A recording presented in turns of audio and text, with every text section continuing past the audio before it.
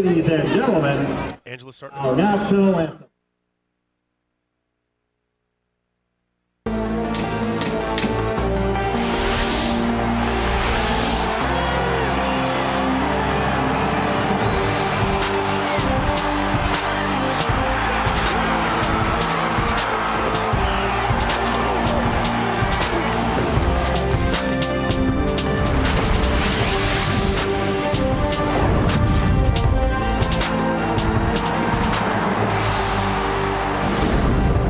Welcome to Fox Football Friday. We are live in Pearland at Pearland Stadium for the matchup between the Friendswood Mustangs and the Dawson Eagles. Obviously, the stadium is better known as the Rig, its fond nickname. It's a brisk evening, a brisk October evening, great football weather, and as I said, this is going to be a big-time District 24 4A matchup between Friendswood and Pearland Dawson. We have got 6 hours of live high school football coverage coming your way, starting with the live blitz and overtime shows, and then of course we'll have the scoreboard show later with Rick Renner. I'm Angela Heyman. Jeff Power and Travis Stewart are on the field at their desk, and we're going to start off the night diving right into this matchup between the Friendswood Mustangs and the Dawson Eagles. Friendswood right now is 6-1 overall, 3-1 in district. Their coach is Robert Koofman. This is his first year as the Friendswood head coach. He's obviously doing a great job so far. They've got a great record. They're scoring 46, just a little over 46 points per game, and their key player is going to be quarterback Jordan Wood. He's already had 118 carries and averaging 11 yards a carry. He had a great game earlier this year against Galena Park where he scored 8 touchdowns total, and he is committed to play baseball at BYU. Dawson Eagles will move on to them. They are 7-0 overall, 4-0 in district, having an unbelievable season so far, and of course they are ranked number 1 in 4A right now. Their head coach is Eric Wells. This is his 5th season as the Dawson head coach. He's been there since they started. They're just allowing a little under 16 points per game, so obviously some stellar defense going on.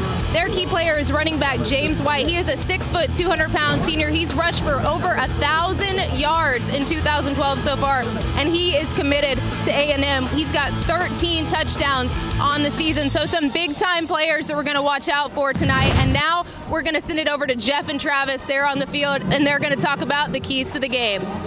Alrighty, thank you, Angela. We do appreciate that. And Jeff Power, Travis Stewart, I think that the phrase is offense versus more offense. I know Angela kind of alluded to a little bit about the defense that Pearland Dawson has been playing this year.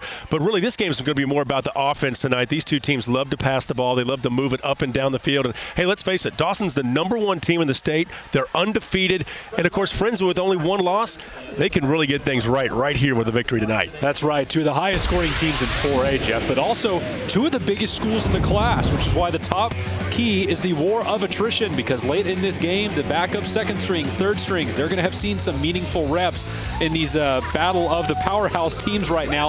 A Hail Mary at church, well, Pearland Dawson runs a lot, but their wide receiver, Tony Upchurch, he's a great downfield threat. So from time to time, don't be surprised if Pearland Dawson looks to stretch the field with that athletic pass catcher. Don't make history? Well, guess what? Jordan Wood, the quarterback for Friendswood, has already tickled with the fringes of history a couple times this year. You heard Angela say he's already got a 400-yard rushing game on the books for this season, and Pearland Dawson doesn't want to be on the wrong end of a record-setting performance tonight. And lastly, a defensive awakening. Friendswood, I tell you what, Jeff, they can score the football, but they don't stop it very often. And if they want to beat Pearland Dawson tonight, they sure are going to have to find a way to slow down that ground game and the splendid running back James White. Now remember, we can't show you game action as it happens. We can't show it to you live, but we're going to bring it to you right after it happens. And down here in the greater Houston area, the games actually kick off at 7 o'clock. So we're about to kick this one off. All right, let's go ahead and check out some highlights around the state of Texas. Let's start off in that greater Metroplex area. South Lake Carroll and Keller. This was quite a ball game, especially if you like the green, white, and black, and you like the Dragons. Kenny Hill and the South Lake Carroll Dragons looking to spoil homecoming for the Keller Indians. 1 minute into the game, Hill and the keeper takes it 53 yards for the score. It was already 7-0 Dragons. Keller trying to answer, but facing third and short. Gabe Martinez fumbles the snap. South Lake Carroll recovers. It was that kind of night. Ensuing drive, first and goal from the 5-yard line. Another keeper by Hill. Hill right here, and he's going to score. It was 14-0 Dragons, and you get the idea. South Lake Carroll goes on to win it 56-7, your final score over Keller. All right, let's go down to the San Antonio area where Buda Hayes was taking on Seguin. This game being played over at Hayes Consolidated, better known as Bob Shelton Stadium over there. Now Hayes came out fired up, ready to go. Caleb Kimbrough, of course, their quarterback, having a sensational season, was dinged up a little bit earlier this year, but is really bouncing back nicely. And how about Taven Mayberry doing a fine job on the ground for Hayes this year? Yeah, you can see the Hayes defense doing work here, but their running back, Taven Mayberry, was really big tonight or last night. 187 rushing yards, and that's, guess what? He's still getting healthy. So that's a dinged up Taven Mayberry doing all that work, and the coaching staff and players there say, you know what, when he's healthy, this is him right here, when he's healthy, he may be the best, if not one of the best running backs in the entire Hill Country area. Special team Buda Hayes, a special running back too. All right, let's move further south in that greater Hill Country area. Anderson and Austin High. We show you this one because you could say playoff implications possibly, because Austin High needed to win this game to improve to 2-2 on the season. But it was Anderson that came out firing early going. This game being played over at House Park. And these two teams, it's a long-time rivalry in the city of Austin. Of course, the Trojans there and Anderson.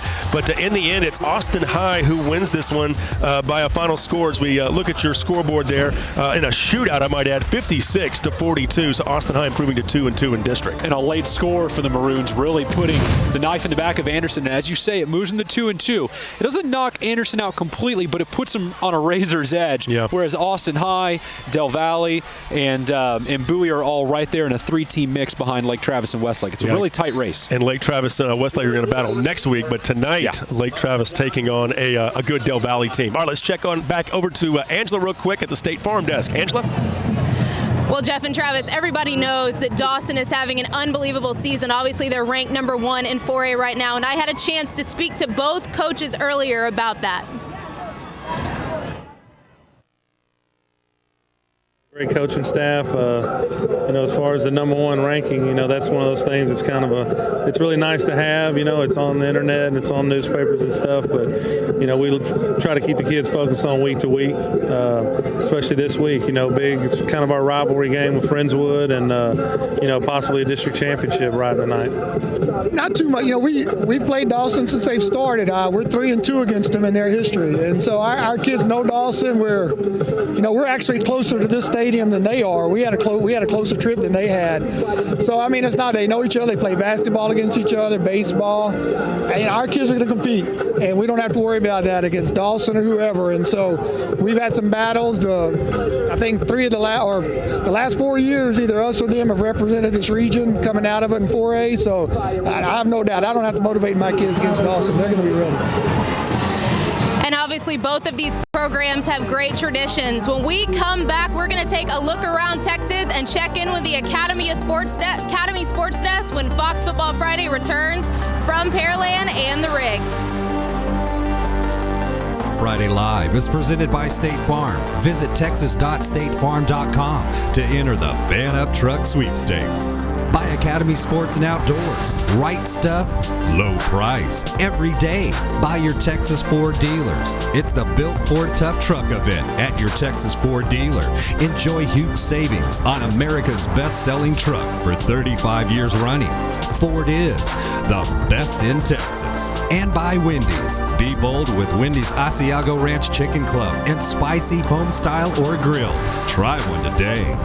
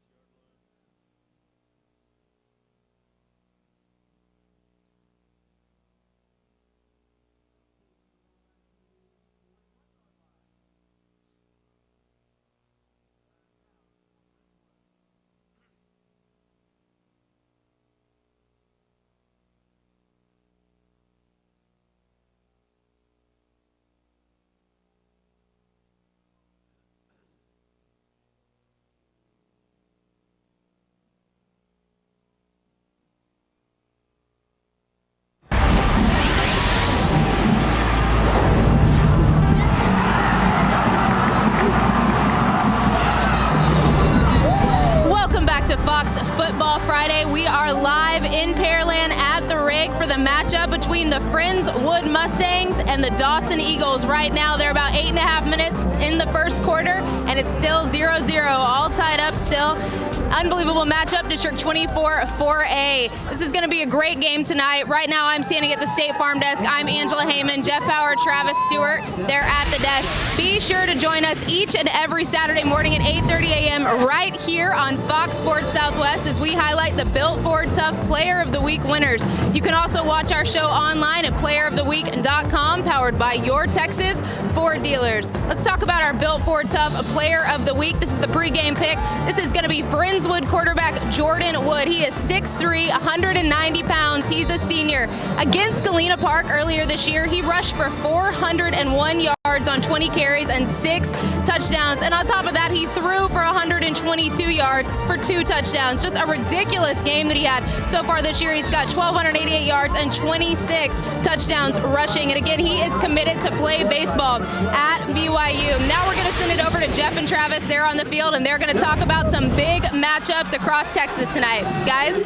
All right, Angela, do appreciate that. Yes, huge games, of course, this time of year. A lot of playoff implications, a lot of big games all over the state. Let's begin with the North Texas area. Sherman, a place that we visited not too long ago, taking on Lovejoy. An interesting matchup, wouldn't you say there, Travis? That's right. Both of these teams have already clinched playoff spots from 13-4A, but this probably will decide the district title. Sherman, you can see here in the maroon, and that quarterback, Drew Smith, is their most dangerous player on offense. He makes that offense pretty dynamic. He can run, he can throw, he makes good decisions, he can throw the screen pass, he can do a lot. And with all those athletes around him out at Sherman, it is pretty tough to beat. We caught up with Coach Gary Kinney, head coach out there, and asked him for his thoughts on this big matchup. We want to contend for championships, and it's for the district title on Friday night. So it's what we play for. So we're excited about it. Okay, so Pearland and Pasadena Memorial, another game that we're watching out for tonight. Of course, that game not too far from here. We're here at the Rig, and this game being played over in Pasadena, but the team that also plays here, Pearland, the Oilers, on the road. Interesting game. That's right, and Pearland would clinch a playoff bid with a win tonight. And folks, we're going to talk a lot about playoff spots and scenarios and placements in districts as we go on throughout the evening, but Pearland, they know they can get a spot into the promised land. They win tonight in a defense that's allowed just 43 points all year. It'll be a big piece of it. How about the Coastal Bend, Refugio and Banquetti? Now, of course, Refugio has caught some grief at times for what some people say is running up the score, but man, they are high-powered and explosive. Well, they're just really good at football. This is the biggest issue there is out there. Quarterback Travis Quintanilla is a big reason why, completing 70% of his passes on the season. And get this, 14 yards per completion. That is a nasty, nasty number for defenses to try and stop. The ground game good as well. This will be the toughest game they have in district, but they're still going to be heavily favored. 15 passes, 10 touchdowns last week. Pretty good odds right there. All right, how about the Metroplex, Aledo and Fort Worth Southwest? Of course, Aledo, the defending champs, 3-time defending champs, and taking on Southwest tonight. Always good to see Aledo, though. Tim McKenna does a great job over there with the Bearcats. And here's Coach McKenna now. Well, the biggest thing we've got to do is tackle. They've got some tremendous athletes on their side of the ball with Robbie Rhodes, Willie Robinson. Those guys are really good football players, so we've got to tackle. And then we've got to get our playmakers on the field and get them in positions. Jess Sanders, Caleb Freisinger, Pate Davis, those guys have got to get the ball and put it in the end zone. All righty, so those are some of the games that we're watching out for tonight. Huge games all over the state of Texas, no question about it. All right, what do you say we take a little Fox studio break and check in with Rick Renner on the Academy Sports Desk? Rick, what do you be doing tonight? Tell us.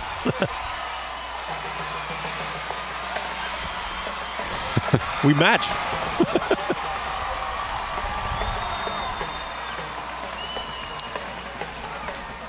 That's a move by Coach Wells. Ball headed up to number 2, James White. Eagles advancing out near the 13-yard line. First and 10 for Dawson.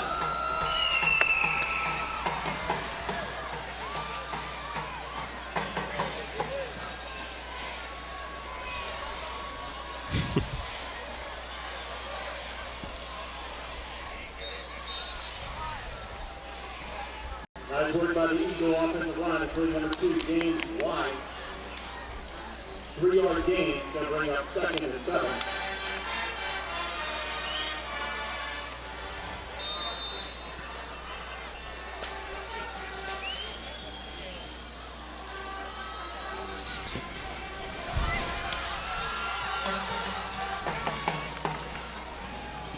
pursued by number 2, James White. Eagles out near the 6. To the 5. It's going to bring up 3rd and 1 for Dawson. Still 0-0? Yep. Not for long.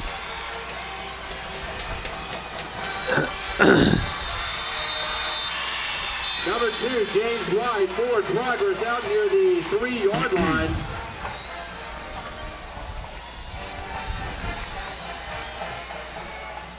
It's going to be enough for a... Scared me for a second.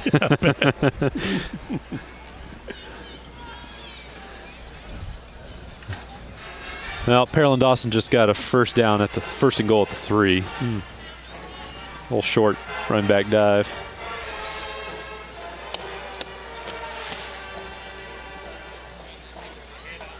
I thought they looked really good too. I think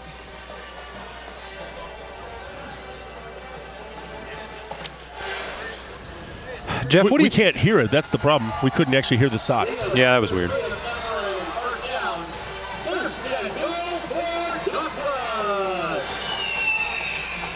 Nope. No, and Angela sounds really thin to us too. I mean, we can barely hear. Okay. What do you think the ideal number of games to preview in there? 4, 3, and those kind of segments?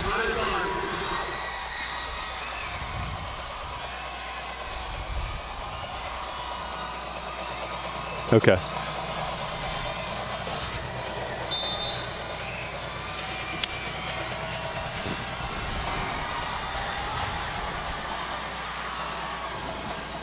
Good deal. I'm going to try to tidy up these Thursday highlights a little bit for us, too, because it doesn't do us any good to see Anderson running all over the place when we're talking about Austin High winning. You know, I just didn't have time to do it today, but normally I could. Yeah. You know, we only showed 2 plays.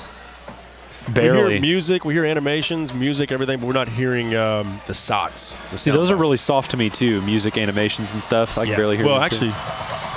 But you sound perfect, as does Russ. And Jeff sounds good. Yeah, actually, the other thing, it sounds like Angela's low, too. That's true. Okay. All right. Just put them both even for this one, Travis, and see if that makes a difference. Put them.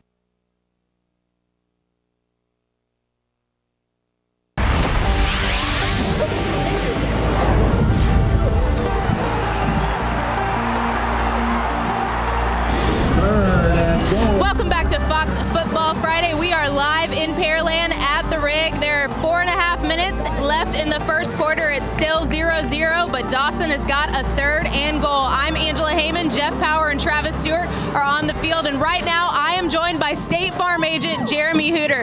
Jeremy, I want to ask you about State Farm's involvement with the Dave Campbell's Texas Football Road Tour. State Farm is proud to be a supporter of Texas youth and a strong tradition like Texas high school football.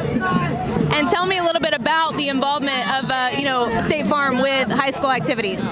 Our goal is to get involved with the youth at a young age so we can build strong individuals to take care of the communities going forward. And if somebody wanted to get some insurance through you in this part of Texas, I know you're local, how could they get in contact with you? We insure all over the state of Texas. JeremyHooter.com. Jeremy, thank you so much for being here with us. We really appreciate it. Thank you. Now we're going to send it over to Jeff and Travis, who have some updates for us on some big changes that the UIL made this week. Yeah, that's right, Angela. I got a chance to catch up with Dr. Mark Cousins over at the UIL offices. Some big changes, as Angela pointed out, too. Let's take a look at the story. The University Interscholastic League Legislative Council met this past week to make decisions on proposed rule changes in UIL academics, athletics, music, and policy. Some of the more notable rules changes included the announcement that a 4th playoff team will be added in all sports in Class 3A and 2A beginning in the 2013 season. Plus, with the beginning of the 2014 realignment, a Class 6A has been created, but before anyone panics, it's more of a formality of a name change than anything else. We already had 6 conferences in football with 11-man and 6-man football at Conference A. We split basketball at Conference A into Division I and Division II for a number of years, and this school year we're actually splitting track into 2 divisions in Conference A as well. So it's just recognizing the fact that we already have 6 conferences, and we're also going to add some activities to that list of sports and activities that are playing 6 conferences, with cross country, our academic competitions, and also including golf and tennis as well. Perhaps Class 3A will go through the most changes. Not only are they adding soccer, but when 3A becomes the new 4A, the superintendents will have an opportunity to vote in 2 divisions in football for the regular season, just like in the lower classifications, which has its ups and downs. I like the idea of us being treated like 5A, 4A right now, where there are 4 schools in the playoffs, and the 2 largest in your district go to Division I, and the 2 smallest go to Division II. People I've talked to in 2A and in 1A with this current division, the travel is horrendous. In a time when people are cognizant about the money, about fuel cost and things like that, apparently somebody somewhere in Austin didn't think about that, or they really don't care. Well, ultimately, that's going to be determined by the superintendents. What the council passed was to ask our superintendents on a referendum ballot whether or not they were in favor of doing the split divisions for 3A like we currently do in 2A and 1A. Obviously, if it passes, it'll go into effect for the next alignment period when they will actually be 4A. You see Cowboys Stadium right there. That's going to be a topic coming a little bit later on when Dr. Mark Cousins joins us on the phone. But Travis, what's your thoughts of the changes? Well, there was a bunch of big ones. You can read more about these on TexasFootball.com in depth. But a big one is changing the class names. But again, that's only in names. So 5A becomes 6A, but it's mainly for bookkeeping purposes as every class moves up a name. So nothing will actually change playoff-wise. Charter schools, they made some interesting rulings on that. We'll have Mark Cousins joining us here, in about 30 minutes or so. We'll ask him about that one. All right, let's go ahead and check back in with Angela over at the State Farm desk. Angela? Well, guys, as you know, Dawson is the 16th largest school in 4A, and they continue to grow at a rapid rate. I talked to head coach Eric Wells about that growth earlier. The location of Dawson High School being on the west side of Pearland, really that corridor going down from Pearland to Dawson to Angleton to Manville, Hightower, it's really all, plus it's growing so fast. Everybody's trying to get to the medical center in Houston. So, we keep inviting them to come and, live down there by us.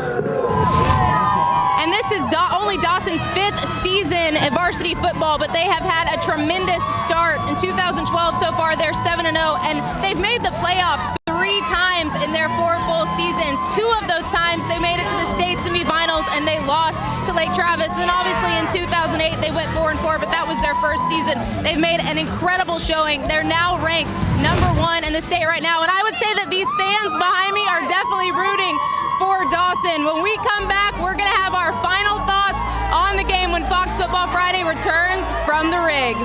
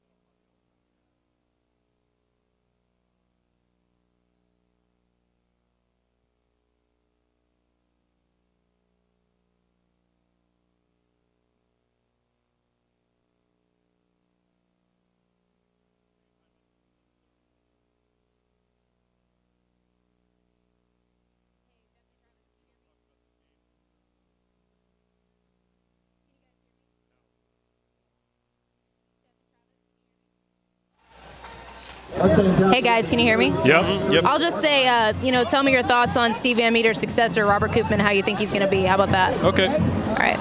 I'll run through it fast. Travis will start from here. Okay, so Angela, you'll be going straight to me. What?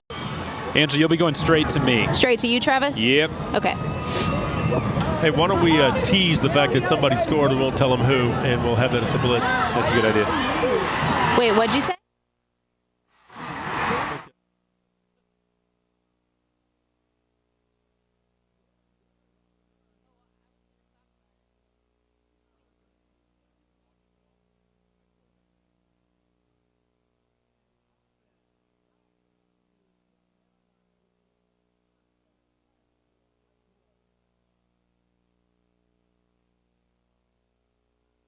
Football Friday Live is presented by State Farm. Visit texas.statefarm.com to enter the Fan Up Truck Sweepstakes.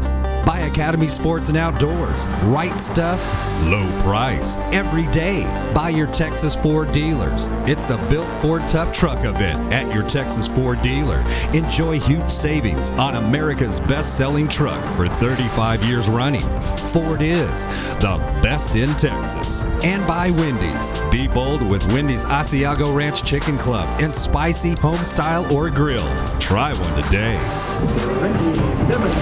Welcome back to Fox Football Friday. We are live in Pearland from the Rig, where Dawson leads Friendswood 7-0. And we've talked a lot tonight about Dawson's changes and growth, but it's worth noting that Friendswood always seems to stay the same. They've had only 3 head coaches since 1965. Henry Winston coached there from 1965 to 91. Incredible record, 171, 108, and 5 at Friendswood. And then Steve Van Meter from 92 to 2011. He went 148, 80, and 1. And guys, I want to know your thoughts on Van Meter's successor. What do you think about Koopman? How do you think he's going to do as the head coach?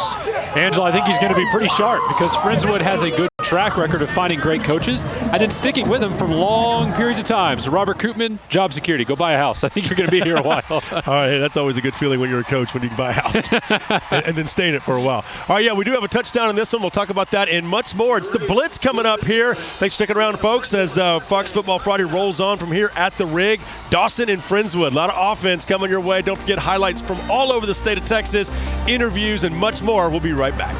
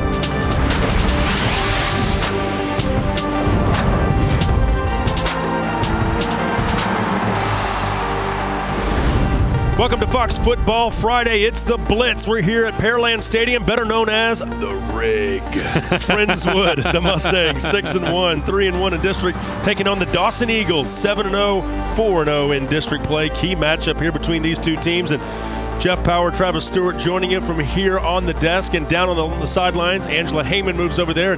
She had to sprint because there's already been a couple of touchdowns scored.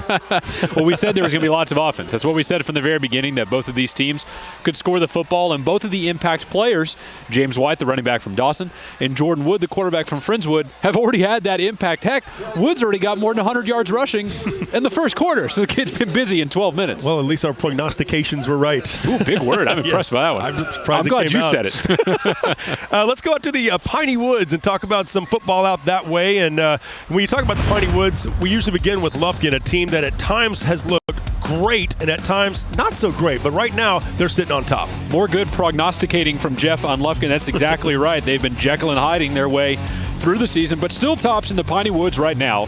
Montgomery 5-3 comes in right behind him. Then Huntsville in a big game tonight. Cold Spring Oakhurst at 6-2, the top team in 3A in the Piney Woods. Jasper behind them at 6-1. They've also got a big one tonight. They are in the 5th spot in the Piney Woods.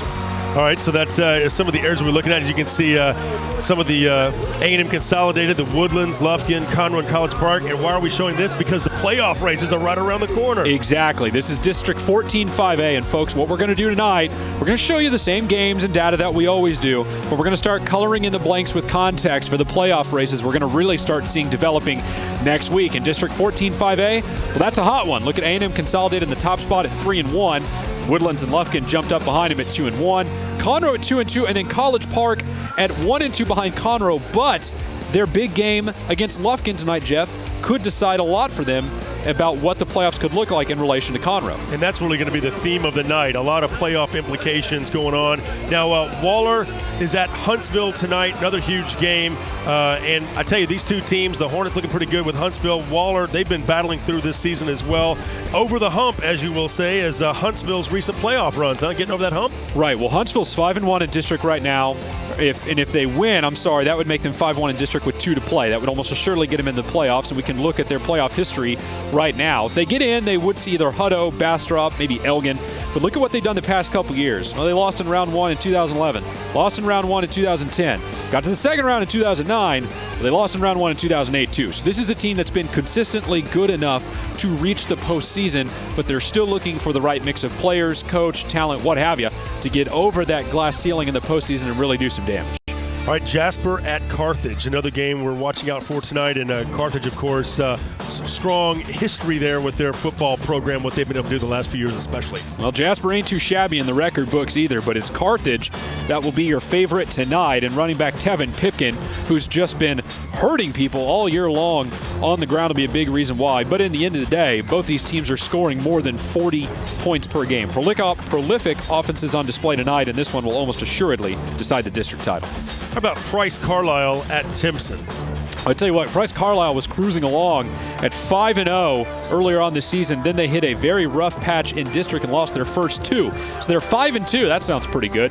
They're 0-2 in district. Yikes, that's not so good. And if they lose to Timpson tonight, yeah, that more or less cooked the goose. I mean, that could be big trouble for them. And Timpson is a great team that's playing good defensive football right now. So Price Carlisle is going to have to put together their best effort, especially defensively, of the season, if they want to win and get themselves back in the picture tonight.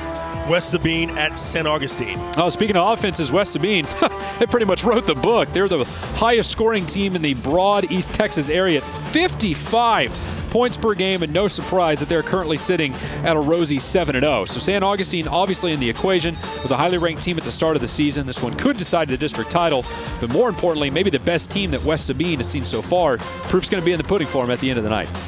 We're still in the first quarter, and this one going on behind us between Dawson and Friendswood. Right now it's 14-7. Dawson leads. They just scored again. Yeah, so Dawson's up by a touchdown right now, 14-7 with 9 seconds to play here in the first quarter. Of course, these Houston area games, they do start at 7 o'clock, and some of that has to do with traffic, and in other cases, just wanting to get that head start on the rest of the state, I think. And some of it's just because Houston's weird, and I can say that, and so can you, because we're from Houston. Let's look at some highlights from the game going on behind us. A little bit of special teams in action tonight, Jeff, on the punt team, actually. We got someone streaking in there. We've already had a punt block in this game. That's right. There's been some big plays. Let's go to them right now and take a look at what we're talking about here.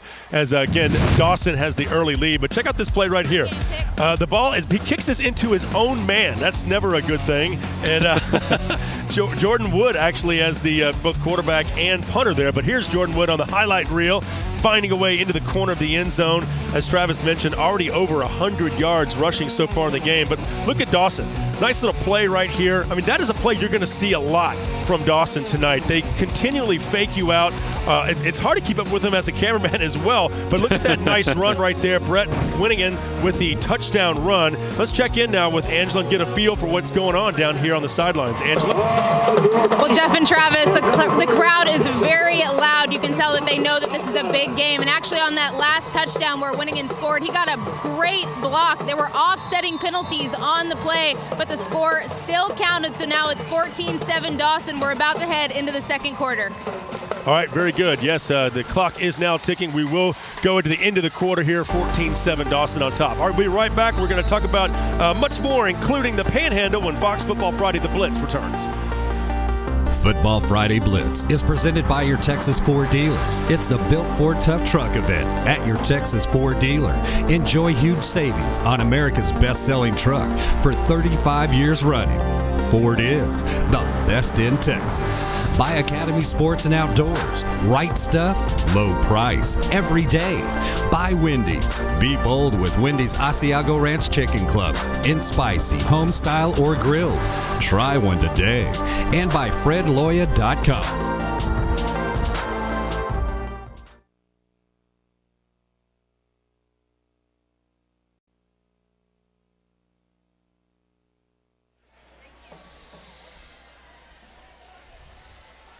Penalty is going to move the ball up to the 44-yard line of the Mustangs. 1st and 10 for Friendswood.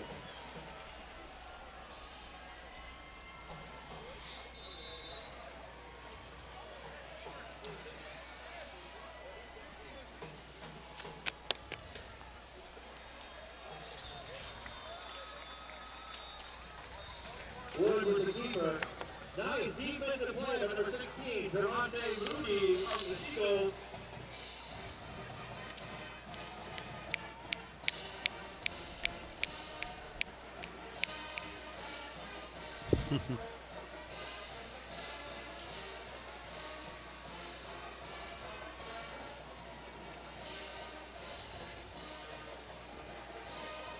Eagles like Marino's Italian.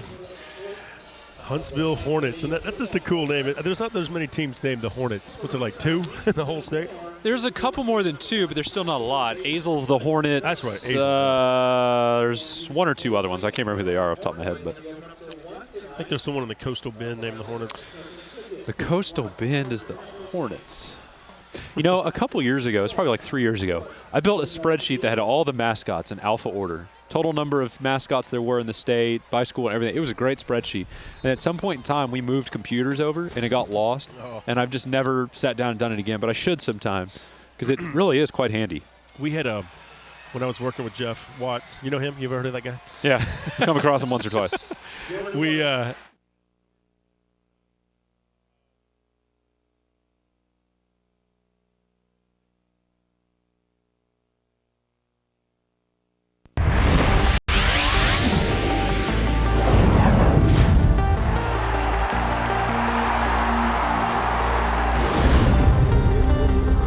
Welcome back to Fox Football Friday. It's the Blitz, powered by Dave Campbell's Texas Football Magazine.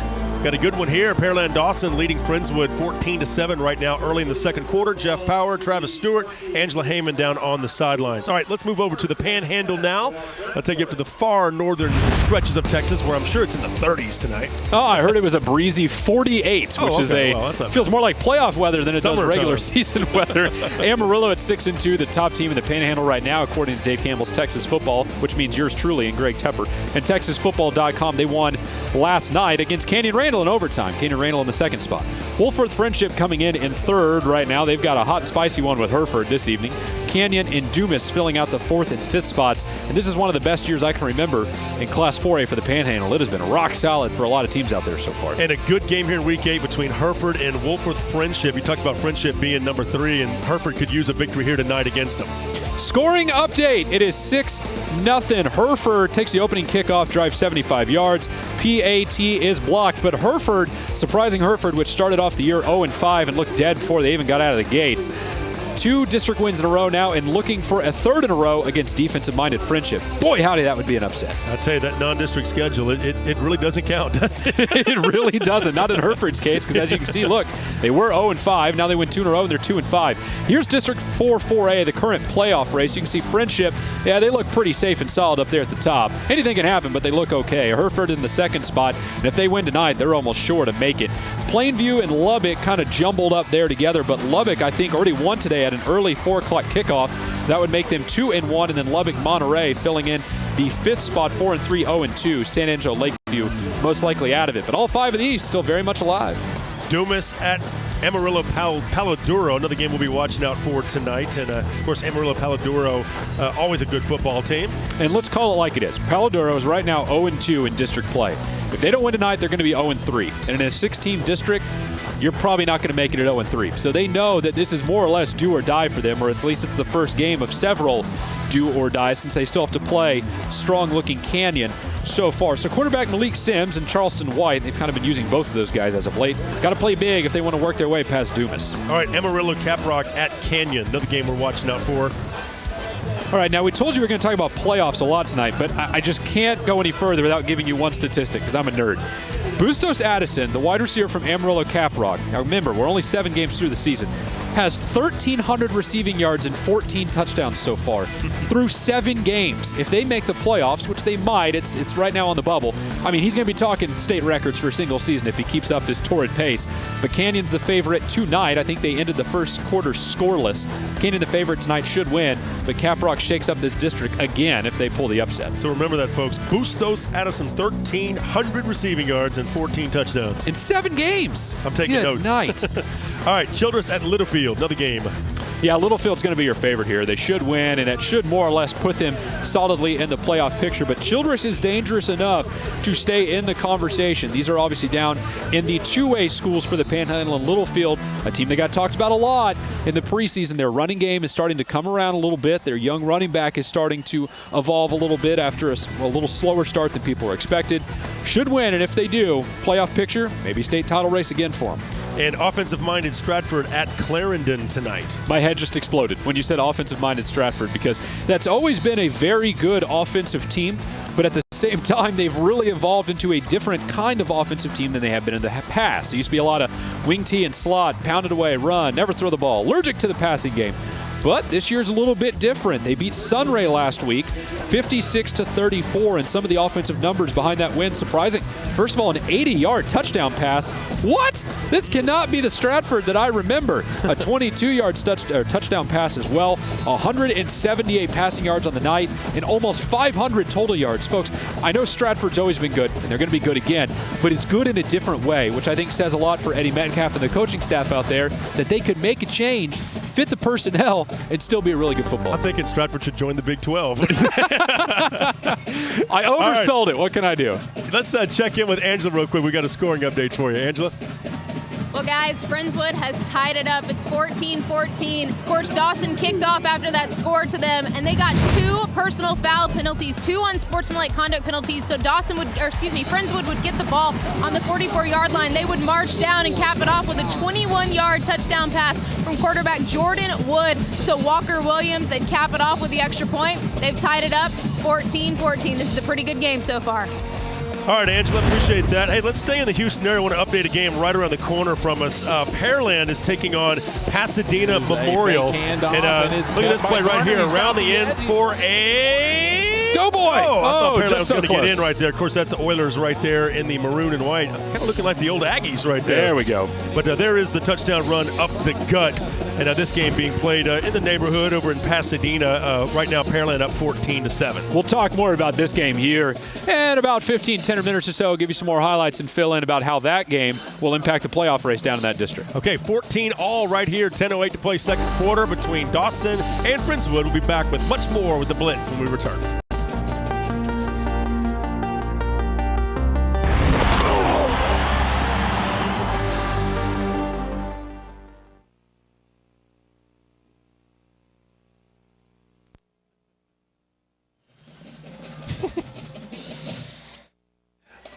I know. I was, for the first time, I think, in my life, I left the Longhorn game at halftime and went to H-E-B with my wife. Whoa. When they were playing Baylor. What's wrong with you? Actually, I was just getting tired of seeing all the offense. I was about to say, you want to know confessions of a sports mind? About halfway through the first quarter, I tweeted and said, if it keeps going like this and these defenses don't even try, I will turn this game off. I swear to God I will. And then at the start of the second quarter, I just turned it off. Wouldn't watch it. Okay. And off to number 11, Tony Upchurch. Eagles out here at their own 39. Worst comes to worst, we'll just flip-flop segments, go to 4, and then we'll push him back one.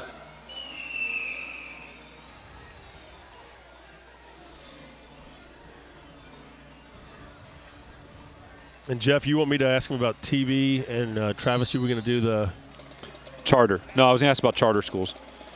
I could start with 6A if you want, and then go TV. And the TV thing's it's just going to be so complicated, and I don't know if people are going to really. We care, but nobody else does. Yeah, you know what I mean? Yeah, I get you. But the charter schools are hot because of the prime prep stuff. We'll ask him about the 6A, the whole moving up. That's fine. 4-yard gain is going to bring up 2nd and 6 for the Eagles. Okay. So you just want us to go segment 4, right?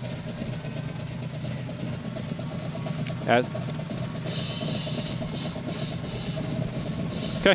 Statewide scores. No. Come on. Okay, sounds like Cousins is good. 21-14.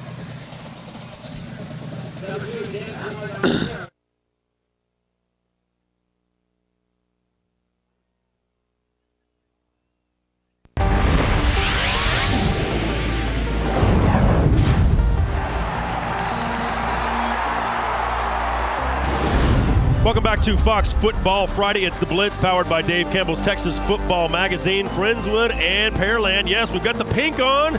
It's October, breast cancer awareness. Always good to see the pink. A lot of good football teams and stadiums all across the United States of America doing a nice job. Also, Travis wearing the pink as well. All right, there you go, Travis. UAL Athletic Director Dr. Mark Cousins joins us right now. And first of all, Mark, thank you for being with us. Give us your thoughts about some of the changes that happened earlier this week. And let's start about the classification. Going all the way up to now 6A. Yeah, that's something that we've been looking at over the last couple of years. And when you really think about it, we already have 6 conferences in football, seeing that we have 11-man split into 6-man. 1A split into 11-man and 6-man football. We already have 6 conferences in basketball with Division I and Division II.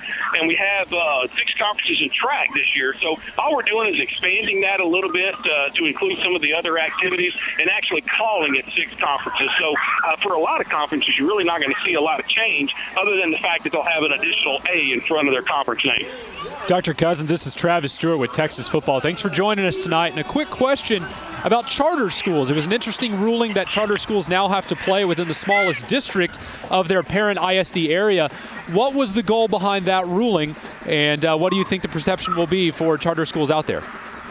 Well, I think that's something that our schools have been concerned about for the last few years. We've talked about this for a couple of years. It was one of the big topics in our reclassification and realignment ad hoc committee that we had back in 2010. And ultimately, it has to do with concerns that our schools have over what they feel like is an unlevel playing field, because charter schools are able to draw their students from a much wider population area than the traditional public schools are. But at the same time, we're going to have to look at some implementation issues in reference to that and certainly think that we'll have an opportunity for individual circumstances to be considered once that rule change actually goes into effect. So, I mean, while there is a concern among our schools in reference to that wide drawing of population that those charter schools can do, we're also aware of individual circumstances that charter schools are in, and certainly think that we'll have a process to get those addressed.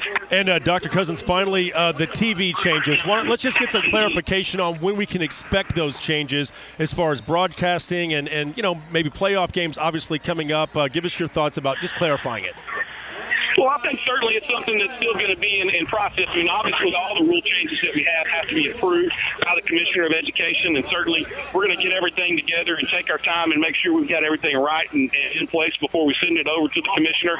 So, I mean, there are no plans that I'm aware of to impact anything specifically in reference to the change in the rights for the football playoffs that are occurring in 2012. But certainly as we move through the process and see where we are, we'll keep all things in consideration. But right now I'd say there's no plans to have that impact anything for the 2012 playoffs. But certainly we'll keep looking at that and see where we are in the implementation stages as we keep moving forward. All right, Dr. Mark Cousins, UAL Athletic Director, we do appreciate your time. You guys. Okay, so that was Dr. Mark Cousins, and I mean, they had a lot going on with the UIL this week, and I always think they do a great job with kind of clarifying it, getting everyone out in front and find out what's happening, and there's always plenty of time to get it set up as well. And you know what? UIL is kind of a sounding board a lot. They get picked on a lot, but they have a lot of schools to represent. I think they do a good job. Okay, let's check now with the Academy Sports Desk and check in with Rick Renner. Rick?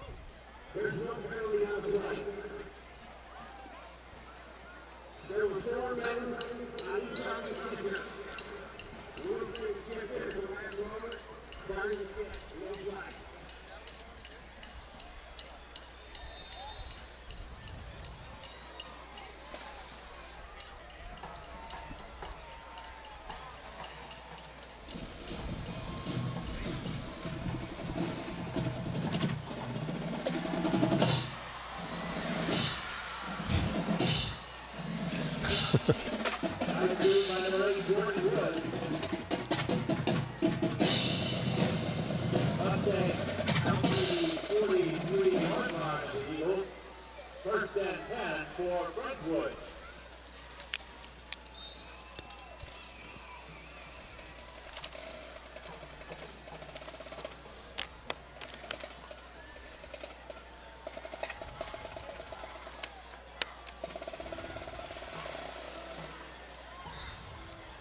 Jordan Wood, right in the middle, on stop in the third quarter.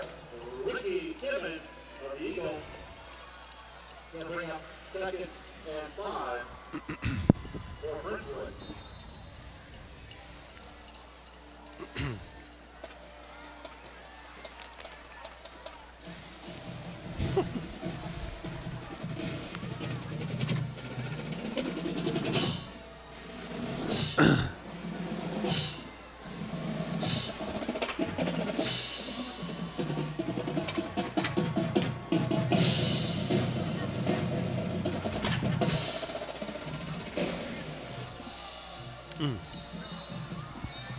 And off to number 5, Jonah Vanderspin.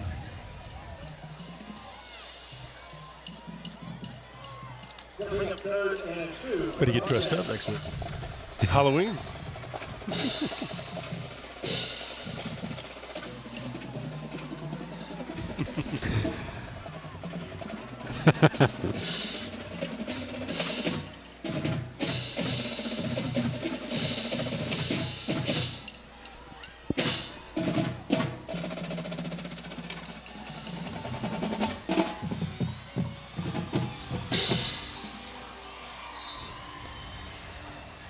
Number 8, Jordan Wood on the carry. On the stop, number 13, Ryan Woods of the Eagles. Mustangs out to the 24-yard line.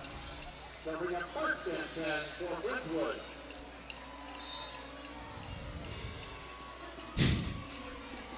And of course, Rick Renner in costume already with the snow cone colored hair there, the vanilla look.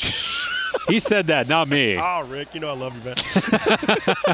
Hey, let's go through some Wendy's score updates for you real quick as some scores pouring in already. Some surprises, I might add. I was just kind of looking at these here in our in the little break here. Lubbock up big already on Lakeview, now 33-0 at St. Angelo Lakeview. LaPorte leading Channelview 28-zip in the first. Cy Fair and Cy Ranch all nutted up at 7 in the first. We'll have highlights of that one later on. Fort Bend Bush and Fort Bend Elkins, big game. Bush got a great team this year, 9-0 right now in the second quarter. Seven Lakes right now over Cinco Ranch and Katy, 7-0. Spring Decaney up over Klein in a huge showdown in District 13 5A at 7-0 right now. Two of the reigning 5A D2 champs. And Argyle, they are up big over Frisco Lone Star, 34-2 in alum of Fox Football Friday this season. And then Stony Point desperately fighting to keep its playoff hopes alive. 3-0 over Round Rock Westwood in the first. And Denton Geyer leading Wichita Falls Rider 7-3 in the first. West Orange start. They've had a great season, up 7-0 on Buhner right now in the first. Wichita Falls, Hershey, and Iowa Park tied, and Abilene, Cooper, and Odessa Permian right now. You see Cooper up 6-zip in the first. Denton Geyer actually scored again. That one, I believe, is now 14-6. And remember, Rider playing without quarterback J.T. Barrett, who is lost to a knee injury for the season, and Denton Geyer quietly rebounding into a great-looking year, and we will talk more about them later in the show. We're starting off 0-2. They've been rolling. All right, let's check in with Angela real quick on the sidelines. Angela? Well, guys, Dawson is up 21-14, but Friendswood is quickly driving, led by quarterback Jordan Wood. But like I said, Dawson scored another touchdown.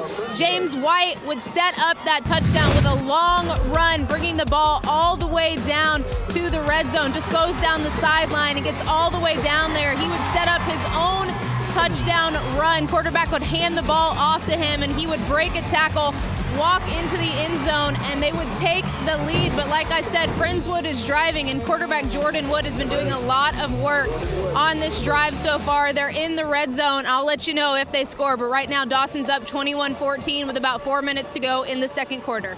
All right, Angela, do appreciate that. Angela looks cold down there, doesn't she? I look cold up here, don't I? But it's again, a little breezy. It's not too cold, though. The offenses here are providing the bluster because, I mean, they are just throwing all over the field right now. Yeah, well, it'll be interesting to see how it affects it. All right, Fox Football Friday will continue with the Blitz in just a moment.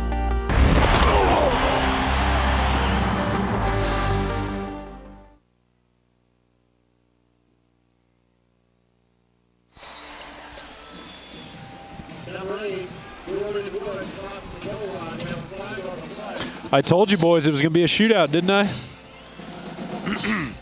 I don't know if there's a player in Texas that can slow down Jordan Wood. He is just, I mean, I'm sure y'all are seeing it in the truck. He's just all over the place. People can't even get a hand on him. Oh, hold on. Everyone stand still. Get your coffee so we can hear the big Dallas bias rant. Here we go.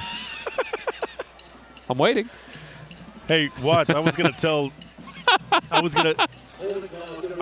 Travis the story of good times. Paul Nelson and who was it? Keith Fletcher. We were doing a video at Watts' office about getting ready for the first game of the season, and one of the scenes was us trying to memorize mascot names across the state of Texas. Bulletin boards, all that kind of stuff. It was funny. It was a long time ago. All right, a couple Permian Basin scores. Cooper's over Permian right now, 20-3. That's in the first quarter. And Monahans is over Snyder, 7-6. That is also in the first quarter. Doesn't look like Permian's going to be surviving tonight with a victory. What's the update on Permian? Oh, down 20-3 in the first quarter. And Cooper's pretty good. Yeah, they are. Mr. Joe. That's going to make life. A cup of Joe. That's going to make life extremely tough on Permian. That's going to be tough.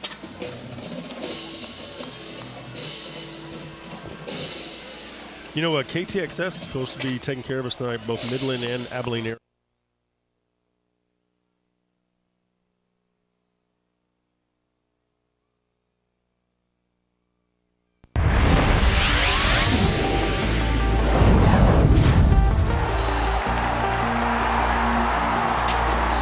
Welcome back to Fox Football Friday. It is The Blitz, powered by Dave Campbell's Texas Football Magazine.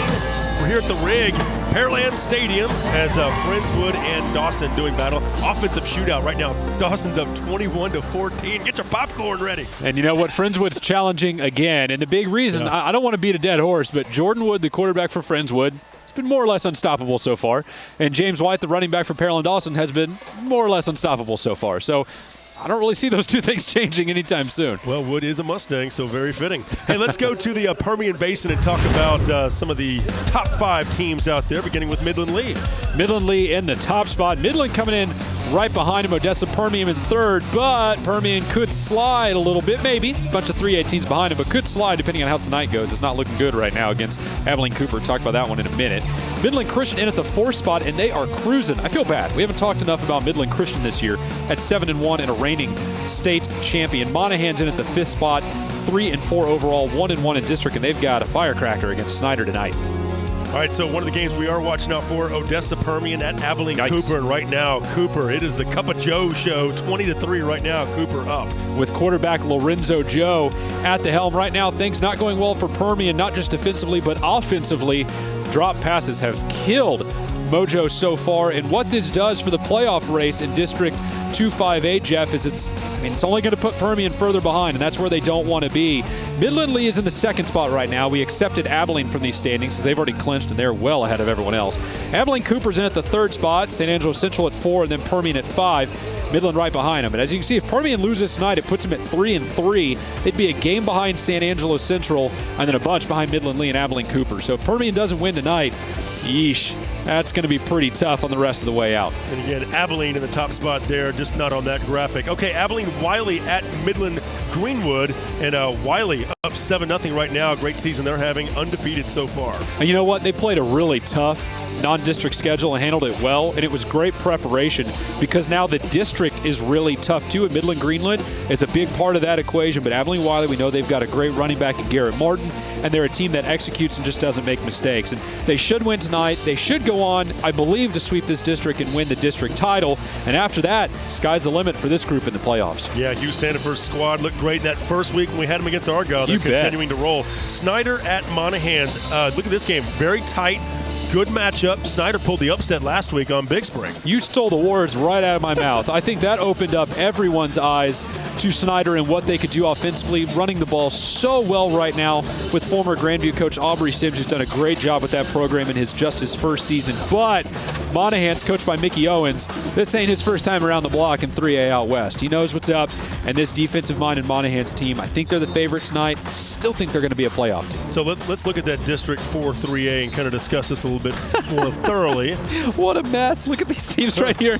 Abilene Wiley is not listed on this graphic because they're going to end up qualifying, I'm sure. So Midland Greenwood, Monahan's, Snyder, and Sweetwater all log jammed at 1-1 in district. And all those teams have a big game tonight. Big Spring in the 6th spot. They were 5-0, Jeff, but now they're 5-2 after 2 straight district losses. And if they lose tonight, which they very well to Sweetwater, that would put them on the outside looking in, and it's a long ways on the outside looking in. All right, another game we're watching out for tonight. Andrews at Shallowater. Right now, Shallowater up 13-0. Well, Shallowater brings in one of the top rushers in the state, if not the top rusher in Jarek Black, but injured right now. So this was going to be a great opportunity to see what this Shallowater team looks like without the big bullet in their gun. And right now, playing very well, and the most important thing is their defensive stepping up against a great passing team in Andrews. So if the defense is playing great, and this stretch without Black gives them an opportunity to really flex its muscles. By the time Black comes back, this team's going to be hitting on all cylinders. And finally, Lubbock Estacado at Seminole. Speaking of injuries, Estacado, we know they had a huge one when Robert Johnson, their running back, went down. But they still have a chance to make the playoffs if they can take care of business against Seminole and handle their business for the next couple weeks on the way into the postseason. So, looking for a score update here. Once we have one, folks, we'll give it along to you as quick as a jiffy, I promise. And I can give you a score on the game we're at right here. Dawson is leading now 21-17 over Friendswood. A field goal. Offenses continue to roll. I know, it's still disappointing, isn't it? That's like a defensive stand. I'm disappointed in the field goal. I thought we were going to have touchdowns all night long. All right, so coming up next, let's check in with Angela, and we'll talk more about the Greater Houston area in a moment. Angela, what do you have? Guys, like you said, that was a big defensive stand. Jordan Wood was running the ball fantastic on that drive, but Dawson was able to keep Friendswood to just a field goal. It was a 26-yard field goal by number 14, Michael Montalvo. And like I said, Dawson able to hold him to just the 3 points. So big going into halftime. I'm definitely going to ask Coach Wells about that as he's heading into the locker room. All right, thank you, Angela. So Dawson leading 21-17, 1:37 to play here in the first half. Remember, these games start at 7. We can't show you live highlights, but we can do the next next best thing and show you highlights right after they happen. You know what may be the most important thing about this game? Maybe about the 5-6 minutes right after halftime, because that's when coaches are going to make adjustments. And with James White for Dawson and Jordan Wood for Friendswood doing so much damage, it's up to the coaches now at halftime to sit the kids down, and the coaches, and drop some things and say, okay, how do we counteract this? How do we break that zone read from Friendswood? Right. So those first 5 or 6 minutes when the adjustments are being made and you actually see them in practice, that's when you're going to tell who may actually end up winning this game. You better get the coffee going now, huh? Or apple cider. Yeah, that apple cider is good, by the way. Where's mine? Right. Fox Football Friday continues. It's the Blitz, Greater Houston area. We're going to talk about this region when we return.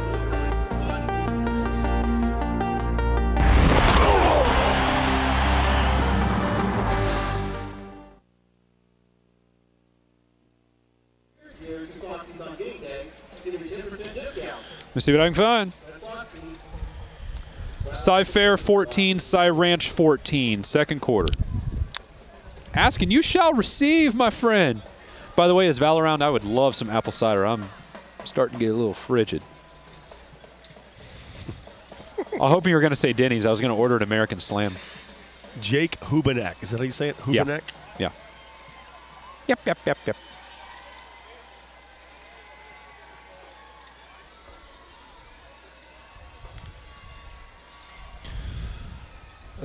Yeah, yikes. Let me take a look. That's going to be hard to find. Well, don't get a lot.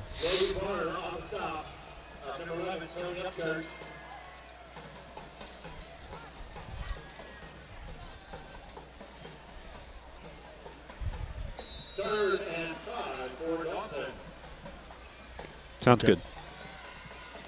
Did you say we were going to do Cy Ranch highlights here? Is that what you said? He was just looking for a score. Oh, okay. Still looking for Terry. Not finding a whole lot.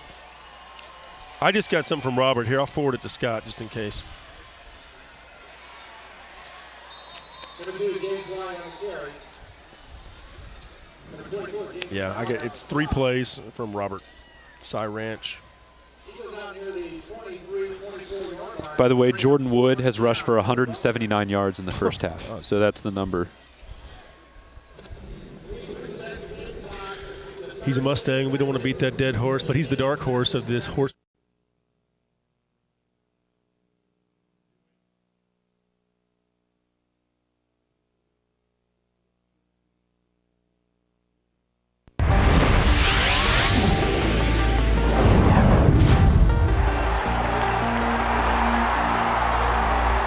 Welcome back to Fox Football Friday. It's the Blitz, powered by Dave Campbell's Texas Football Magazine. We're at the Rig, Friendswood and Pearland Dawson. It's been an offensive shootout so far. 38 seconds to go here in the first half. It's 21-17, Dawson leading. Jeff Power, Travis Stewart, Angela Heyman down on the sidelines. Let's talk about this Greater Houston area.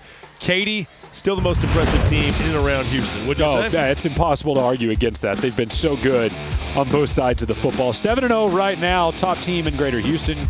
Galena Park North Shore coming in at the second spot, also unbeaten on the year. Manville in their first season up from Class 4A. They're in the third spot, 6-1.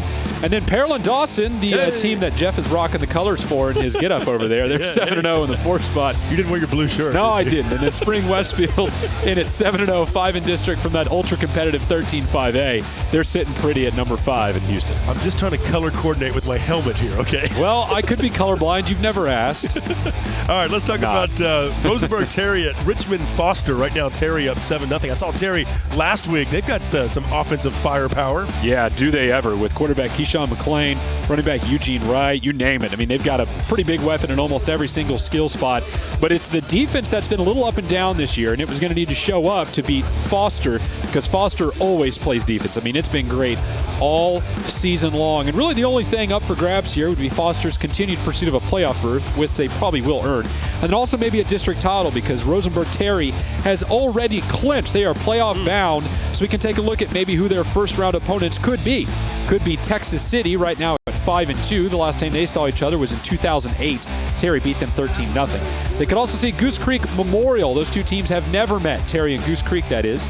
They could also see Galena Park, but more than likely they're going to see Texas City or Galena Park. You never know, but that is a sneak peek at the playoffs for Terry. And we're going to do this a lot tonight, Jeff. We're going to look at a lot of teams that are in the playoffs for sure and take maybe a look at the crystal ball and see who they could be seeing in the first round of the postseason. Okay, Spring Decaney at Klein, and right now Decaney up big 14-0. The defending champs looking pretty good. Yeah, you can twist my arm, but you're not getting any playoff predictions out of me for this one because this district is still way too competitive, way too close to call. But Decaney really needs a win here because Klein has started off the season, district season that is, very well. Decaney needs a win here to stay competitive in the race, and running back to Marcus Felton was always going to be a big reason why. All right, and other games we're watching out for here. There's Pearland leading Memorial 21-7, and the Oilers taking care of business right down the road in Pasadena. Well, you know what? Pasadena Memorial 6-1, a big surprise in their first season under Chris Quillian, but the Pearland offense is just hard to handle. They run that zone read. They run the ball so well down to the goal line there. One play later, handoff right up the middle. Pasadena Memorial defense can't handle in for the touchdown. Pearland goes up, and they are up right now 21-7. And this is going to be a tough one for Memorial, not just because of the deficit, but also because this is a big jump in competition for what Memorial's already seen so far this year. Yeah, Legacy Sports Network on the call there. And Clearbrook and Clear Creek battling it out right now. Creek up 13-0. Well, it's very possible that Clear Creek may be the most anonymous, unbeaten team in Texas, Jeff. They're 7-0, and a big reason why is their quarterback, Jarrett Hildreth, who's thrown for more than 2,000 yards and 15 touchdowns on the season. So Clearbrook, this is one of the middle-of-the-pack teams in that district. Clear Creek, though, is not. Ranked team, good reason. Really talented. Dayton at Barbers Hill. Barbers Hill, I saw them play for a basketball title on girls basketball, but let's check quick on Cy-Fair, Cy-Ranch. First of all, 14 all, and this game all knotted up. These two teams can score with the best of them. Boy, howdy, can. Yeah, here's some early highlights for you. Ever. Cy-Ranch in the blue, quarterback Cole Martin there doing some work. Yeah, that's Hunter Cleophas there with the touchdown grab to make it 7-0. It's been that kind of game back and forth all night long in this one. That's what we like to see, a lot of offense. That is Logan Taylor to Ja'Cory Aleem for a 46-yard touchdown. Then Cole Martin to Bryce Johnson, 34 yards. It was 14-7 Ranch, and right now it's 14 all in the second quarter. Hey, highlight truck, bookmark that big touchdown with the spin move out of the tackle. Well, I bet you will be looking at that later on in the evening. Tied up at 14 right now, and ultra-competitive 17-5. All right, now over to Dayton and Barbers Hill. We talked about Barbers Hill basketball. Well, hey, they can play football too, and up right now 3-0 on Dayton. Which is about the same as 30-0 on most other teams because Dayton is as good a defensive team as you're going to find in the Houston area down in Class 4A. Here's an oddity. Both of these teams, their last two games were against Humble and New Caney Porter. And these two teams beat those groups by 98-0 for Dayton. And Barbers Hill beat them by a combined 97-0. So both of these teams, both talented, both taking care of business, very balanced. I like Dayton here, even though Barbers Hill got out in front with a great run game. Okay. All right, let's move on now to the possible Bronco first-round opponents. What are your thoughts? Well, it really could be anybody right now in 24A because it's just wide open for both 19-4A and 24A. Dayton could either go D1 or D2.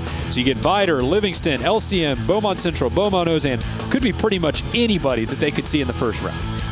Okay, so it's 21-20 right now. Dawson leading Friendswood here as we are at the rig standing by. Angela's going to have the head coach here in just a moment for one of these two teams. But you surprised with all this offense? No, not a lick. Let's go down to Angela, who's standing by with the coach. Angela? Thanks, guys. Well, Coach Wells, obviously I know Friendswood got that field goal there. You're probably not very happy about that, but you were able to stop them and keep them to a field goal the drive before that. That had to mean a lot to your team. Oh, no doubt. You know, we got to do a better job of stopping them. We're moving the ball pretty good. Wind's obviously playing a factor tonight, blowing hard. Holding them to 2 field goals right before the half is definitely a big one. And like you said, holding him to 2 field goals, that's going to be big. Coach Wells, what are you going to say to your team in the second half? Because obviously every score and every defensive stop is really going to count. Every possession is a game. You know, you got to take every possession like it's the one to win the game. No different if we have the ball. If they have the ball, we got to come out and stop them, get a couple of stops, and keep moving the ball on offense, and then we should be fine. Well, thanks, Coach Wells. Good luck in the second half. Thank you. Guys, that is the quote at halftime. Back to you. All right, that is the Fred Loya insurance quote. 21-20 right now. Dawson leading over Friendswood. So a great offensive showdown so far. Hey, let's go ahead and roll out these highlights real quick and show everybody how we got to this point down the field. Hey, we talked about the fact that Friendswood can get it done on the ground. How about Jordan Wood, the quarterback, over 100 yards rushing? In fact, he's closing in on 200 yards. Had the touchdown right there.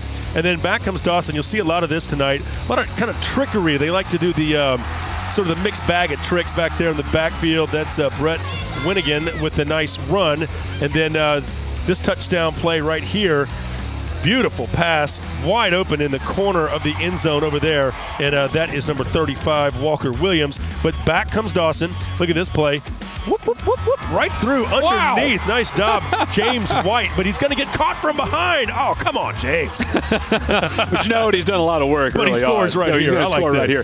The most the impressive thing about these highlights for Dawson is that the offensive line is playing great football. I mean, on that reverse play, or actually just an end-around play, the offensive lineman, the tackle was way out, all the way on the boundary by the sideline, laying a block. Guys pulling and getting upfield into the secondary, laying blocks. Impressive effort from the big guys up front for Dawson. Okay, so Dawson is leading it 21-20. It's halftime here at the Rig. Much more to get to as the sprinkles start to come down here in the greater Houston area. Don't worry, we won't melt. We'll be okay. Fox Football Friday continues in just a moment.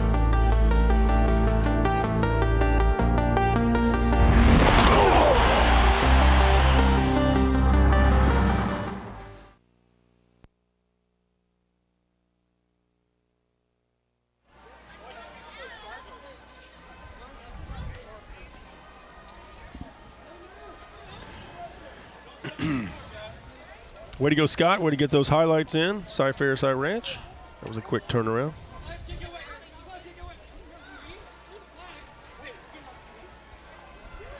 That was awesome. Jeff,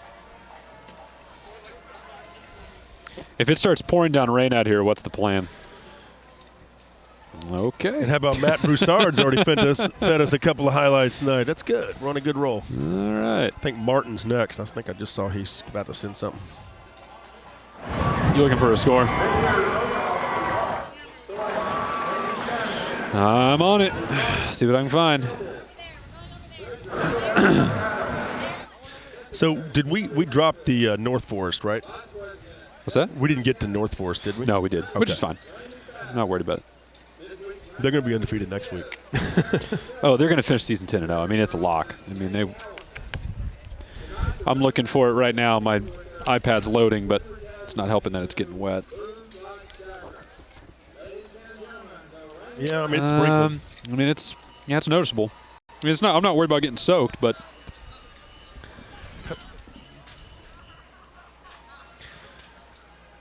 yeah.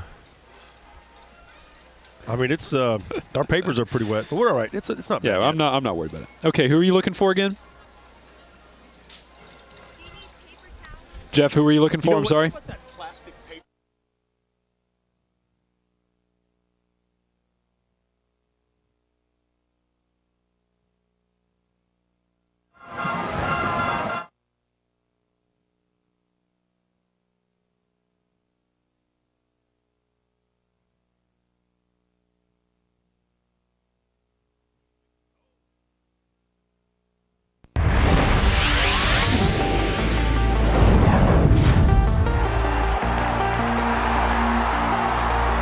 And welcome back to Fox Football Friday. It is the Blitz, powered by Dave Campbell's Texas Football Magazine. We're getting a little bit of drizzle in the sky here at the Rig. We are, of course, here in Pearland, where Dawson is leading Friendswood 21-20. Jeff Power, Travis Stewart here on the desk, and we're soaking up some drizzle for you. It's okay. And we'll power through. We'll power through. Hey, let's check in real quick with our Academy Sports Desk break and check in with Rick Renner. Rick, what do you have?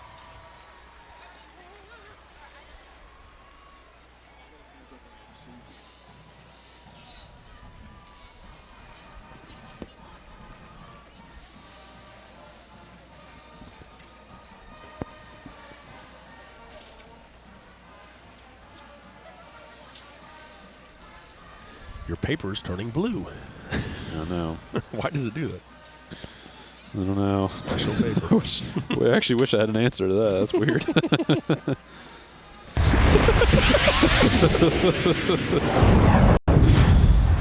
Someone's grumpy pants today.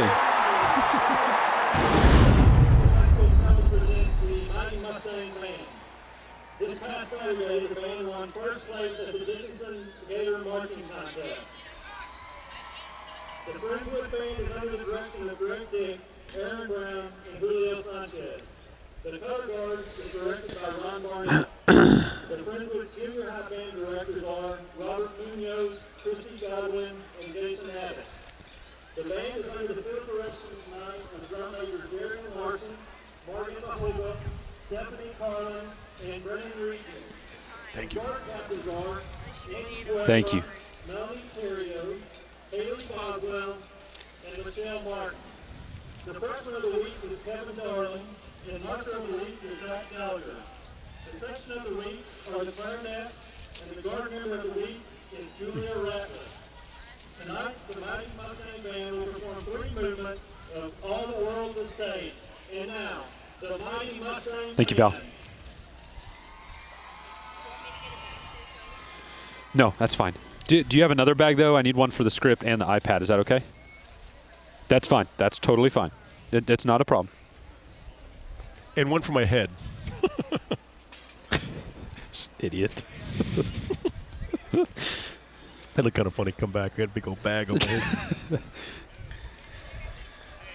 I'm gonna put on one of those Mexican style wrestling hats.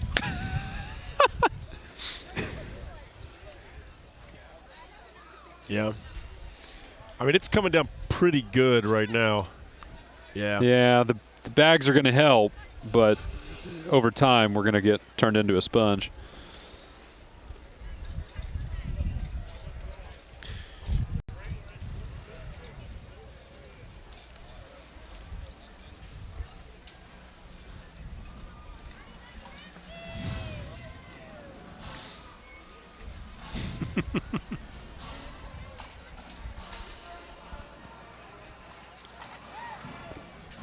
Thought I knew her. What? Thought I knew her. Oh. Remember me? That's good cider. That is, isn't it? Hey. How do we look, Jeff? I mean, do we look damp out here? Do we look okay? There you go. Try this. Been there or judged?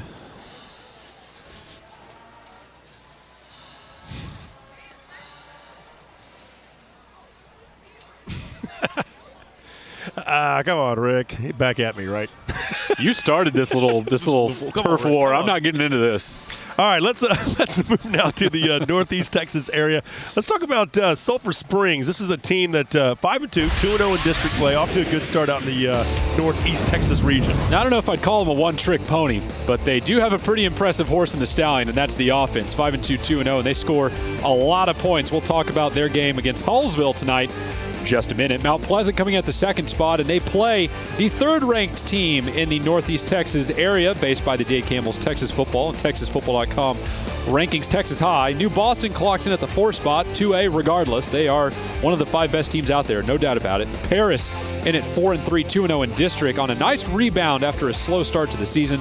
They come in at number 5. So it doesn't matter what classification you are. We just basically try to figure out who the top 5 teams over there. It matters, but if a good team is down in 2A, we'll put you in there if we think you can beat a 3A or a 4A team. There you go. I think they could. All right. Now, we talked about Sulphur Springs. They are playing Hallsville tonight. Right now, it's Holy Hallsville smokes. leading it 14-10 in the second quarter. We'll file this underway of surprising scores so far for the evening. We knew that Hallsville has a really good defense. We knew that's what you need to do if you want to slow down Sulphur Springs. They got a great defensive end in Kobe Bradford who can rush the passer. But Sulphur Springs, besides their great passing game, they can tote the ball a little bit too. And Buddy Ivory, their running back's over 1,000 yards rushing on the season. They can do some work. But the story so far, very clearly, Jeff, is Hallsville's defense, and they have been progressing steadily so far throughout the season. Look back in week 2 and week 3, gave up 48 points combined. Since that point, though, week 4, 12 points allowed. Week 6, 20 points allowed. And then week 7, a big fat shutout. So they're looking really good defensively right now. And if they beat Sulphur Springs tonight, which would almost assuredly give them the district title, they beat them tonight and they do well defensively, you got to start talking about them as one of the best defenses in Class 4A probably. And top in this area, maybe. All right, Mount Pleasant at Texas High. And no score to report just yet on this one, but Texas High, of course, they sport those. They're from Texarkana. They kind of look like the Longhorns out there, but they are the kinda. Tigers. This one was 0-0 in the first quarter was the last I saw it. If you have a more recent update, please do send it to us on Twitter at DCTF or with the hashtag Football Friday. I promise I'll find it either way. But Mount Pleasant behind quarterback Monty James, they're going to score the rock. They score 49 points per game. Texas High, yeah, not so much. 15 points per game scored, so very different styles for these two. Curious to see who comes out. And Lonoke leading right now over Winsboro, 8-0 in the first quarter. Yeah, this district's kind of a mess, and I'm not sure how much the result here is really going to clear it up either, unfortunately. Winsboro leading the district right now at 3-0, and then Malakoff and Eustis are both there at 3-1.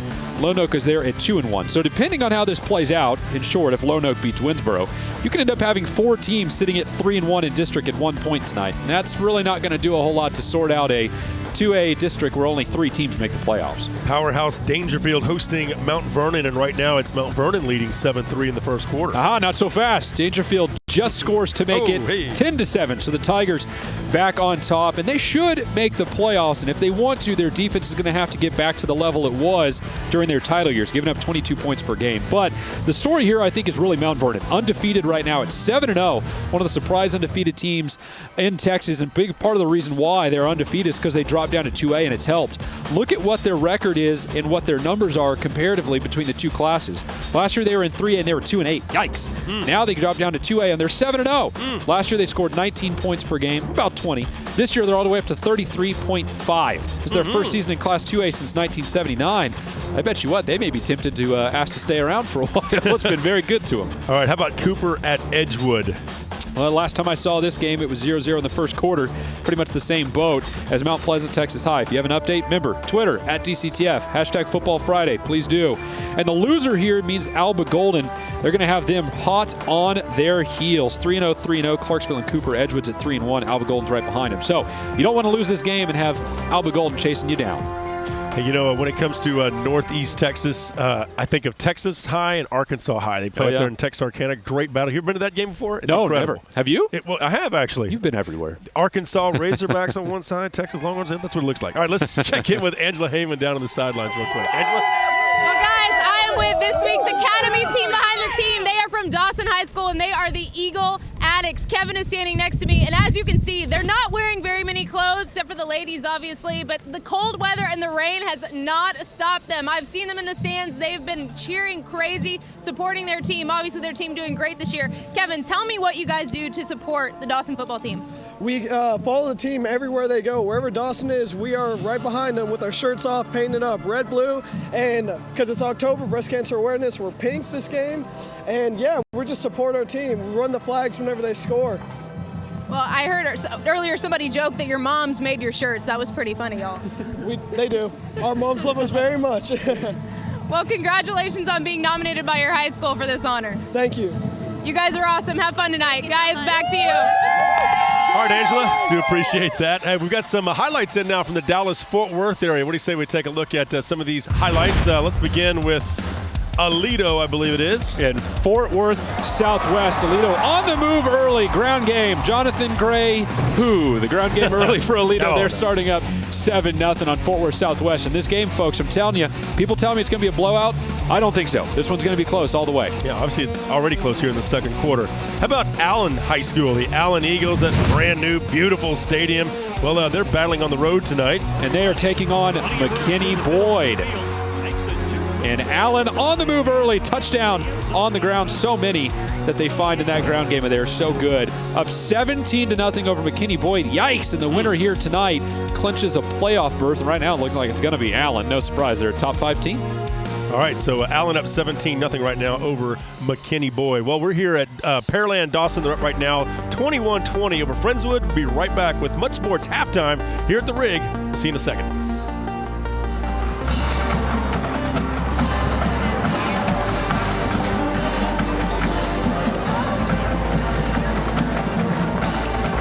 Football Friday Blitz is presented by your Texas Ford dealers. It's the Built Ford Tough Truck event at your Texas Ford dealer.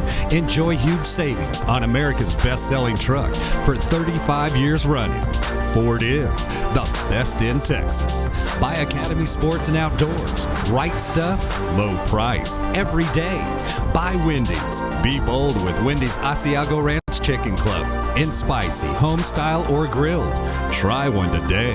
And by FredLoya.com.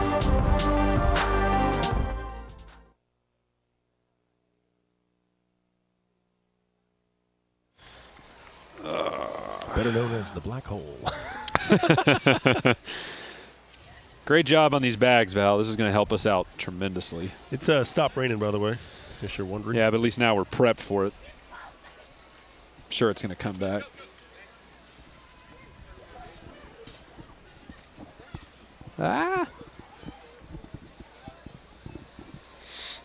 Ooh, the Sealy Radio Network. All right. I let my boys know.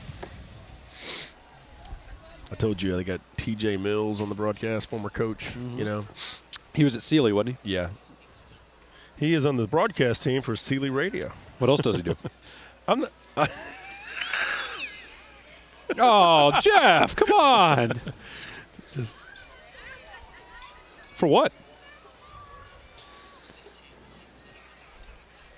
Odessa Permian.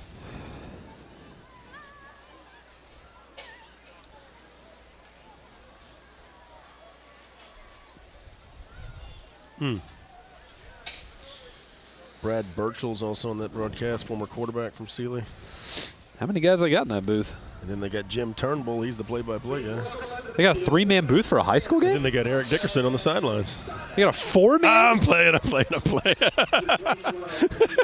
Man, I tell you what, a 3-man booth in high school, that see is. Eric Dickerson on the sidelines. Got like a whole posse. Are you having around fun? him. Are you having fun, Power? I am. You know, my mom went to Sealy, man. Got to take care of him. I got some more highlights in from Robert, in case y'all. No, I'm.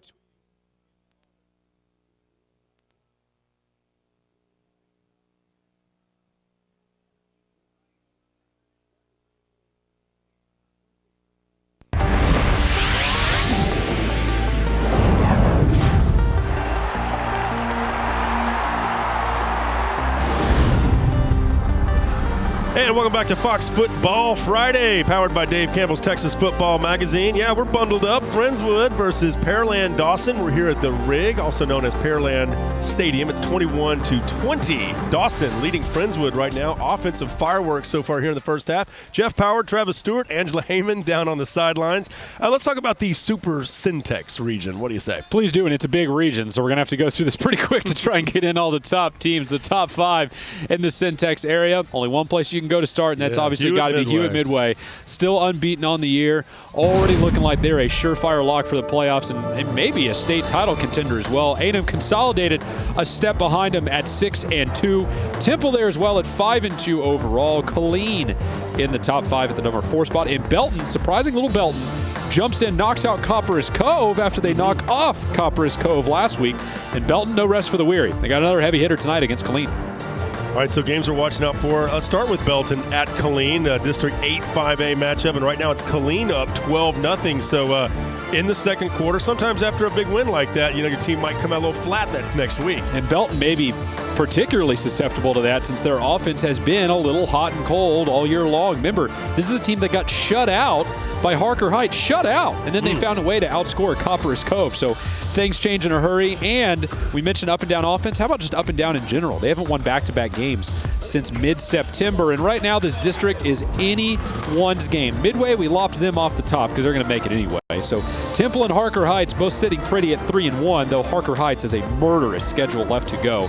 Belton at 2-2, Killeen at 2-2, and Copperas Cove on the outside. Dangerous bubble spot 4-3, 2-2 in district play. If Belton wins tonight, man, I tell you what, they look like a good playoff team ready to go. Okay, well, we'll find out. All right, so Harker Heights at Temple. Look at that. Holy cow. Harker Heights up 21-0. I tell you, when we were out there with Temple when they took on Westlake, they were rolling. They've kind of come down to earth a little bit. Well, and Harker Heights can do that to you. Remember, like we just said, they shut out Belton, beat that team 7-0.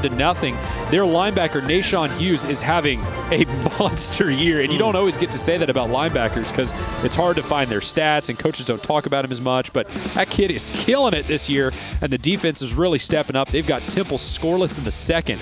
Ay caramba, if Harker Heights wins tonight, they're going to start off sluggishly, bounce right back into the playoffs. And look at what Harker Heights is doing, despite the fact that their offense is struggling. Their defense is so good that they've been able to make up for this in week 5, 4, 2, and 1. Look, no more than 7 points in any of those weeks. But the last two, they finally got the ball rolling offensively, 26.5 points per game, and they've already got 21 tonight against Temple. So the one big blemish for this team was offense. I think they may have found a cure.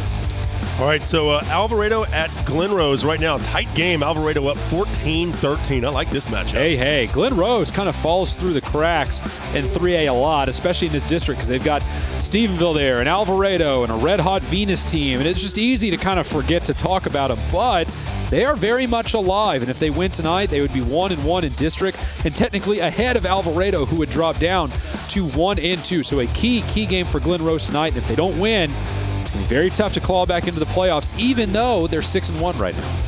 All right, so China Spring at Waco Connolly right now. China Spring up 13-zip in the second quarter. Well, I mean, we can talk about China Spring's offense all we want. It's running back Hunter Hancock and quarterback Cade Munden. And there's a lot of guys out there that can score the ball. But the defense right now, if they're up 13-0 in the second, that's very impressive because Connolly quarterback Christian Brown, a dual threat kid, he can hurt you big time, and these two teams are same mix as China, or both of these teams are at 1-1 in district. China Spring is, that is.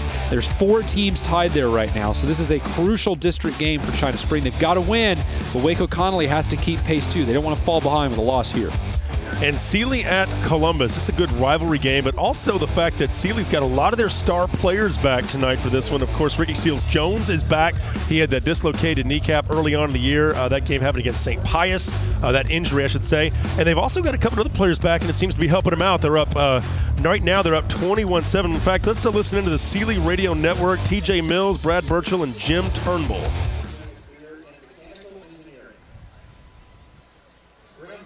Right. So first down, got the ball at the right at the 19-yard line. Twins left. Trips left. Davis off the left side, up the middle. It breaks the line of scrimmage, and there's no free safety. He scored. No safeties at all, Coach. No safeties. Went ahead and gave to him. He picked his hole out, and once he breaks that all, I mean, we could have this all night long. Well, I hope so. Yeah. Let's get this thing over with. Because I look at it. You know, if your folks listening at home, there is no safety. Once you get past the linebackers, that's it. It was it. He just high-stepped into the end zone, scores with a 19, and that was a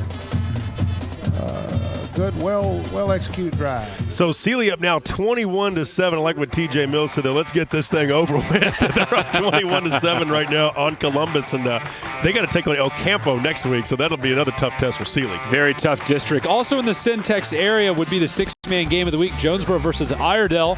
We'll try and get an update on that one a little bit later tonight, but don't want to miss our good 6-man friends down in the Syntex area, anywhere in Texas, but especially in Syntex right now. Yeah, so the Super Syntex scores are in here. Again, it's 21-20. We're about 4.5 minutes from kicking off the third quarter. Dawson leading Friendswood. Let's check in with Angela now. Well, guys, I'm joined by Dawson head principal David Moody. And Principal Moody, Wendy's believes that a real key to success starts with a good education. And like Dawson High School, they believe success has to happen both on the field and in the classroom. So on behalf of Wendy's, I'd like to present this $500 check to you. Congratulations. Well, we appreciate that. I tell you what, we appreciate the fact that you guys come out and support student athletes, support our campus at Dawson High School, and more importantly, supporting education. So thank you for that. And obviously you guys have had a great football season this year. You've had great seasons since your school started 5 years ago, and it's growing tremendously. We talked about that in our first segment. Tell us a little bit about the growth and why you think that that's happening so much. You know, it actually, I've been fortunate enough to be the principal since we began this campus, and it started straight up from the coaching staff. We just have a tremendous coaching staff. They have a good plan in place. We're actually getting used to playing in late November and early December is where we want to get this year again. We've got a big game tonight. I feel like we're going to pull it out. This will be our first opportunity with all the success we've had to actually get our outright district championship. So we got to get this big game tonight. Well, you're certainly on your way with an undefeated season so far. Congratulations, and thanks for letting us be here. Thank you so much. I appreciate it. Back to you guys. All right, Angela, do appreciate that, and always good to be out here at the rig and seeing the Dawson Eagles perform well. And I always love giving a shout-out to Wendy's for giving money to schools like this. It really does mean a lot for schools and education. That's right, and good to have Friendswood out here as well. 21-20 right now, Dawson up by a point. We'll get the third quarter started for you in just a moment. The blitz rolls on. We'll be right back.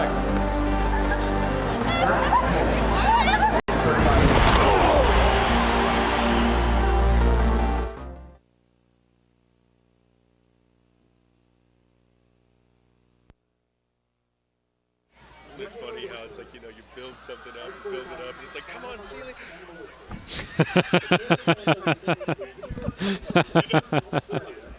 Get this thing over. Let's get this thing over with. It was really funny. It was. Let's get this thing over with. I guess when you've seen that much football, you just Well, Sealy's had so many injuries. I think they just sort of feel like, let's just get back to where we started. Let's just get through it. Yeah. That's a big game next week. I'm going to try to send one of my guys to El Campo to get that game. Yeah, it'd be great. We haven't had El Campo this year. Yeah, they're good. The Rice Birds. Yeah, they really are. Aren't they undefeated? Do what? I think they're undefeated. El Campo? Mm-hmm. Yes, they are. Uh-oh. And, last week they beat Wharton. That was supposed to be a really good game. It was real tight. Yeah. But Wharton's really good, too. As is Belleville, who's also in that district. It's just, and that's who Sealy ends with. Yeah, it's just a tight district. Yes, please, can we? Hey there. Lauren? Hey, what's Hey, going Lauren, on? it's Jeff Power. How are you doing? Good. How are y'all? We are good. We're down here in Pasadena, or excuse me, not Pasadena, Pasadena. Pearland, Dawson. Where are you? In Friendswood. We're just checking audio to make sure we can all hear each other. Sounds like we can. Okay, all right, sounds good. All right. So you're at Reagan and Johnson. Right now? It's not warm. It's raining. All right, Lauren, we'll catch you in a minute.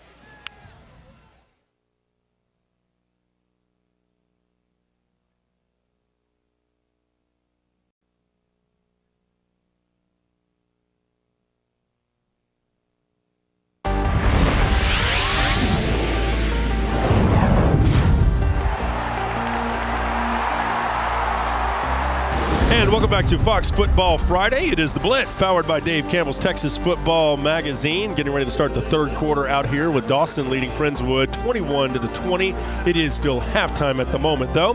Jeff Power, Travis Stewart joining you, and down on the sidelines, Angela Heyman will getting us up to date with the game going on behind us. Let's go to that San Antonio area. Before we do that, how about Wendy's keys to the game? Let's talk about that. Well, they've been good keys so far, if I might say so myself, because I think a lot of them have come into play already. War of attrition, that's one that hasn't. We won't know about that one probably till the fourth quarter as these two deep and big schools go at each other. Hail Mary at church, that's one thing we haven't had to see so far for Pearland Dawson, mainly because the ground game has been working. So why chuck the ball if you can run the ball? And that's what Dawson has done so far. They haven't had to go to Upchurch, Tony Upchurch, their wide receiver. Don't make history? Yeesh. That's one that Dawson has not been on the good side of so far, as Jordan Wood, the quarterback for Friendswood, has 178, that's 178 rushing yards in the first half. He's not exactly on track for a record. They haven't exactly gotten him under wraps either, so the defense has to make some improvements. Second half and defensive awakening, yeah, right. I'll just move on from that one. All right, before we go to San Antonio, let's check back in with Angela on the sidelines. Angela? Well, guys, I'm joined by Friendswood head coach, Coach Koopman. Coach, huge for your team to be able to get those 3 points at the end of the half going into halftime and almost tie it up. Obviously, the game is very close and every possession is counting in this game. Yeah, and we know we're going to trouble stopping them, and so any stop we make on that, so points are essential. We need to score on every possession we've got. And Jordan Wood absolutely just being a workhorse in that first half. Do you plan on using him the same way in the second half? They're going to have to stop him because he's going to carry the ball about 80% of the time. Well, we crunched the numbers, and we saw that he does produce about 61% of your offense, so he's a huge part of your offense. Yeah, that might shock me. I thought it might have been more than that. So, yeah, he's usually the best athlete on the field, and he's kind of doing it again tonight for us. Well, thank you, Coach. Good luck in the second half. Thank you. Guys, back to you. Thanks, Angela. Yeah, Robert Koopman, he's just basically saying, man, I thought I gave it to him at least 80%. We're going to have to get that up a little higher. Come on. I think we just gave Jordan Wood another couple lumps for the next couple weeks. Sorry, Jordan. All right, San Antonio. Let's move down to the Alamo City area. Cibolo Steel and Smithson Valley. These two teams, very impressive seasons. So yeah, I far. dare someone to come out and tell me those aren't the two best teams in San Antonio right now. Steel, they won last night over East Central to improve to 8-0 on the year. Smithson Valley, saw them last week, and holy smokes, were they impressive, beating Converse Judson. San Antonio Brandeis in at the third spot at 6-1. San Antonio Madison at 6-2, and then Brennan, they won last night. They've got to be one of the only teams in the state to have played 9 games as of tonight. They're 9-0. And win all 9. No kidding. 9-0 and 5-0 on the season. A really, really good top 5 in San Antonio right now. All right, so games we're watching out for. How about Lockhart at Alamo Heights? Right now the Mules up 14-7. Lockhart, a team that's kind of been a little up and down this year, but for the most part, good. Look, you never want to be trailing in the second half. I'm not going to lie to you and tell you that's the case. But if you're Lockhart, to be within one possession of Alamo Heights, more or less the best team in the district right now, in the second half, I mean, you got to take that because you have to win tonight because you've still got Tybee left on the schedule, and you have to beat either Alamo Heights or Tybee if you want to avoid ending up in some kind of a tiebreak, likely with Seguin, a tiebreak that you very well could lose. So Lockhart has to win tonight, being within 7. That's going to help them a lot as they try and get into the playoffs.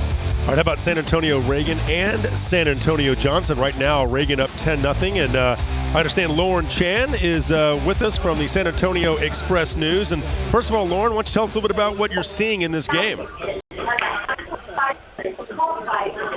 Reagan's up 10-0 right now at halftime. The key's been its defense. They've held Johnson to 62 yards in the first half and just 3 first downs. Now, Lauren, we know that Reagan can play defense. We know that's a given. But their run game, they use so many different guys. It's very versatile. How well does that offense complement that great defense? You know, the key with their running game is their offensive line. They got one Sterling Corona going to Duke, and another offensive lineman, Matt Bayer. He was committed to Oklahoma, had to give up football because of a back and neck injury. Reagan's actually responded without him, though, and they're still looking pretty solid. All right, Lauren, I guess San Antonio Johnson has to win tonight if they want to stay alive for the playoffs. Do you think they can do it? Sorry to say, but no for Johnson. Reagan's looking too good right now. All right, Lauren, thanks, buddy. Enjoy the game. We'll catch up with you a little bit later. All right, Lauren, do appreciate that. So San Antonio Reagan up 10-0 right now on Johnson at the break. All right, New Braunfels at San Antonio Wagner. Right now, Wagner up 14-7 in the second quarter. Well, I don't know if I'd call this a surprise or not. I mean, I was favoring New Braunfels, but I don't know, maybe by a point or two, not a whole lot. And both of these teams right now look like they're going to make the playoffs because New Braunfels Canyon is struggling to keep pace with the top 4 teams in district. But a 7-point deficit doesn't mean much to New Braunfels because their quarterback, Weston King, a 2,000-yard passer already on the season. He can get you back into the game in a heartbeat. Okay, Marion at Luling, and right now Luling up big 23-6. Yeah, that's right, and Goliad is hot on both of these teams' heels right now, so Marion doesn't want to be the one that comes out on the south end and all of a sudden has to contend with that team in these last 2 weeks trying to get into the playoffs. But we know Marion can play. They've won 3 in a row. Problem is that they're just all run game right now. They run the ball so well, but being down 17 as they are in the third quarter, that's a lot of work to do with the ground game in a short amount of time. All right, Karn City at Poth, and it's all evened up at 7 right now in the third quarter. Good. That's the way it should be because both these teams are really even. This one should be for the district title. They're both 4-0, playing great football. But the sneaky story in all this is they're both allowing less than 20 points per game. So even though they're 4-0, it's the defenses that have put them in position to be that good. I kind of like Poth here, but I know that's not unanimous. I know a lot of people are looking at Karn City here, but I think it's Poth. San Antonio Madison, a team that, what do you think, playoff bound? The Mavericks, who could they possibly see in the postseason? Give me your thoughts about San Antonio Madison. Well, we know the Mavericks are locked in. We know they're going, and the teams they could see, maybe Judson in the first round. The last time they played a year ago, that didn't go Madison's way. 48-0 win for Judson. They could also see New Braunfels, 3-4, 2-0 overall, and they saw them this year already beat them 51-21. So Madison would love to get a team that they know they can have success against. Also, they could see San Antonio Wagner, and it's all still up in the air right now between these two districts, 26 and 27. Or I'm sorry, yeah, that's correct. 25 and 26 5A. But if I had to guess, I'd say maybe Madison and New Braunfels could be your first round game. All right, San Antonio Brennan, and they possibly, we know they're playoff bound. Give me your thoughts about their possible matchups. Oh, it's a total mess. I mean, it's almost impossible to know who they're going to see. Buda Hayes Consolidated, that's a very good option. Could be Kerrville Tybee, Seguin, Lockhart, Bernie Champion. And when you see this many teams as a first-round possibility this late in the game, let me interpret that for you. That basically means that the district that Brennan's coming from isn't settled yet. You don't know if they're D1 or D2. And the district they're going to be playing in by district isn't settled yet. And that would be 27-4A with all these teams you see here. Side note, San Antonio Jefferson, a district make of Brennan, they are also already locked into the playoffs. So the San Antonio playoff picture may be better, maybe a little more clear than any other major metro area right now in Texas. Okay. It is impressive, no question. Coming up next, we're going to go down to the Valley in just a moment here and talk about some football down there. But right quick, let's check in some highlights right now, just rolling in from the Permian Basin. How about Midland, Odessa, I believe it is? Odessa Permian, maybe? Odessa Permian and Abilene Cooper are playing Abilene Cooper, tonight. That's right. Actually, this is Abilene here, and that looks like Odessa High. Abilene on the move. Evan Abbey on the zone read. Running back's got it. And zip, zip, zip all the way down.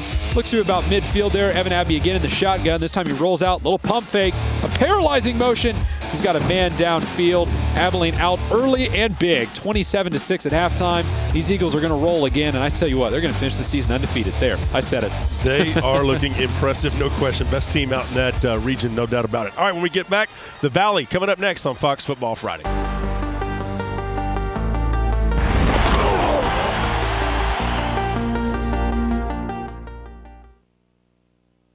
One yard line. Uh-oh.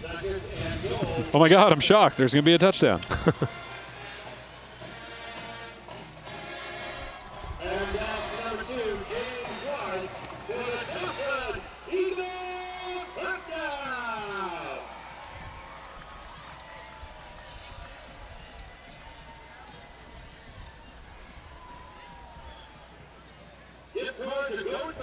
Okay.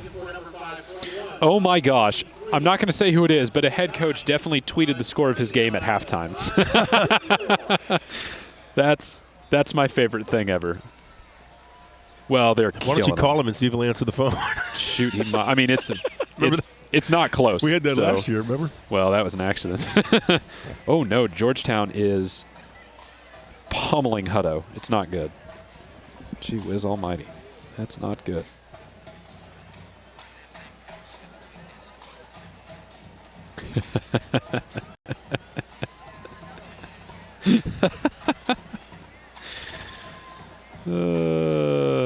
Good times to be had by all. 8 minutes and 49 seconds left to play here in the third quarter.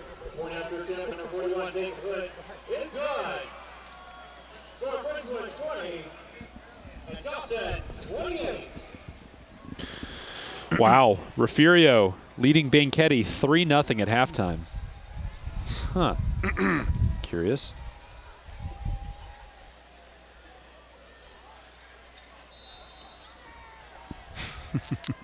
I normally just put it behind it. I need some more cider. But it was raining, so I need put it some under. water because the cider's making me cough. This cider is making me thirsty.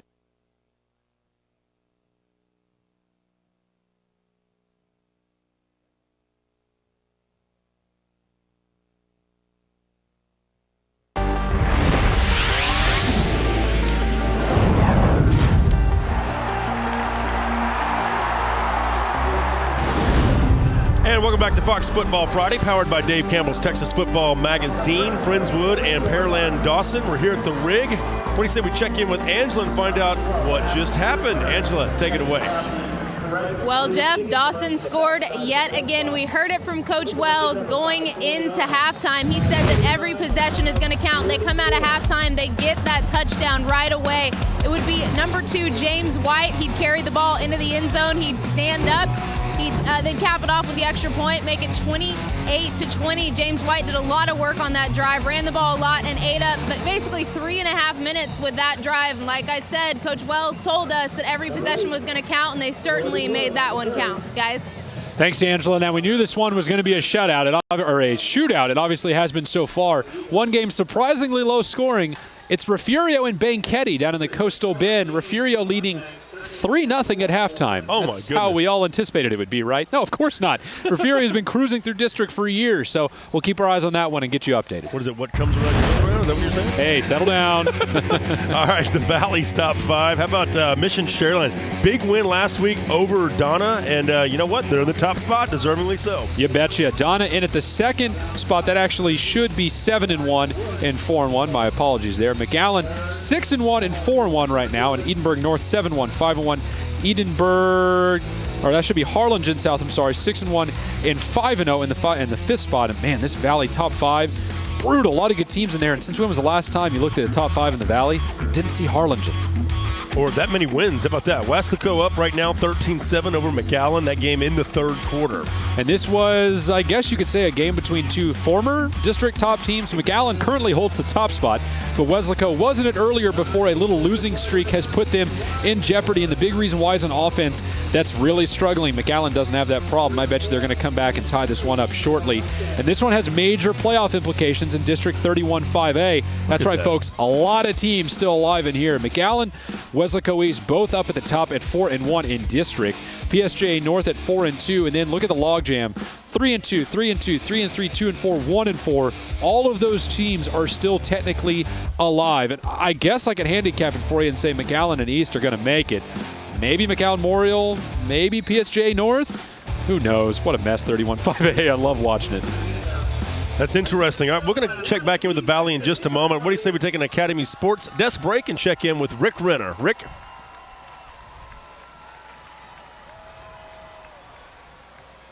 Eagle offense will take the field. It's going to be first down 10 for the Dawson Eagles from their own 20-yard line.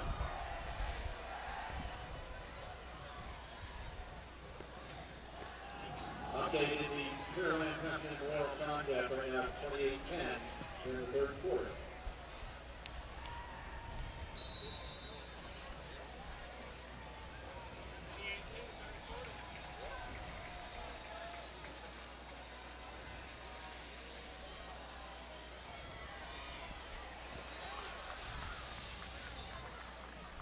And off number 2, James White. On the stop at the 31. Wesley Dooley of the Mustangs. 6-yard gain is going to bring up seconds and 4 for the Eagles.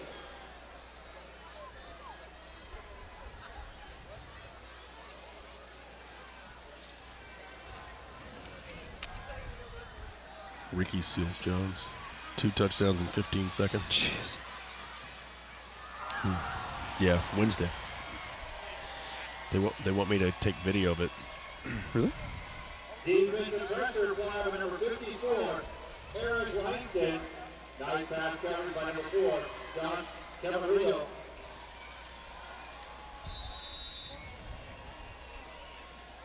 Third and 4 for Dawson.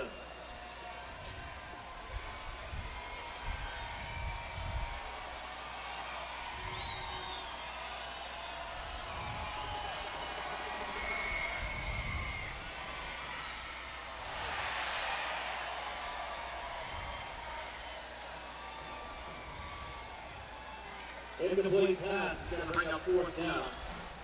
Jeff, can you hear me?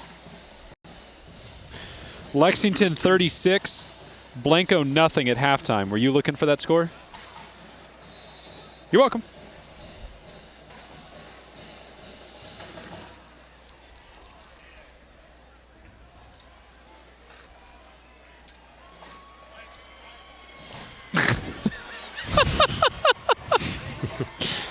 Nailed it.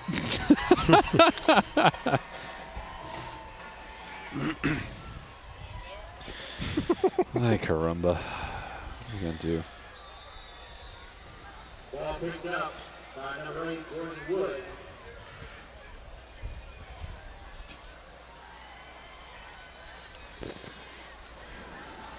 Hey, Jeff, add Cedar Park Vandergrift to this next segment, Hill Country. I don't see it in our script, but we got plenty of highlights. Okay. Yeah, since I know there's going to be a lot of games that we're not going to have in the script, I don't always put them all in. I knew we were going to get highlights in so we can run it. Figured Cedar Park will pound them. Is it close? 7-3 half. Cedar Park's offense just keeps sputtering up and down. Goodness heavens to Betsy. They have a defensive coordinator running the show. True enough. Tyler Bernier on the stop with number 14, Michael Montalvo of the Mustangs. Woo. I feel like the temperature dropped about 5 degrees. Oh, that's right.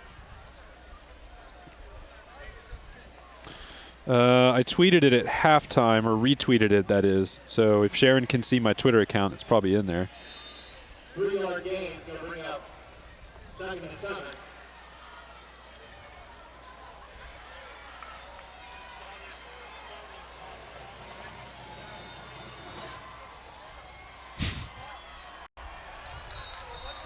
Thank you, Rick. Do appreciate that. Back to the Valley. What do you say? Please do. Let's look at those top games going on in the Rio Grande. McAllen Memorial and Weslaco East doing battle tonight. East out in front, 7-0 in front of McAllen Memorial. We showed you that graphic earlier in that district rankings. Well, McAllen Memorial's right in the middle of it. Number 4, 3-2 in district. A loss tonight would push them all the way down maybe to 6 or maybe even 7th, depending how it all plays out. So, a busy night for Memorial. They need to get back into it with their district's top leading rusher, Trevor Spates, a fine-looking running back. Edinburgh Economides at Edinburgh. Good little rivalry, and all knotted up at 14. You know what? I just had a sneaky feeling about this one. Economides was going to be heavily favored, and they could actually pretty much knock Edinburgh out of the playoff race tonight with a win. But I just had this sneaky suspicion that Edinburgh was going to play a great game tonight, and they have. Because this Economides team legitimately is a top 6, 7, maybe 8 team in the Valley. Edinburgh can't claim the same. And since Edinburgh North has already clinched a playoff berth, man, you don't want to be the one Edinburgh team that doesn't make it. So, Edinburgh was going to give Economides all it could handle tonight. Mercedes at Edcouch Elsa. Right now, Edcouch Elsa 14-7 in the second quarter. I'll let you pick your storyline for why this one's significant. Could be because it could be for the district title. Okay. Could be because this is a rivalry game that started in 1948. Okay. This is also, however, the last game before the UIL rules on Edcouch Elsa's trouble from earlier in the year about practicing too long, where they originally said they would have to forfeit their entire season. Yeah, that's tough. Edcouch Elsa appealed, and that ruling will be next week. So they're playing inspired football with the hopes that it will all mean something in about 6 or 7 days. Yeah, that's Wednesday morning at 8:30. We'll have that for you next week. Mission Memorial at Mission, another game we're watching out for. Mission up right now, 28-0. Well, it's hard to say you're surprised, right? Because Mission, who is unbeaten, has the top defense in the Valley. And even though Mission Memorial with their quarterback Santos Villarreal is a very good offensive team, this is just a nasty good Mission defense. One of the best, if not the best, in the district as a whole. 11th game in the series so far between this young Mission Memorial School and Mission. But so far, it's all Mission's way. Well, Del Rio, we know that they are in the postseason. Who do you think they might play in the playoffs? Yeah, it's kind of in flux. Could be Edinburgh Economides, whom they've never played. Could be Juarez Lincoln, whom they've never played. And it could be Edinburgh Nord, who has obviously already clinched a playoff berth. Probably not going to be them, but it could be them. And oddly enough, can't tell you if they've ever played. There's about a 2-year span where I don't have any numbers back in the early 90s, late 80s, where I don't know if they ever saw each other. But more than likely, Del Rio will have its first ever meeting with Economides or Juarez Lincoln in the postseason. And just got word, Ricky Seals-Jones scored 2 touchdowns in 15 seconds for Celia. A 9-yard run, then a 38-yard pick six. How about that? That's about making your own luck. Yeah, welcome Man. back. Ricky Seals-Jones, Sealy leading Columbus big. All right, Hill Country is next when Fox Football Friday returns. Pearland Dawson leading 28-20 over Friendswood.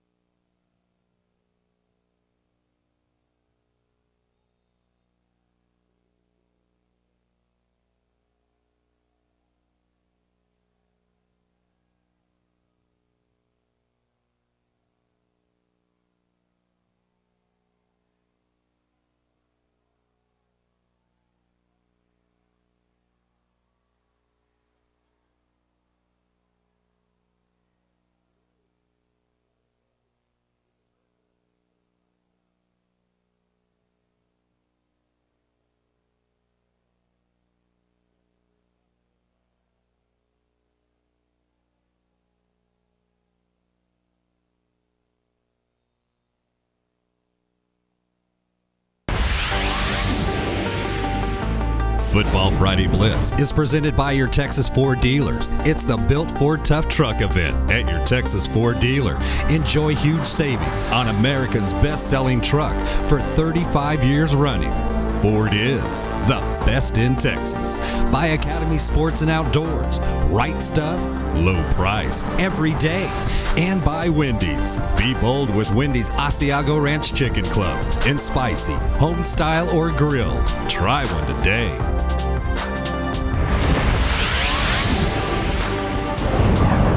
And welcome back to Fox Football Friday. It's the Blitz, powered by Dave Campbell's Texas Football Magazine. We've got a barn burner going for you here, Dawson and Friendswood, and we're here at the Rig. Let's go ahead and check in real quick with Angela Heyman before we go down to the Hill Country and find out what just happened behind us.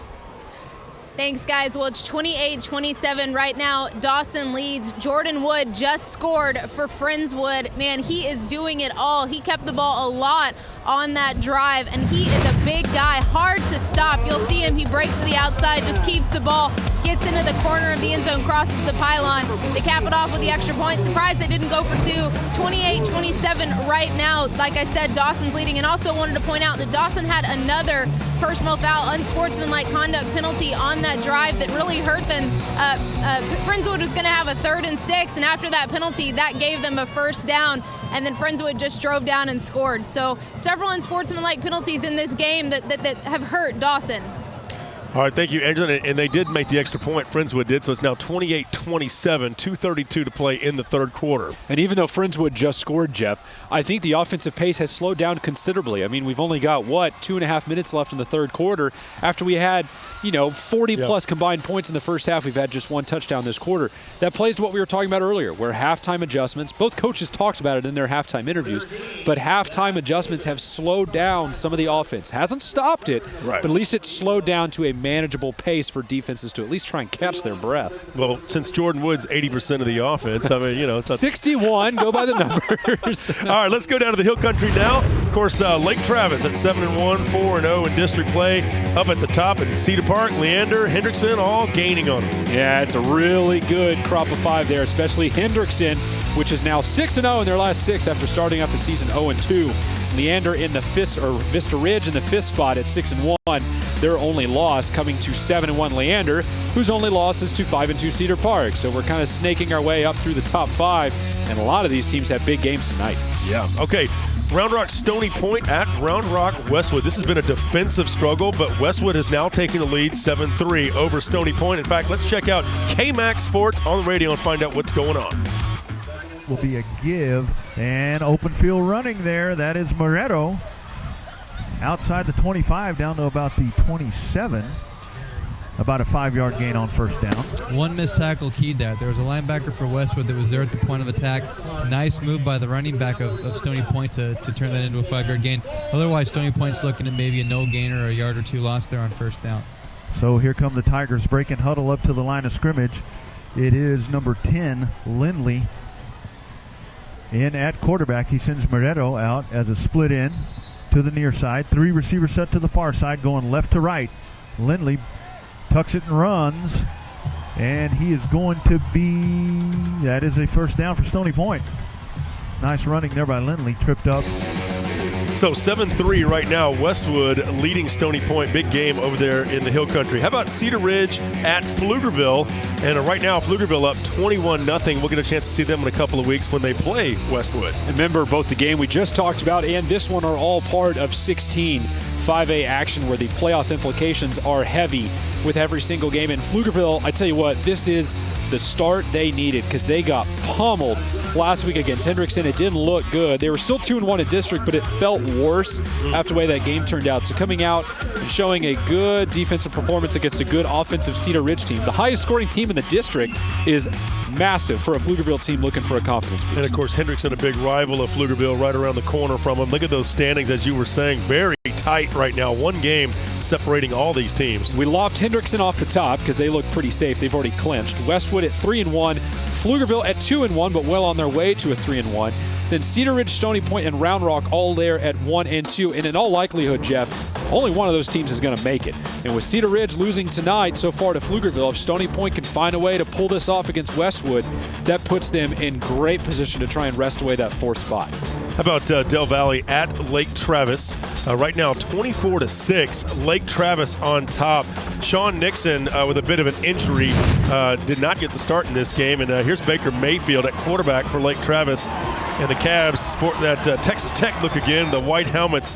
Got word they were going to wear those white helmets this week. Those look sharp. What do you think? I think they look great, but not as good as Baker Mayfield has been.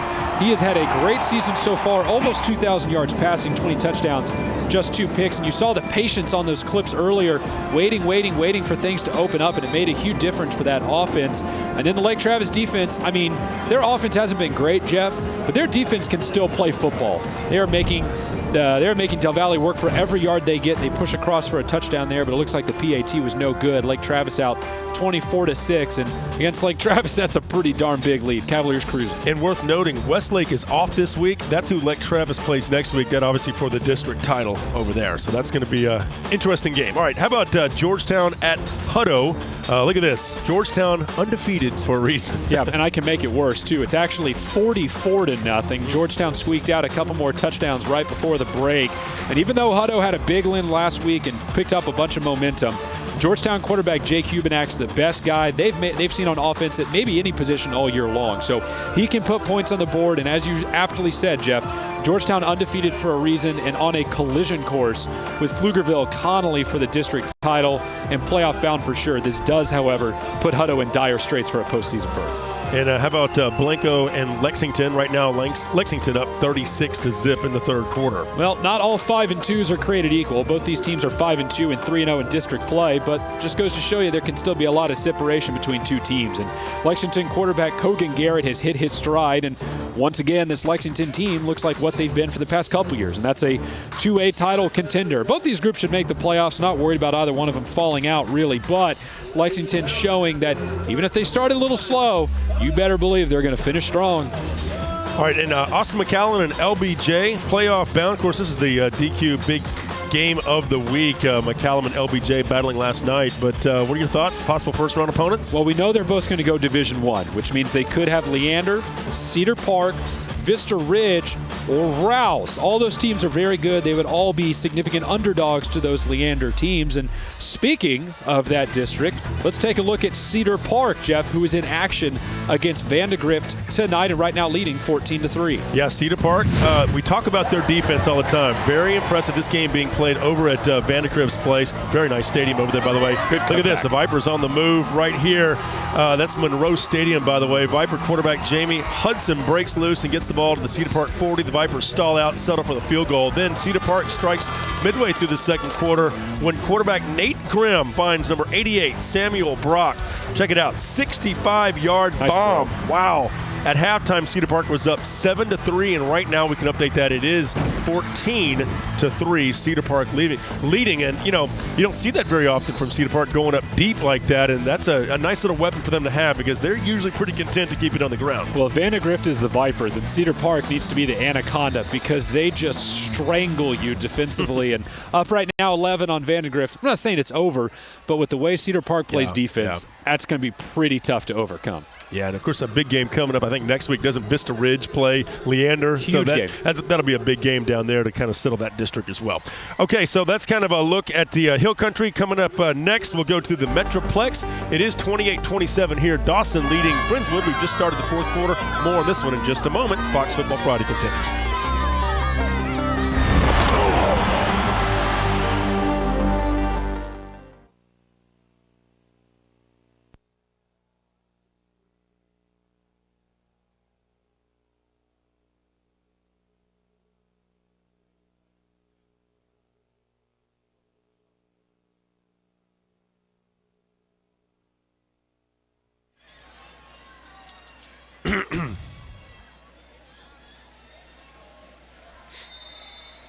I got a feeling Martin's having some issues with the internet in Hutto. Martin Windhamstrom? Yeah, I mean, with that game being that score, I'm going to just text him and say, hey, man, go to McDonald's. Yeah, more or less.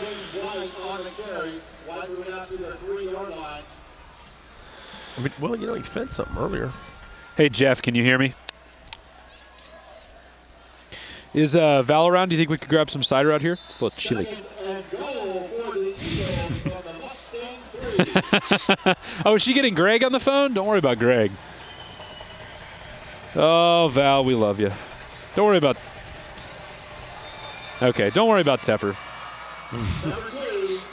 And I'm saying that so confidently because I know he's going to be able to hear this at some point in time. He's listening in? He's going to be able to hear me. Uh-oh, touchdown. 34-27, Dawson. Man, the Permian Basin scores have been slaughters so far. Holy cow. What's going on?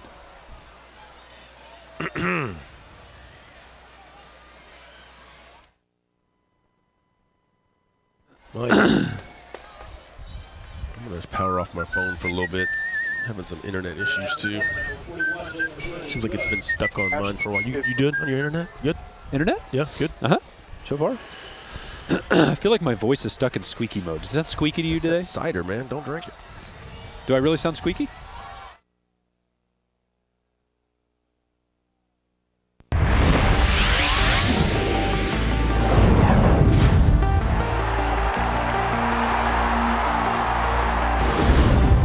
Welcome back to Fox Football Friday, where we take you down to the sidelines here at the Rig. That is Dawson right now, and they're up. Just got a touchdown. They're up 35-27. More on that in just a moment. Jeff Power, Travis Stewart with you here. We're at the Rig, also known as Pearland Stadium. No, it's not. It's the Rig. It's the Rig. You're right. Let's check in with Angela and find out how this score just happened. Angela? Well, Jeff, James White had yet another touchdown. Dawson leads 35-27 right now. James White, man, he's a big boy. He keeps the ball, takes it into the end zone. They can't tackle him. He just pushes everybody over. It goes right into the end zone. Here's another look at it. Like I said, 35-27. James White is going to have a pretty good argument for player of the game tonight. I know we're going to talk about that later. And if Dawson hangs on to this one, he has had an unbelievable game so far. Had a big cheer behind me, turned around to see what happened. It looks like there might have been a fumble. Anyways, like I said, Dawson leads 35-27. I'll keep you updated on what just happened, guys. Well, that means you're going to be busy, Angela, because you know the offenses aren't going to take much of a break. But at some point, with Friendswood trailing by 8, I'm going to assuming they keep scoring touchdowns. At some point, we're going to come down for a fateful decision to go for 2 and try and get a tie, which could also put you down by 2 if you don't get it. But I think that Coach Koopman's made a great choice of not chasing points too early to try and tie it up. But at some point, he's going to have to. 11-14 to play here in this game, 35-27. Dawson leading by 8. Okay, Dallas-Fort Worth area, DeSoto and Coppell, Allen, South Lake Carroll, Dallas Skyline. Pick your poison, folks. This is the best region in all of Texas. And that is a quintet of death. That is pretty hard to work your way through. Those are 5 really salty teams. DeSoto 7-0, Coppell 7-0, Allen 6-1, winning big tonight. South Lake Carroll 7-1 after winning big last night. Dallas Skyline 6-1 and heavy favorites this week as well. And Allen is where we will start. You heard Rick Renner in the Academy Sports Desk talking about them a minute ago. 27-0 right now for McKinney Boyd. We'll check in with KHYI Radio now for the call. Third and go for the 1. Kyler Murray, high snap. He's going to keep it and waltz it into the end zone again. Murray able to trot into the end zone untouched. His 3rd rushing touchdown of the night. And with 8:20 left in the 3rd, it is 33-0 in favor of the Allen Eagles. Unless you come out to the ball game. What do you say we take a look at how Mr. Murray's been playing? And it's been, like you said, 33-0 Allen. They are getting it done against McKinney Boyd, moving up and down the field. Wow. Very impressive football team. 6-1 overall, 2-0 in district play. Up again, 33-0 over McKinney Boyd. What do you do with that Allen team? You can't beat them defensively because the ground game's so good. You can't beat them offensively because their front seven's so good. Not saying they're invincible, but man, that's a pretty good-looking football team, and they have all the makings of a title caliber squad. And the extra point makes it 34-0.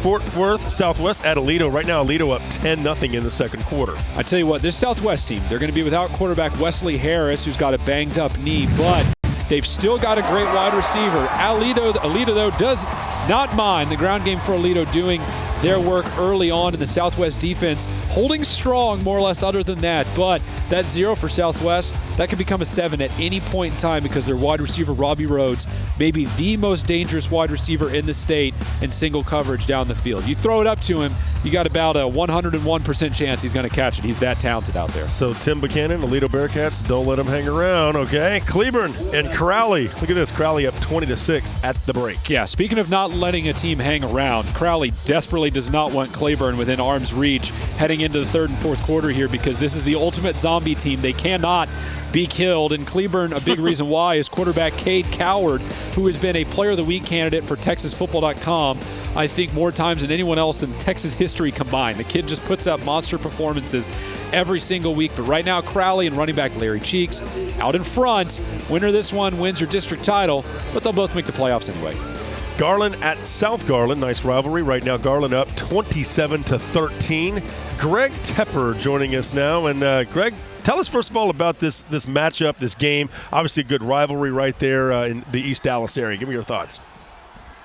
Yeah, well, it has a good rivalry. Homer B. Johnson Stadium with Homer B. Johnson himself in attendance as he is usually doing. As you mentioned, Garland's up 27-13. The big reason has been Davian Green, the guy they call Tata. And the Garland's quarterback, Carvantes Gates, is out with an injury, so they've just been lining up Davian Green, their outstanding running back, at the quarterback spot. It's worked. He's thrown touch, run for another 2 times. He's been a one-man wrecking. He's a big right in the third quarter. All right, Greg, thanks. We'll try and catch you a little bit later tonight. And that game pretty significant. We know South Garland's already in the playoffs. We'll talk about that in a second. But Garland is the one charging back into the picture after they struggled at the start of the season. They've improved quite a bit. But like we said, South Garland already clinched for the playoff spot. Let's take a look at who they could see in the first round. Maybe Longview, 4-3, 1-2 in district. They played back in 2010, and Longview won 27-14. Could also see Rockwell Heath, and they've already seen them so far this year, and they lost 34-21. Could also see Rockwell as well, but probably Longview or Rockwell Heath. And as good as South Garland's played, it'd be tough to favor South Garland against either of those two squads. And good to hear Homer B. Johnson was on tap there. Of course, Greg Tepper, the associate editor at Dave Campbell's Texas Football Magazine. All right, so South Grand Prairie and Midlothian. Right now, Midlothian up 14-9 in the third. That's the kind of defense we want to see, Midlo. That was a squad that had been red hot defensively to start the year, and honestly, the bottom kind of fell out the past couple weeks. They had a really hard time slowing down teams. One of them was DeSoto. I think we can forgive that one. But other than that, the defense had really struggled, and they got back in form tonight, 14-9 over South Grand Prairie. And it's a game they've got to have because you know DeSoto is going to qualify. Cedar Hill's probably going to qualify as well. So that leaves 2 spots between about, 5 teams that are fighting for it. So you don't want to be one of the ones left on the outside, especially if you lose tonight. All right, so we know Birdville's playoff bound. Who could the Hawks be looking at in the first round? What do you think? No, I don't know. I mean, they could see Denton Geyer. They could see Azle. They could see Byron Nelson. They could see Fort Worth Brewer. And the reason why is look at all those district records, 2-2, 2-2, 2-2. All those teams are 5-2. So it's very difficult to mete out which team they'll see in the first round. But whoever they play, assuming it's not Denton Geyer, whoever they play, they'll have seen recent history with because they were in a district with Azle, Nelson, and Brewer just the last 2 years. So familiarity in the first round likely for Birdville. But regardless, they're going to qualify and they're going to go undefeated. I mean, I'm calling it right here. They're going 10-0. Someone's got to go to 3-2. Bottom line. That is going to happen. I will promise you that. All right, coming up, El Paso. We're going to take you out west and check in. Of course, the games out there get started around 8 o'clock. I guess you could say that's Central Time. Of course, that's Mountain Time out there, but for us, it's 8. You know what I mean. And the tease of the night, a massive upset brewing in El Paso. Uh-oh. We'll be talking about it in about, a couple minutes. Okay, 35-27 here. Dawson leading Friendswood right now at the rig. 7:14 to play in the fourth. We'll be back with much more here on The Blitz.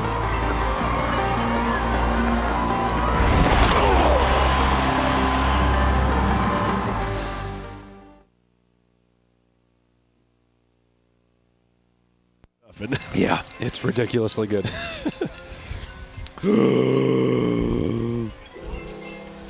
That was kind of creepy. Yeah, that was. I was going to say, did you cue that up? All right, let me see what's going on.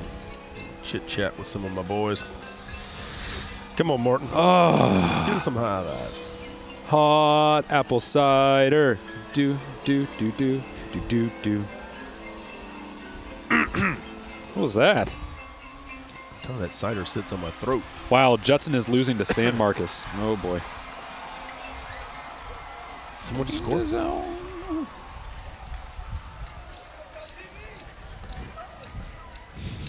I guess I can take off this plastic now, huh? You talking about your face or the... Shut up. I'm too young to have had work done, Jeff. Did you hear that? There was a guy named Watts who just made a play on the field. How about that? I've always told my wife I would not have work done. And just when you thought that the Watts were only in the truck, there's one on the field now. Oop, there's a touchdown. Somebody's gone. It's Friendswood. Good. Go for two. Go for two. Go for two. A big final.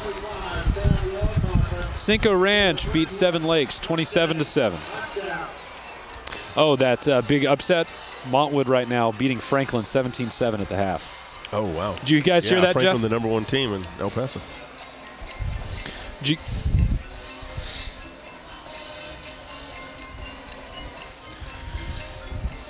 Okay.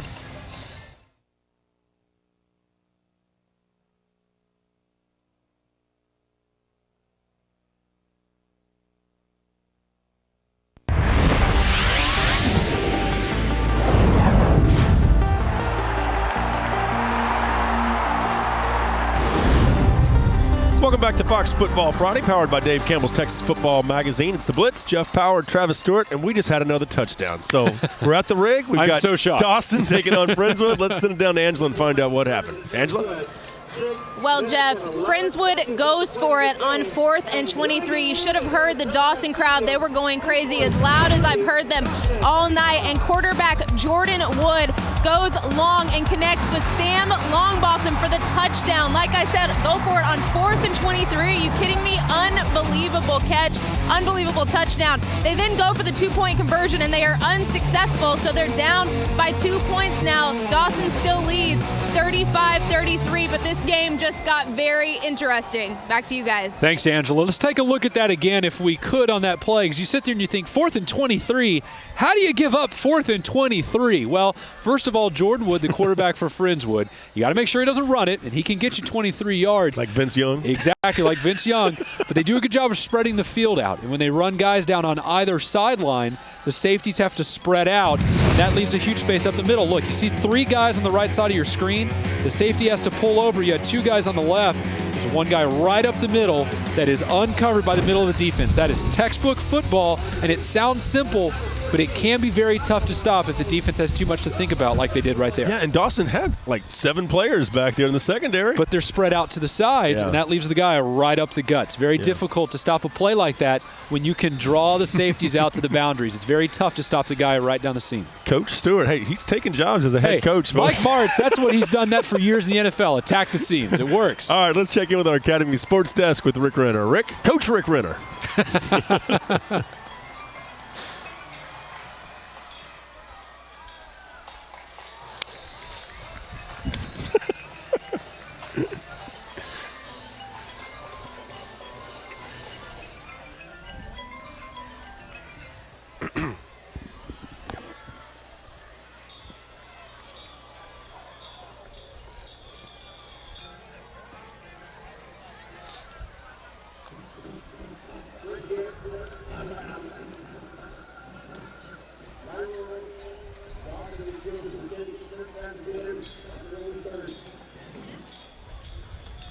Eagle offense will take the field. It's going to be first and 10 for Dawson as they head southbound.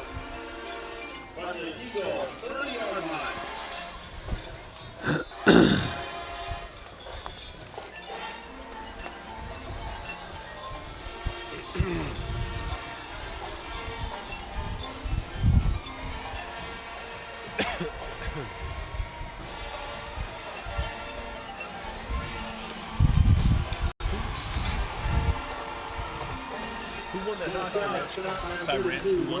Cy Ranch. Cy Fair. Oh, wow. Oh, wait, did you ask who won? Who won, yeah. Oh, I don't know. Oh. I'm sorry, I thought you asked who they played. I don't know who won. Do you want me to check? I thought you had a final, no? That was Cinco Ranch and Seven Lakes. Cinco Ranch, that's right. Well, here, I can check and see what the score at the side game is. Yeah, I'm just real curious. I mean, that's a huge game. Yes, sir, it is. I haven't seen anything. I think I'll do a little story on Keith Ford finally. Told Robert to get some extra shots of if he can. That district's got a lot of good running backs, doesn't it? Keith Ford. Oh, yeah, there's a Ranch, bunch. And then kid over at Cy Ridge. Eagles advancing out to their own 46-yard line. First and 10 for Dawson.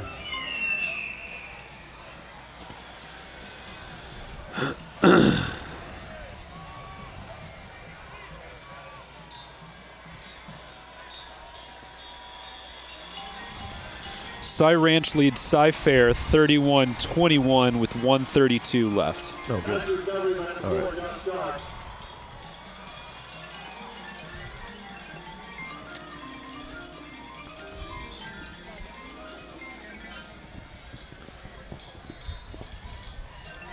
They'll bring up 2nd and 13 for the Eagles.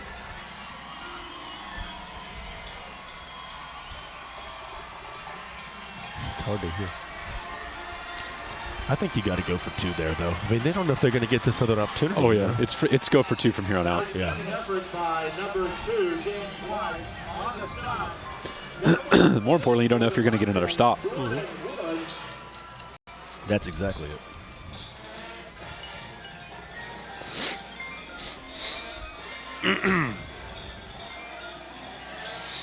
Third and 5 for the Eagles. Big play right here, 3rd and 5. Yes, it is.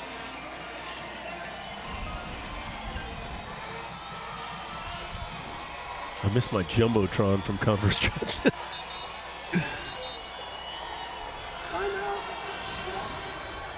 Timeout. I want that Jumbotron back we had last week. That was awesome. Hey, at least we can see the scoreboard. Yeah. Those first couple games you couldn't see diddly. We would like to thank Stadia Sports Grill for the continued support of the Dawson Eagles. Stadia Sports Grill located in Fairland Town Center. Enjoy the 30 flat screens and the 110-inch projection screens, as well as flat screens at each booth.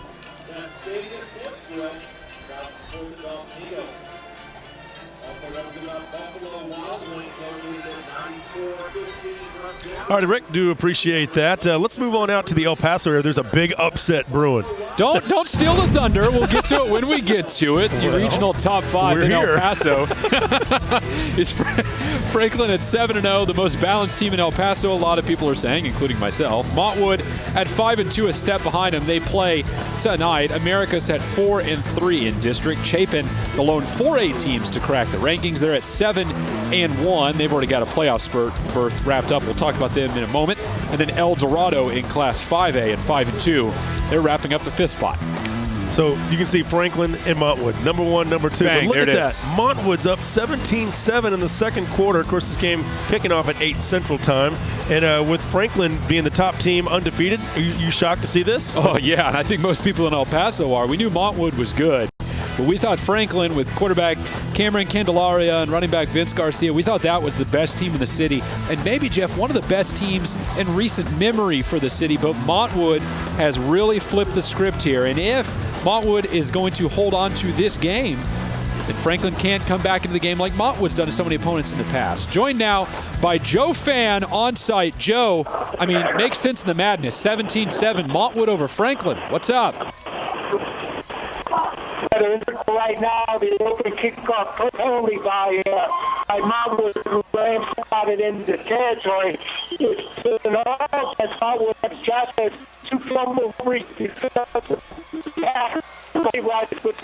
All right, looks like Joe Fan having some connectivity issues out there, but what we can tell you is the second half just opening up right now in Montwood in the lead. Now, as what I was alluding to earlier, Montwood's come back and played some teams really tough in the second half. Stolen one, came just short in another. They have to make sure Franklin does that doing to them here, or else Franklin's going to be on their way to an undefeated season. America is another top team out in this area with a battle against Eastwood, and they're up big, 34-0 in the second quarter. I don't see a second half comeback anywhere in this one. I mean, America's is a top 4 team in 1-5A, and it was really no other way around it. So this loss for Eastwood more or less eliminates them.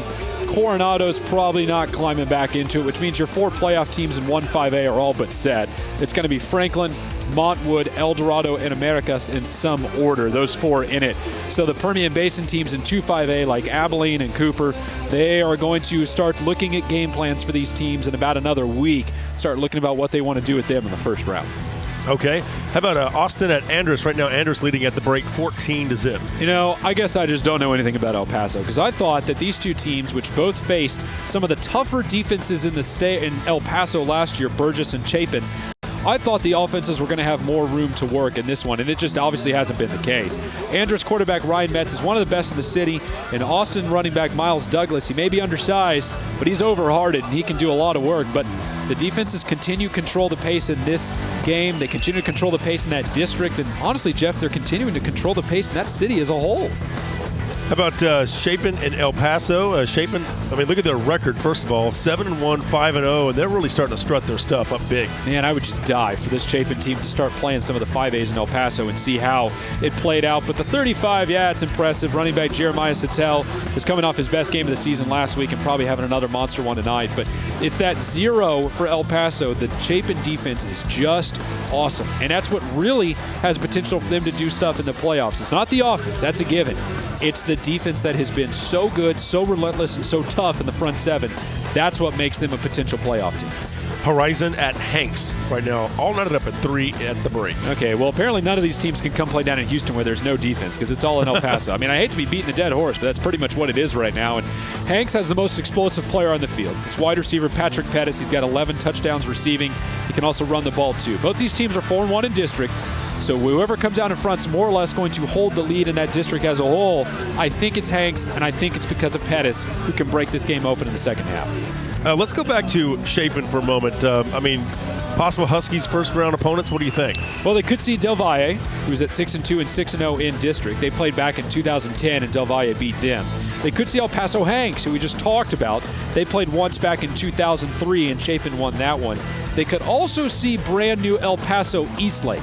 But more than likely, it's going to be Del Valle or Hanks. And whichever one of those teams it gets, Chapin versus Del Valle or Chapin versus Hanks, that's going to be a big one out in El Paso because those are 3 really good teams, and everyone's going to want to see how Chapin handles these star-studded teams from 3-4A or 2-4A.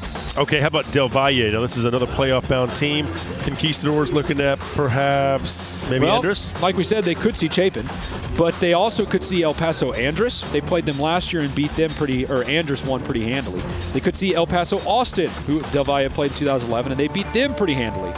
And they could also see El Paso Burgess, which is probably the last one they want to see out of that trio, not just because of Aaron and Alvin Jones, the 2 Jones kids out there that do so much damage to you on both sides of the ball, but because of that Burgess defense, which has just had a stranglehold on every Sun City opponent they've seen so far this year, more or less. So Del Valle's got a tough schedule ahead of them no matter what, but I bet you they would rather dodge Burgess if they can.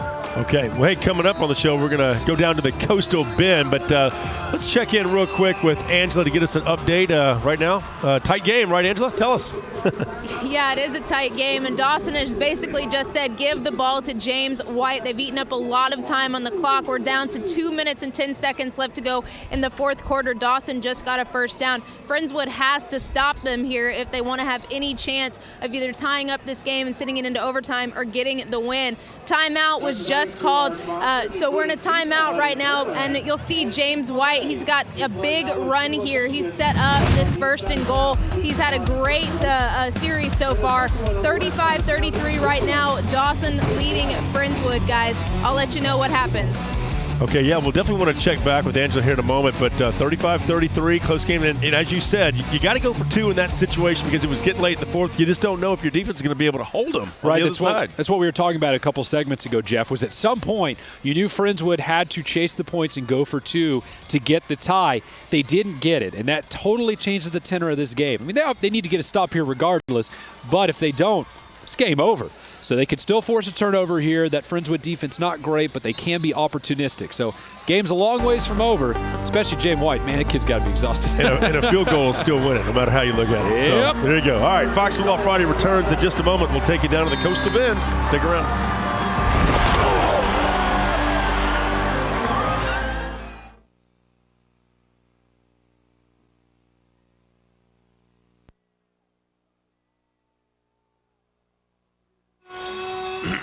I dropped my pin, I think.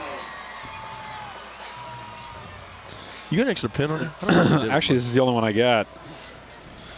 It couldn't have gone far. Let me see here. Woo, Dayton survived Barbers Hill. Yikes.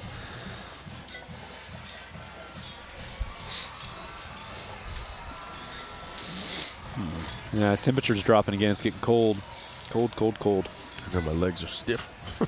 Yeah, I'm thinking about standing up myself. Yeah, they did. James White, 4 touchdowns rushing tonight. Yeah, there you go. That's your player of the game. Ford Tough play of the week. Yes, sir. FYI, we're going to use, barring an unbelievable Friendswood comeback, we're going to use James White as the Built Ford Tough player of the game in the overtime show. Mm-hmm. Yes, sir. Hey, Scott, have you gotten anything from Martin? He says he's sent quite a bit of highlights to us, and I don't see anything. But it might be my internet. 2 minutes and 8 seconds left in the game tonight. Yeah, Georgetown Hutto. I haven't seen anything either, but he says he sent us a lot. I don't know what the problem is. All right. It's do or die now, Friendswood.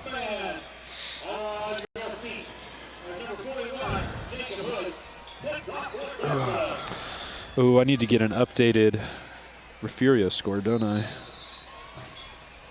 And it's 96-0. It's not 96-0. They scored 9.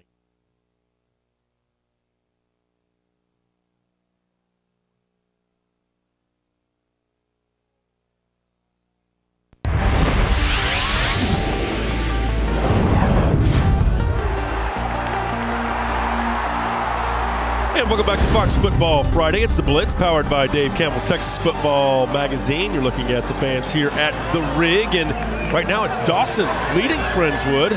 I'm going to save that score for you for just a second here. A little tease. We got down about 2 minutes and 1 second to play. Jeff Power, Travis Stewart joining you, and big game obviously right here. But let's go down to the Coastal Bend real quick and check out what's going on down there. Port Lavaca Calhoun, the top team, and rolling as usual, and Flower Bluff kind of hanging with them. Yeah, tough to argue against Calhoun, even though they did lose their fullback, Corey Williams, maybe for the season with an injury. That's a tough blow this late. It's still a diverse run game that can survive his loss. Corpus Christi, Flower Bluff also 7-0, 4-0 in district. Different districts, though. They won't play until the postseason, perhaps. Corpus Christi, Cal Allen in the 3rd spot. Gregory Portland in at number 4, and then Corpus Christi King in at the 5th spot.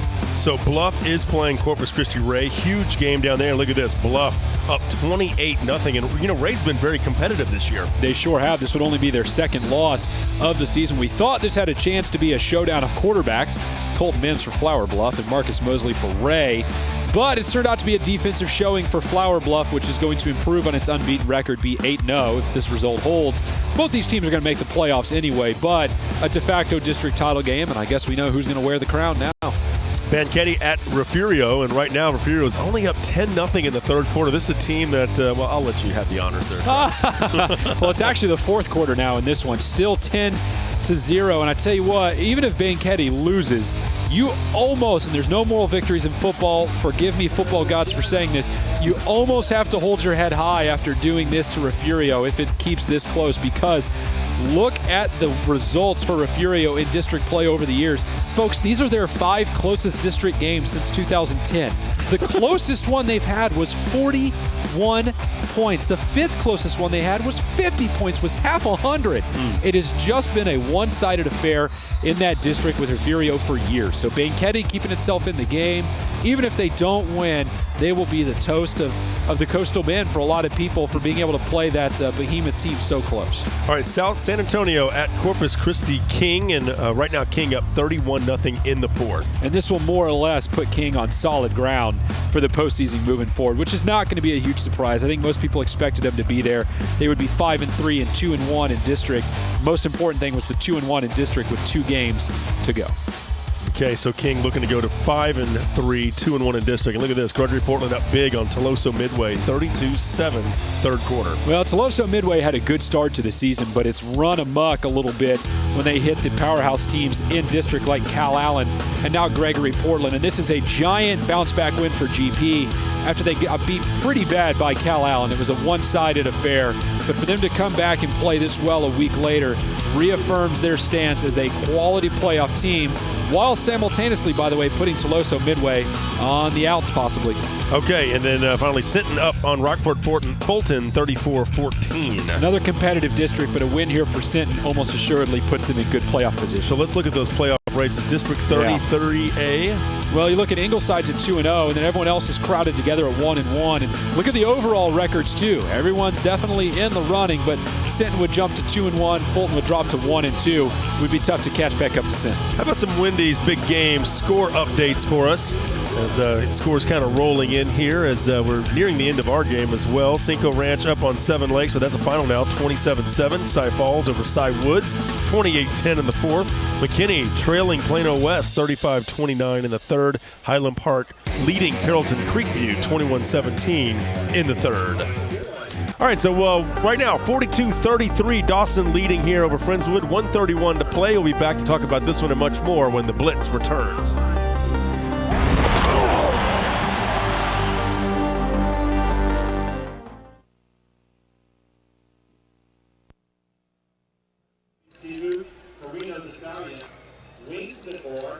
Chick-fil-A in Silver Lake, Eastern Island Fairland, Slotsky's in Silver Lake, Stadia Sports Grill, Buffalo Wild Wings, Spring Creek Barbecue. Cy Ranch beats Cy Fair, 31-21. That one's Dunsky. With Nationwide Insurance for their support of the Dawson Eagles here tonight.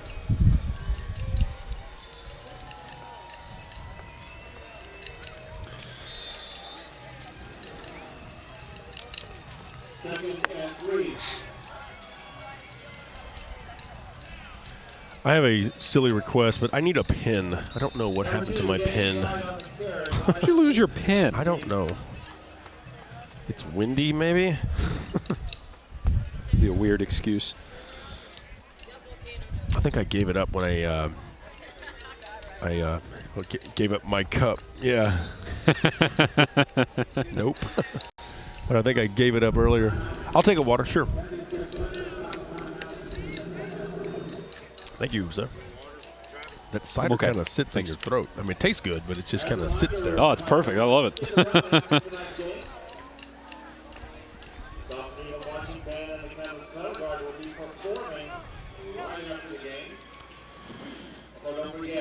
Yes. Oh.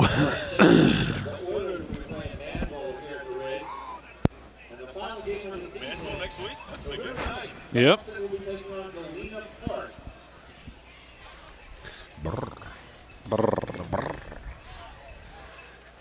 I still like the glitter on the helmet. This does look better. This I don't know, man. It's cool for right now, but yeah, I don't like the map.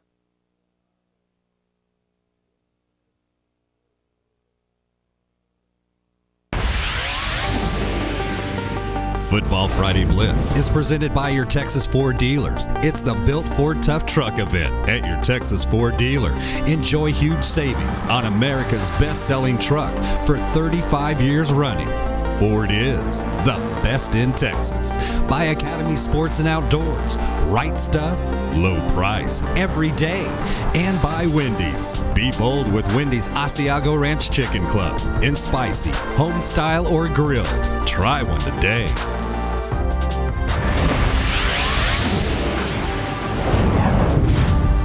And welcome back to Fox Football Friday. It's the Blitz, powered by Dave Campbell's Texas Football Magazine. We are here at the Rig, and Dawson in the victory formation right now, up on Friendswood 42-33 as the seconds are ticking down. We'll recap this one for you in just a moment. Yep, that one's going to be final. A lot of other finals rolling in, especially from Houston. 2 of them so far. One from Cy-Fair ISD 17-5A, and also Dayton wins tonight. They beat, who did they beat tonight? Oh, they had shoot. that defensive effort. I don't remember. We'll check on that in a minute. Let's check in with Angela real quick and find out what's going on in the field. Angela? Well, guys, Dawson is running the clock out. 22 seconds left to go in victory formation, just taking a knee. 18 seconds left. They're going to win this game 42-33. Dawson is going to stay undefeated. All right, Angela, do appreciate that. And, yes, it is a final now. 42-33. Dawson does win it. Let me redeem myself. Yes, Dayton beat Barbers Hill. Thank you. 13-6. So, but a good effort by Barbers Hill. Yes, a very good effort. And also Cy Ranch beat Cy-Fair tonight 31-21. So 2 big scores from Houston. All right, let's move out to the East Texas region. John Tyler on top over there. White House on their heels. A perfect 7-0, 2-0 in district play. All right, White House indeed at 7-0, but they were in a tight one early against Nacogdoches tonight. Longview in at 4-3, 1-2. They had North Mesquite tonight, and that one got a little testy. We'll talk about that one in a minute. Kilgore at 6-0. They had Chapel Hill, and Hallsville had Sulphur Springs. So all of these squads locked up in key district affairs tonight. Yeah, some good records there. And in case it's confusing, these are what we think are the top 5 teams in East Texas. All right, so Jacksonville at John Tyler. Right now, Tyler up big. That's why they're number 1, 42-0 over Jacksonville. In fact, let's take a look at some of the highlights here and heading out to the Rose Garden area. Of course, the Tyler Rose played at John Tyler. Jacksonville going for the onside kick, but John Tyler would cover it, trying to keep the ball out of that high-powered offense's hands for John Tyler. And they go right to work right away. Ground game looking spectacular. That's a heck of a highlight, and that's a touchdown. That's more or less been the story of the night for John Tyler. Big offense. Defense playing pretty well, too, though. John Tyler 42-0. Still on a collision course for White House for that district title. There you go. Hey, let's take a quick little break and go down to the field, check in with Angela, who has more with one of the head coaches. Angela? Well, thanks, guys. I am joined by Coach Wells. Coach, congratulations on the big district win. You stay undefeated tonight. Oh, yeah, unbelievable win against a great football team in Friendswood. Anytime you get that big rivalry win, our kids played great. It was a battle. Really the first time, we've been really, really tested like that all year. Kids were very resilient and came through.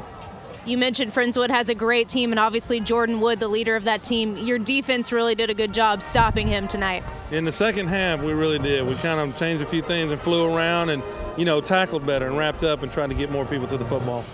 And obviously, James White having an unbelievable game. He's got a great argument for player of the night, player of the week, possibly. What do you think about that? No doubt. He's as good a kid as he is a football player. That's always great to hear, Coach. Congratulations on the victory. Thank you very much. Appreciate y'all coming. Thanks. Guys, that's the Fred Loy Insurance Quote of the Night. Back to you. All right, Angela, do appreciate that. Yeah, James White, hard to argue. 4 touchdowns. What a night. I'm sure Eric Wells is very pleased with his performance. And more importantly, that they came out and got a district win. Being the top-ranked team in Class 4A, I think a lot of people were just penciling in a win here against a Friendswood team that was struggling defensively. But he knew, and I think the entire Dawson team knew, this was always going to be a tough one because you knew Friendswood could score. And as Coach Koopman said in the pregame, Friendswood's 3-2 against this team since Dawson opened up in 2008. Yeah. It's always a tough one against this rival team. Yeah, Friendswood, great offenses for quite a while now, quite a few years in a row. All right, let's go North Mesquite and Longview. Look at this. Longview, 42-0 right now in the third quarter. North Mesquite, Bergeron, right? Well, Joe Bergeron now at Texas, a North Mesquite alum. They could use him here. And this one got a little heated earlier on. A couple ejections in this one, and I think that's what Longview's going through right now is they're just looking for a spark. They're looking for some fire. They're looking for some competitiveness to make sure they don't miss this playoff picture. They're not in severe danger, especially if this result holds, which it appears it will. They should be fine, but still, they need to play an inspired brand of football if they want to do all the damage in the postseason that everyone thought they would in the preseason. Yeah, we saw Coach King in Longview. They took care of Lufkin earlier this year. Right now, Henderson up on Bullard right now, 24-7 in the fourth quarter.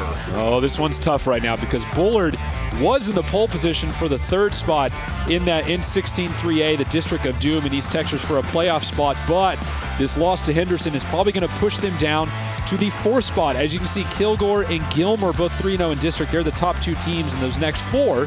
Bullard, Henderson, Spring Hill, and Chapel Hill were the teams looking for the third spot. And Henderson and Bullard are now going to flip-flop, and Bullard would be on the wrong end of the all-important tie-break in that district if those two teams ended up tied. So this win for Henderson, if it holds, will be a massive step in the right direction for making a playoff berth. And Bullard's hearts right now are breaking after a 6-1 start may end up in not being a playoff berth. All right, how about Brownsboro at Van? Oh boy, Van. Wow.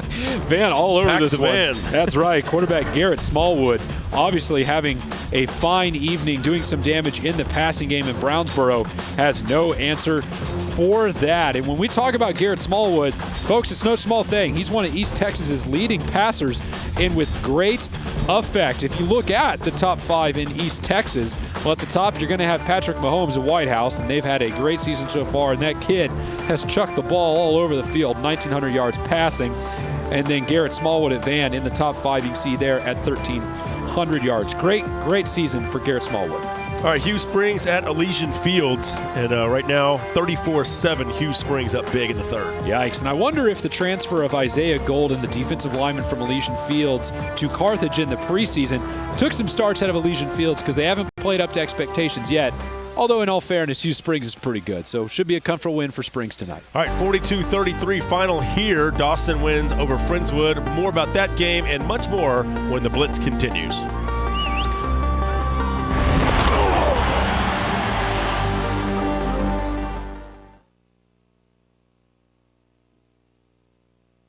What? Robert always sends me a good shot sheet. Good man. Go get in the truck. I found out what's up with Martin. You're going to get a ton of highlights all of a sudden. Okay. Yeah, that thing almost came down on me. Did you see that? It was like that. Yeah, I got a little dicey. I was like, have you ever had a cage hit you in the head? Go get warm. Go warm up. I don't believe you. Your nose is like Rudolph Red. Yeah, it's bad. Maybe you could help me with something on my computer. Let me, give me a minute. I'll tell you in a minute. I'm going to have you check something out on my computer so we don't have to stick around. I was just telling Travis that the band is doing encore performance because cool. they had some program during halftime, so if they show it, CD still up. Do a cutaway or something, yeah. Okay. I think it was senior night for the band during halftime. What time do you have? Because I still have 6 o'clock. 9:45? That one cut to the core. That was cold.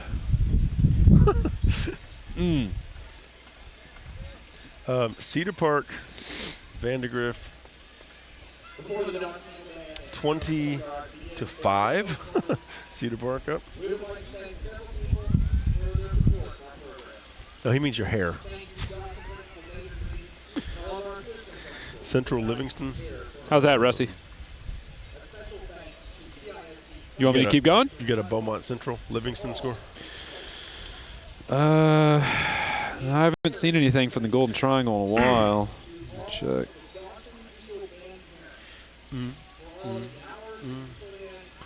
Yeah, it's been quiet from the Golden Triangle. Not next week. We'll be there. True. Get us that Joe Washington interview there, Jim Barton.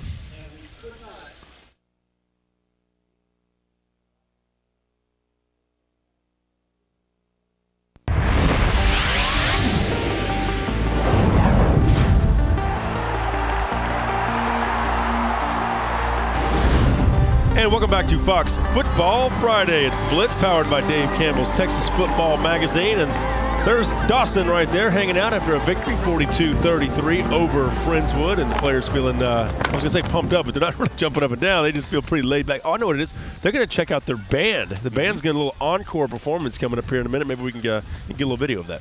I would love to see some band performances. Looking at the Golden Triangle now, Jeff, the top 5 in that always talented region, as you would expect, filled with talented teams. That's right. Port Arthur Memorial, probably one of the top teams, but more on that in just a moment. Let's check Academy Sports Desk break and check in with Rick Renner. Rick?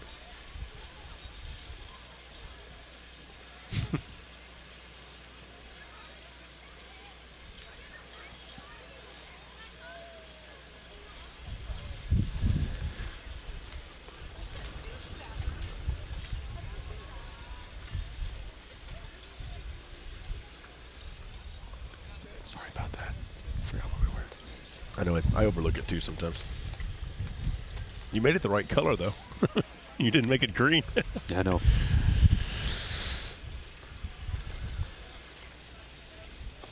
Zacatau.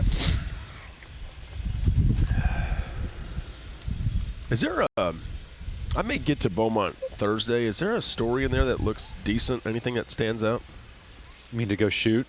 I mean, we should do something with West Orange Stark. I was about to say West Orange Stark's going to be your best bet. Yeah. I have family in Lake Charles. I was thinking about going to see them. You need your helmet? It's a little chilly. They're going to take theirs soon anyway, so go ahead. Thanks, guys. Thanks, Coach.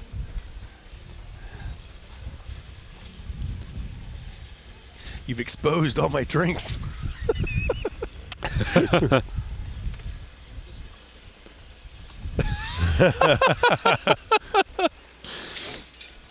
Yeah, so Russ has got the jokes tonight, huh? Let's get him a bow tie and a mic.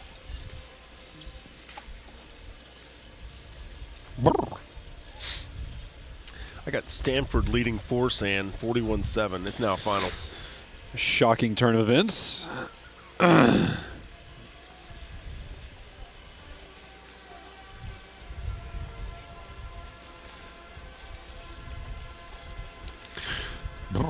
You getting cold too? Yeah. Starting to feel it.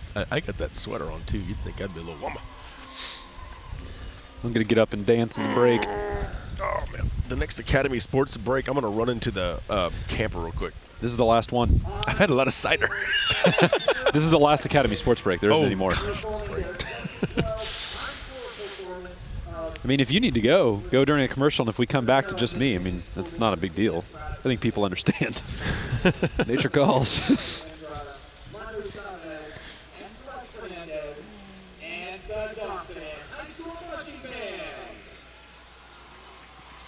see if we maybe we can go to the band, stay on the band for a minute, and then go to break. That'll give you an extra minute.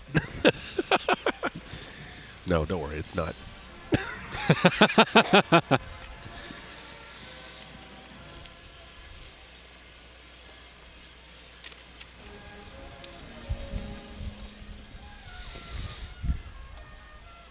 What? I'm sorry. What? No. Never mind. 10 o'clock. Okay.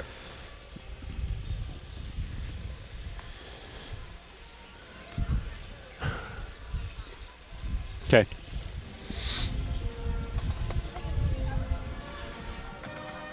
Getting worried about our set here. It's kind of windy. Yeah, she's tipping a little bit. I thought she was going to kill Jeff a few minutes ago. Yeah, She came halfway off the ground. I think we need another sandbag. Yeah. All righty, thank you, Rick. Appreciate that. And we were just checking out our set here. Maybe need a few more sandbags. It's kind of windy. We're about to go Dorothying up the tornado here in a second. All right, hey, the Golden Triangle area. Let's check in with some of the top teams out there. There's kind of a log jam of teams. Look at these records. I mean, Port Arthur Memorial, Nederland, Vider, West Orange Stark, Silsbee, all at least 6-1. And that's overall. But look at those district records. Really, Fantastic. really sharp. And a lot of these teams have lost to high-quality opponents. Memorial's only loss is to North Shore. Vider's only loss is to Nederland. Silsbee's only loss, I believe, is to West Orange Stark. So no matter which way you turn, you're finding good teams in the Golden Triangle in today's day and age. And one of those teams, Nederland, in the second spot. They're in a big one tonight against Beaumont Ozan and just hammering away. Nederland continuing to reinforce its bid as the top team in that district, and that puts Ozan's playoff hopes. I mean, life support may be too kind right now. That may be it. All right, Francis Schrader on the line now, and give us your thoughts about how good Nederland is. We saw them last year. They looked good last year. They look even better now. Nederland Bulldogs are even better before. What a game against the Ozan Panthers tonight. Picked off 3 passes, had a recovery zone for a touchdown, blocked a field goal, blocked a punt. 35-0 Nederland over Beaumont Ozan tonight. Okay, Francis, do appreciate it. We're going to check back to you a little bit later. But Nederland, no question about it. I mean, having a great season, only 1 loss all year, undefeated in district. As balanced as they come offensively and defensively. The next best team in that district is probably Vider. They're at 6-1, and they are in action against Port Neches Groves tonight. Wow. And another big blowout. Vider 49-7 over PNG, and just like Ozan, That puts PNG way on the outside looking in. I don't know if they're going to be able to recover from this one and get their way back into the postseason. So Vidor definitely for real. In fact, let's look at District 24A. Yeah, to fill in the blanks what we just talked about, that means Ozan and PNG are both now 1-4 in district. Ouch, that's going to be really tough to try and get their way back from. So Livingston, LCM, and Beaumont Central all way out in front right now for the district race if those two teams are at 1-4. Speaking of, Beaumont Central at Livingston, still waiting on a score on that. Don't forget, folks, next week, Port Arthur Memorial, Beaumont Westbrook will be out there. That's where Fox Football Friday will roll to next week. And then looking at another game in this area, how about Newton and Anahuac? Look at that, Newton up 27-0 in the third quarter. Well, Anahuac's a good football team, but Newton has more or less whacked everyone in that district so far, including East Chambers, probably the next best team in that district. Newton cruised past them as well. So right now it's more or less just a line of sacrificial offerings because Newton is just the best team out there. They're more than likely going to be undefeated. They're going to win that district. And you can see that district. We lopped Newton off the top because we think they're going to make it. And look how tough the rest of the field is for those next two bids. You've got East Chambers at 5-2, Woodville at 4-3, Anahuac 4-3, Kuntz and Kirbyville all in the mix as well. If I had to guess, East Chambers is going to make it, which means there's only one more spot left to go. And man, I just can't tell you where that last spot's going to go. It's still too competitive between Woodville, Anahuac, and Kuntz. West Orange Stark. That's a good-looking team. Undefeated, 40-0 winners over Buna. Man. Blowouts abound in the Golden Triangle this week. West Orange Stark flexing its muscle again. The Mustangs playing great on both sides of the ball. And I tell you what, they are, forget the regular season now for them. I hope the coach didn't hear me say that. But the real goal for them now is the postseason. How much damage could they do in this 3A field that may be the toughest I've seen since I've been here at Dave Campbell's? Well, hey, to use a quote from T.J. Mills earlier tonight, get it over with. He said it nicer than that. He did, but Sealy with a big, well, up big, I should say. I don't want to say they won, but they're up big on Columbus. But Golden Triangle area, there you go. And North Texas coming up next when Fox Football Friday continues here on Fox Sports Southwest.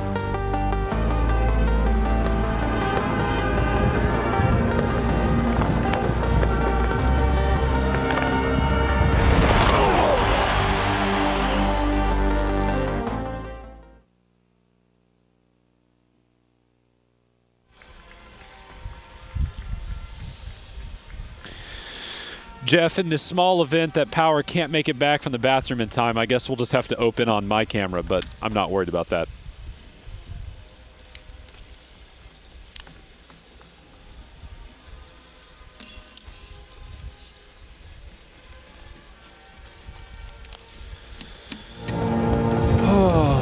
Hanging in there, Scotty?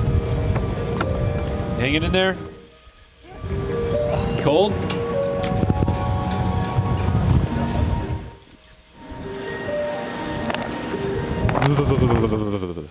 Oh, I just found the Central Livingston score. Dang it. Of course. 2 seconds after we needed it.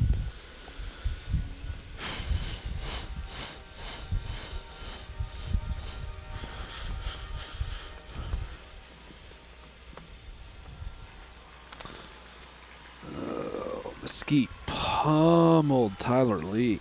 Ouch. Denton Geyer won. I can tell you that. Let me see if I can find it for you. You got it? Okay. Oh my gosh, Harker Heights slaughtered Temple. What happened?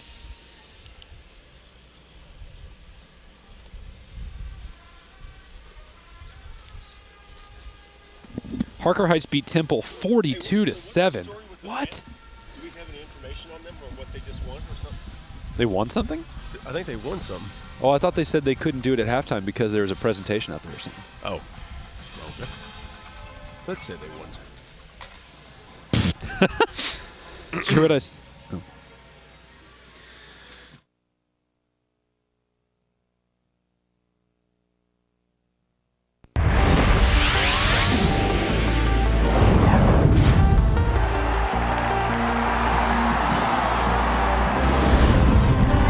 Welcome back to Fox Football Friday, powered by Dave Campbell's Texas Football Magazine. The Friendswood Band down on the field. Pearland Dawson, the winners, though, 42-33 here at the Rig. As a little post-game band concert. Hang around, enjoy some. There's a few fans over there in the corner checking it out. Well, they just wanted to. They didn't want us to leave so early, so they decided to serenade us with a love song. Thank you, Pearland Dawson. Yeah, no kidding. All right, let's talk about the North Texas region now. Jeff Power, Travis Stewart.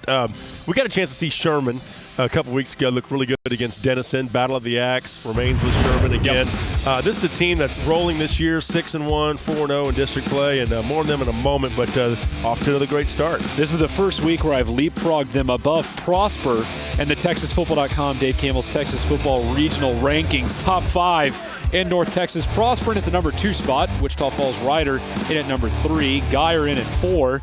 I'll give you a hint. We may be flip-flopping those next week. Denton Ryan in at the 5th spot, struggling through a tough season so far, Ryan. Okay, so Wichita Falls Rider playing Denton Geyer. Look at there's Geyer, 21-10 winners over Rider. Big win. Geyer's been on a roll lately. Yeah, they've been hot. That's their 6th win in a row. And Rider, remember, they are without J.T. Barrett, quarterback down with a knee injury. I'm not saying that's the only reason they lost. Geyer's playing great football right now, but you know that's got to be part of it. Geyer doesn't care, though. They'll take the win, more than likely take the district title, and they are the team no one is going to want to see in the postseason. Looking at 5. So let's talk about that playoff race. Go ahead. Yeah, in District 5 4A, Rider and Geyer, we kind of took them off the top because they're both going to make it. But Byron Nelson, Azle, Brewer, Lake Dallas, and Denton all challenging for the 3rd and 4th spots. And I can tell you that Azle won tonight. So they are now 3-2 in district, 6-2 overall. And when you're 6-2, 3-2 in district, Jeff, that's pretty tough to turn away from a playoff bid. They're going to be very, very close to getting one. All right, Sherman at Lucas Lovejoy. This is the game I was talking about. Look at that, 21-all, tight game. What are your thoughts? I think it's going to go down to the wire, which is what we thought all along.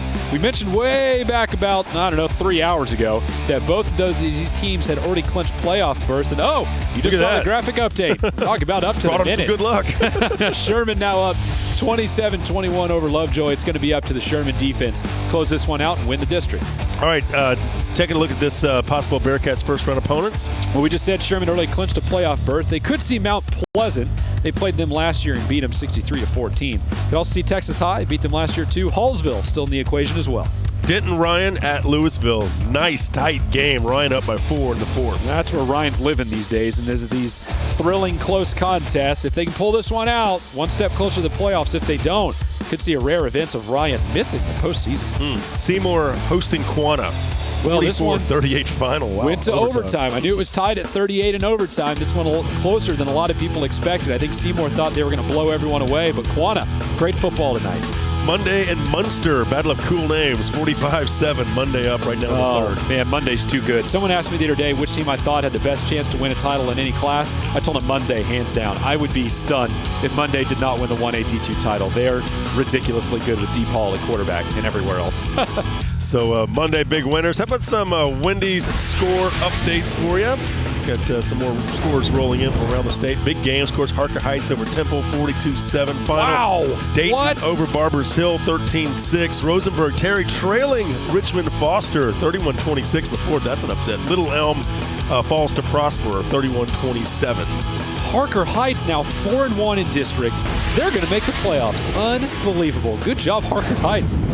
Caps off to you guys. Yeah, there you go. Hey, don't forget, bottom of the hour, tons of highlights. We're racking them all up for you, plus interviews with coaches and much more. Fox Football Friday continues. We're here at the Rig. Hang around.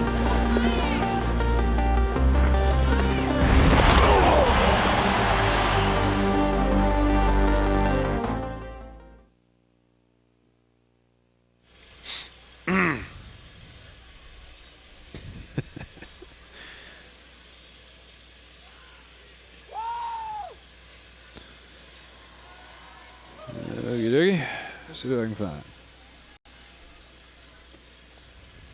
You say Coleman? Was that one of them? No, you said Comfort and Bangs, didn't you? Cisco beat Hamilton 21-14. Surprisingly close.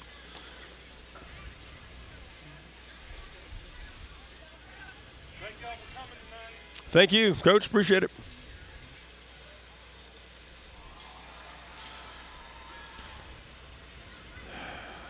I got a couple more scores I can pass along if you just need scores. No, he's trying to fill in the specific ones that we have. Yeah. That's right. Bangs was leading Comfort 55-17 in the 4th quarter.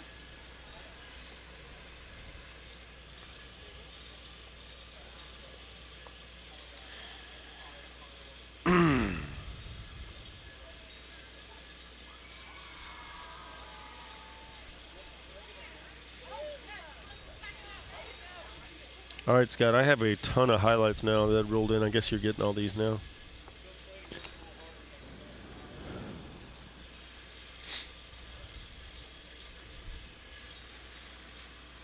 Oh, my goodness. What?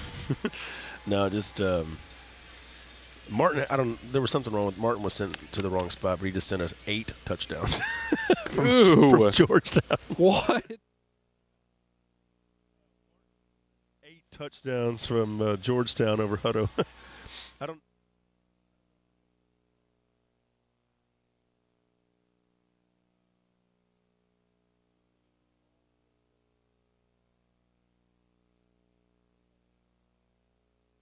Football Friday Blitz is presented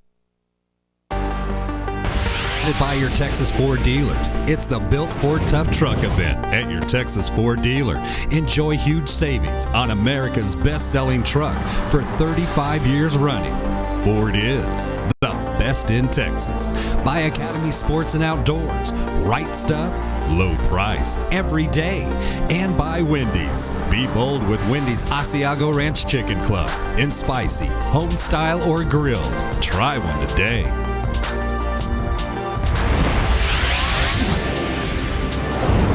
All right, welcome back to Fox Football Friday. It's the Blitz, powered by Dave Campbell's Texas Football Magazine. We're at the rig. Pearland Dawson wins it 42-33 over Friendswood. Jeff Power and Travis Stewart joining you, the band serenading us. Let's go out to the big country and show you what's going on. I tell you, those Abilene schools have been rolling this year, and they're at the top. Yeah, that's right. Abilene at 8-0. They were big winners tonight. I believe that would put them 9-0, 7-0 in district. Abilene Cooper 6-2.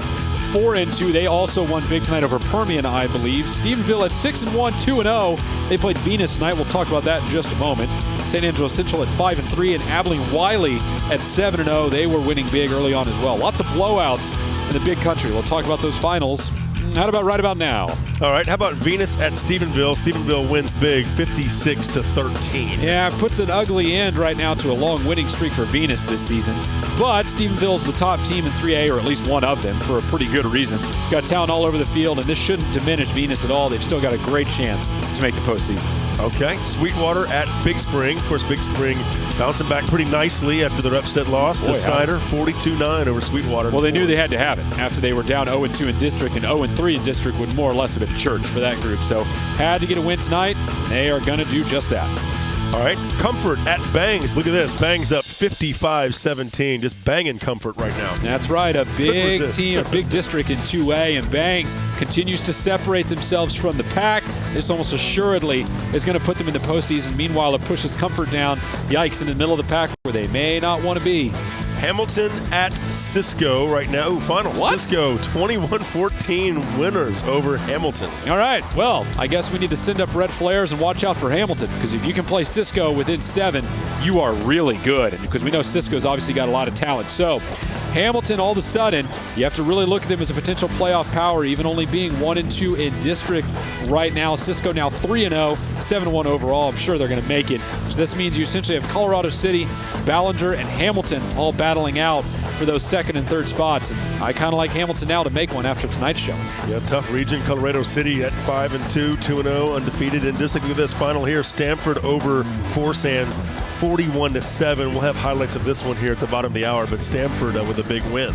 I believe that Hagen Hutchinson, the quarterback and free safety for that matter for Stanford, had a big game tonight. That's how you get to 47 against a team like Forsan. That's kind of the score we're actually expecting out of the Cisco game, with no offense to Hamilton. We just thought that's the level Cisco is playing at.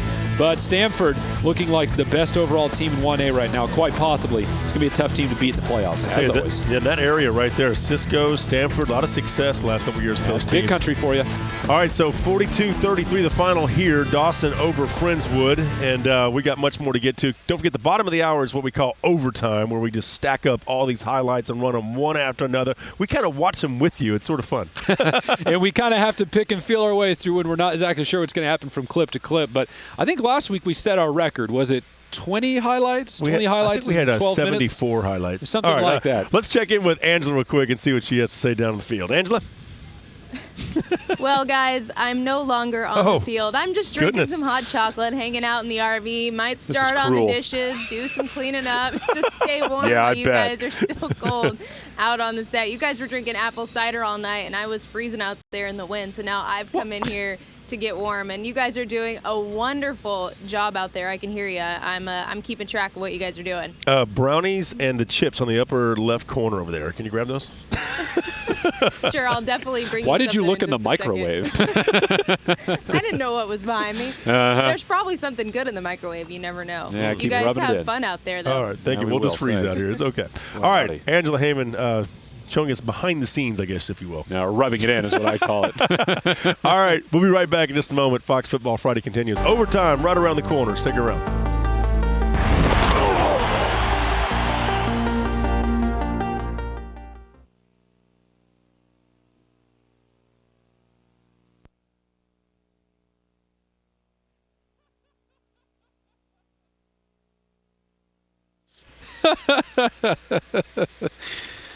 Oh, boy, howdy. How much was that write-off work right there?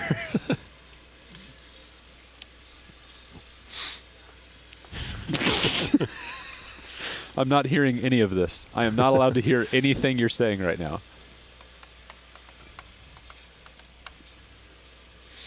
She was freezing over there. She's sabotaging it. That's what she's doing. Come on, let's pose for a picture real quick.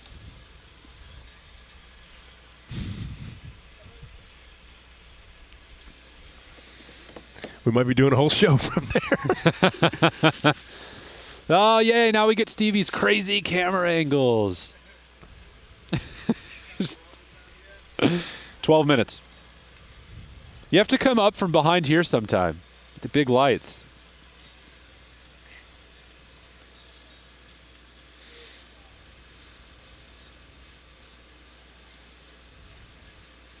Let me check in with old Greg, see what he's got going on. He said he's about to send them, or he's already sent them, I guess, but they haven't gotten here yet. Jim Lanning just sent another file for Cedar Park. 20-12 final Cedar Park over Vandegrift, if anybody needs it.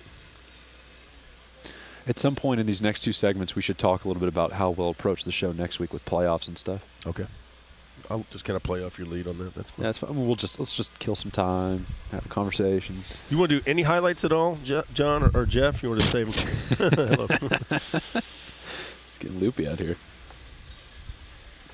And there's my answer.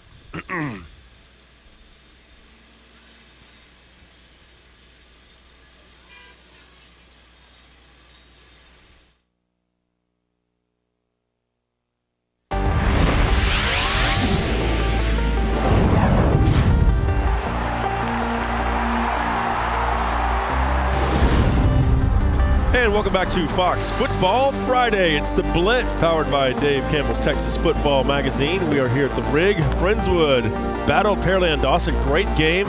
75 points were scored, but it was Dawson that came out on top, 42-33. To remain perfect, they are the #1 team in the state, and they look every bit the part tonight. And now battle-tested, I think. Yeah. I mean, they've seen good teams already this year. There's no doubt. They've already beaten Texas City. But Friendswood's just another quality opponent who can score the ball. They saw a legitimate star player tonight in quarterback Jordan Wood for Friendswood. You put all those pieces of the puzzle together, and you get a team that's deep enough to withstand the attrition of a long season, but also now has the experience of playing close games against really high-quality opponents. And James White, what a great performance he had tonight. 4 touchdowns. In fact, let's go ahead and show everybody what we're talking about here. That's Jordan Wood. What a game he had for Friendswood, the quarterback. The touchdown run right there. Back comes Dawson. Dawson on the move here. Look at the nice little run, using his blockers well. All the way down the field. That's Brett Winningen as he muscles his way into the end zone. Nice job right there. And then it's the show as James White knows it. He had 4 touchdowns on the night. It was one of those kind of nights. And Dawson just rolling right here at this point. But Friendswood kind of hung with him all night long. In fact, this game came down to a 2-point conversion, if you will. And Friendswood didn't get the 2-point conversion. But what a great performance they had. There's their quarterback once again getting it done. Jordan Wood with the touchdown. Giving you these nice low angles to show you what goes on down in those trenches. There's another touchdown by James White. The final ends up being 42-33. But Really, this was a game that really came down to that two-point conversion because at that particular point it was 35-33, but Dawson held tough defensively right there, and then they hang on and win it 42-33. Now, White scored 4 times tonight. That was number 2 in the red, and he did it almost the exact same way every time. A little shotgun zone read where the quarterback tries to read where the defense is moving and either carries the ball himself or lets the running back take it, and James White took it all 4 of those times and showed an uncanny ability to pick his way through small spaces right there in that red zone area, that 5 to 10 yard line area. He scored almost every time he did that. That's why he's such a big time running back going to Texas A&M, is colleges are always looking for a guy that can make not only just people miss in the open field and big to be, the explosive, crazy, awesome to watch running back, but the guy who can get you tough yardage up the middle in between the guards and tackles. He did that tonight, and I thought it was a very impressive showing. How about some Wendy Scores updates? Let's take a look at the rest of the state, what's going on, some of the big games around the Lone Star State. Cuero over Gonzales. Hey. That's an upset, actually. Gonzales Yes, with a great football team this year. Cuero, the Gobblers, take him 30-13. Frisco Centennial over Frisco, 38-24. Hendrickson over Round Rock, 37-14. Hendrickson is for real, folks. Yes, they are. And Kennedy over McCollum down in San Antonio, 23-17. Other big scores from around the state. I tell you what, you're going to find a lot of them here in the overtime hour. We'll hit that around 10:30, about 8 minutes or so. And we will also bring you a few more in about 5 minutes. But you mentioned that Cuero game. Definitely worth discussing because that was a last gasp for them after they lost to Yoakum last week, which is a game that Fox featured. Yeah. And after they lost that one, it put them in very precarious position. They win tonight over Gonzales, a team, as you said, was favored, especially with that great defense they've got out there. All of a sudden, back in the playoff race, and that wonky district of theirs is thrown back wide open again. Anyone can make it, and anyone can fall out. Okay. All right. Fox Football Friday continues. More in just a moment. We're at the Rig. We'll talk about this one and much more when we return.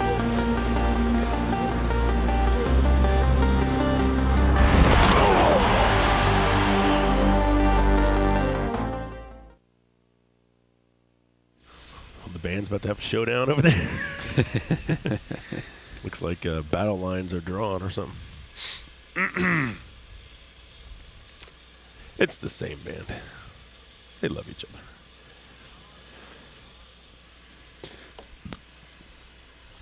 What was the Hail Mary at church? I was trying to figure out the reasoning on that. Tony Upchurch is the wide receiver okay. for Pearland Dawson. I wasn't quite sure. And he's a big play guy down the field. Gotcha. Trying to get a play on words. Ideally, that would be a 3 keys to the game. 4 is a lot. And the don't make the history was more of a don't let Jordan Wood just torch you to pieces. Yep.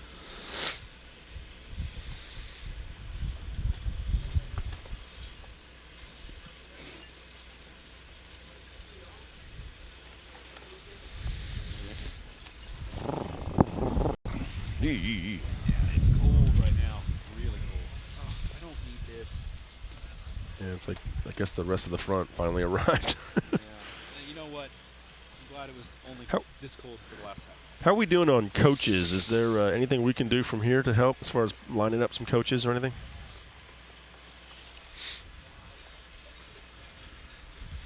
Oh, Paladuro got a huge win tonight.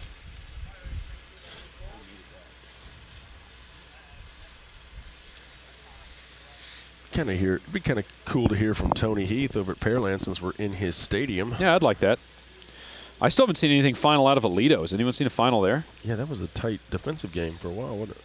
And we know Tim Buchanan will.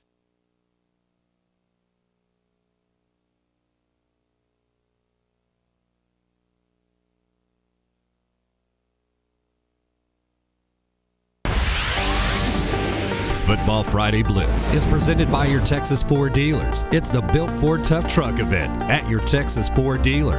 Enjoy huge savings on America's best-selling truck for 35 years running.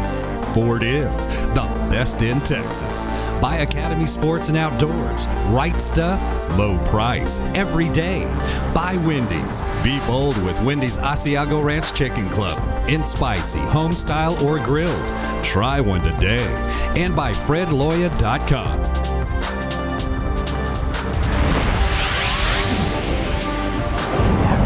And welcome back to Fox Football Friday. It's the Blitz, powered by Dave Campbell's Texas Football Magazine right here. Beautiful cover right there.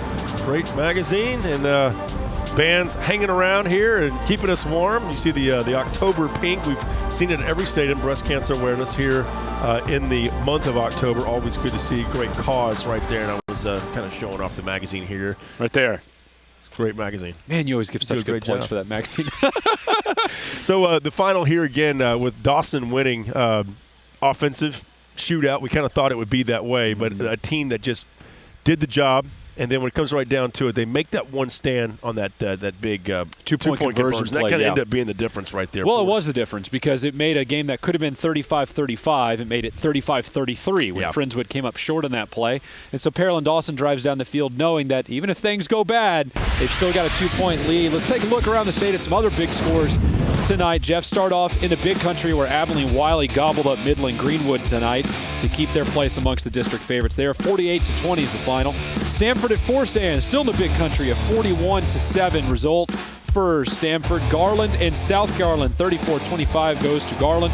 Sulphur Springs over Hallsville, 38-31 in a thrilling shootout. All right, so some big games. Don't forget, overtime right around the corner and nothing but highlights and some interviews with some coaches. We got a lot rolling around here. About 30 seconds or so. Yeah, it's going to be busy.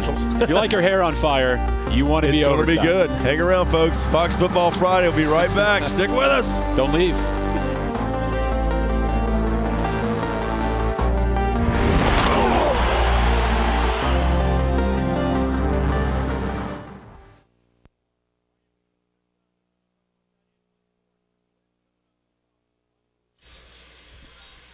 Overtime, son. There you go.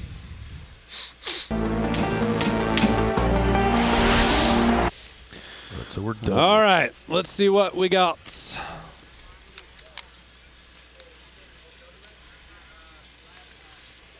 Yeah, I didn't really want to bring this game back up again. It just kind of came out. I don't think there's anything wrong with that. Okay. We have to assume at this point we are picking up new viewers every second. Yeah, that's good. So, I mean, I always like to let them know what happened right here. Yeah, I don't mind dancing through a couple things. It did. Yeah, it was about 4 segments ago. We thought Jeff was dead. Well, it's probably too late now. I need to. I'll do it later. It's going to be fairly time consuming, and you're kind of sitting here, so I was thinking maybe you could help me. But can you? Do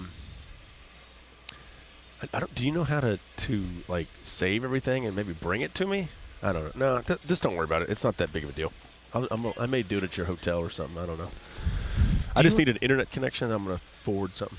Do you remember we saw a highlight really early on in the night where a kid caught a deep ball and 2 guys hit him at once and he spun and ended up running for a touchdown. All the defenders fell down. And I said, remember that. We're going to talk about that for a play of the night. Who was that? That was from a Thursday night game.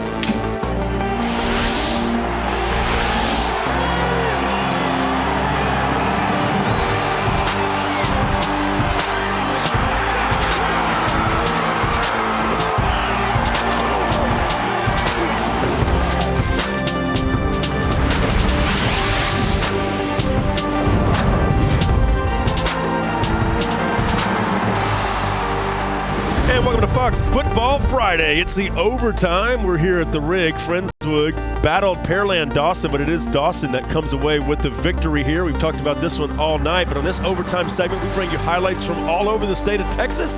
Jeff Power and Travis Stewart, Johnny, you see us down here in our little cage here in the corner. And we're ready to roll through some highlights, so we don't want to waste any time. Let's just get right into it. I know in the Hill Country, pretty big game. Lake Travis, they've had a lot of injuries so far this year, kind of depleted at times. But they keep on persevering. They've only had one loss all season long. You might remember that A&M Consolidated game Baker Mayfield, their quarterback, doing a fine job. Of course, Lake Travis, I think this is one of about 17 uniforms that they have. But I like the black and white. It looks good. Lake Travis taking care of business against Del Valle. Got it done offensively, got it done defensively, and they look good in this game. And they go on to win rather handily, setting up their big matchup next week against Westlake. Lake Travis wins it 31-6. They will play Westlake next week, and that will be for the district title. All right, let's head down to the Piney Woods, where there was a bunch of big games tonight. Jacksonville versus John Tyler. JT there in the purple. Jacksonville tried an onside kick in this one, and John Tyler gobbled it up, and that's not a bad strategy because you don't want John Tyler's offense on the field, because guess what they can do to you? Yeah, probably this. A bunch of moves in the open field totally makes a man miss. Truck bookmark that, and that could be a play of the night capability right there. Touchdown. John Tyler goes on to win. Well, actually, it's still going on, but in convincing fashion, they lead 52-7 over Jacksonville. Yeah, very impressive. So John Tyler rolling on. The record's not real impressive, but that team, I tell you what, on any given Friday night, they can romp. They'll beat anybody. They will beat anybody. All right, let's check out Abilene and Odessa. Abilene probably the top team in that Permian Basin, and showing it once again. Abby, that quarterback, has just been having a fantastic season for him. They can also run the ball, too, and part of that's because Abby throws the ball so well. The defenses have to suck up on the run. That's what they did. They drew the defense off with the run, and then Abby fires downfield. He's got a man on the sideline for a touchdown. And that was the story of the night, folks. It was Abilene scoring, and then scoring again, and then maybe perhaps scoring again. 44-6, Abilene wins. Out to 9-0 right now. They're running away with that district. Might be one of the best Abilene teams we've seen in a while. They won a title a couple years ago, and they're pretty close to that one. All right, let's go on back down to the Hill Country. Cedar Park taking on Vandergrift. We know how Cedar Park loves to play defense. Well, I tell you what, they can get it done offensively too, but this is Vandergrift Not today. On the moon right here. And this ball all the way out. Nice little run there by the quarterback. That would set up a field goal as Vandergrift was up early on. But Cedar Park, they'll kind of lull you to sleep at times. They play such great defense, but then occasionally they'll just go deep and lay one up top. Beautiful pass play right here. Fantastic. 80 yards, I believe, on that one. And just that kind of night. Now Vandergrift trying to get back in it, but look at this play. Picked off that Cedar Park defense. We got a big game coming up next week when Vista Ridge takes on Leander. We could have like a three-way tie for possibly first if Cedar Park should fall. But Cedar Park, I think they went on to win this game. I believe it was by a final score. I got it for you here. Come on, Jeff. Deliver. Man. Deliver. Oh, we'll bring the final to you in just a moment. Just disappeared on I agree. I do believe Cedar Park went on to win. Swing back up. 20-12. Cedar Park. Jeff. Up into the Dallas-Fort Worth area for Allen and McKinney Boyd. And Allen, folks, I'm going to ruin it for you, but they were all over this one. The run game for Allen was absolutely tremendous. Kyler Murray, the quarterback, did so much damage. They also held down the McKinney Boyd run game to pretty much nil. Goodness gracious. Look at this Jitterbug boy. He just crosses over the entire field. He's got the corner. He is going to make it. That is 7. And, folks, that is what Allen can do to you. When they don't strangle you defensively like they did tonight to McKinney Boyd and their great running back, they'll beat you up offensively. 34-7, Allen a winner, looking like one of the best teams in Texas as usual. All right, so let's go down to the Houston area. Cy Fair, Cy Ranch.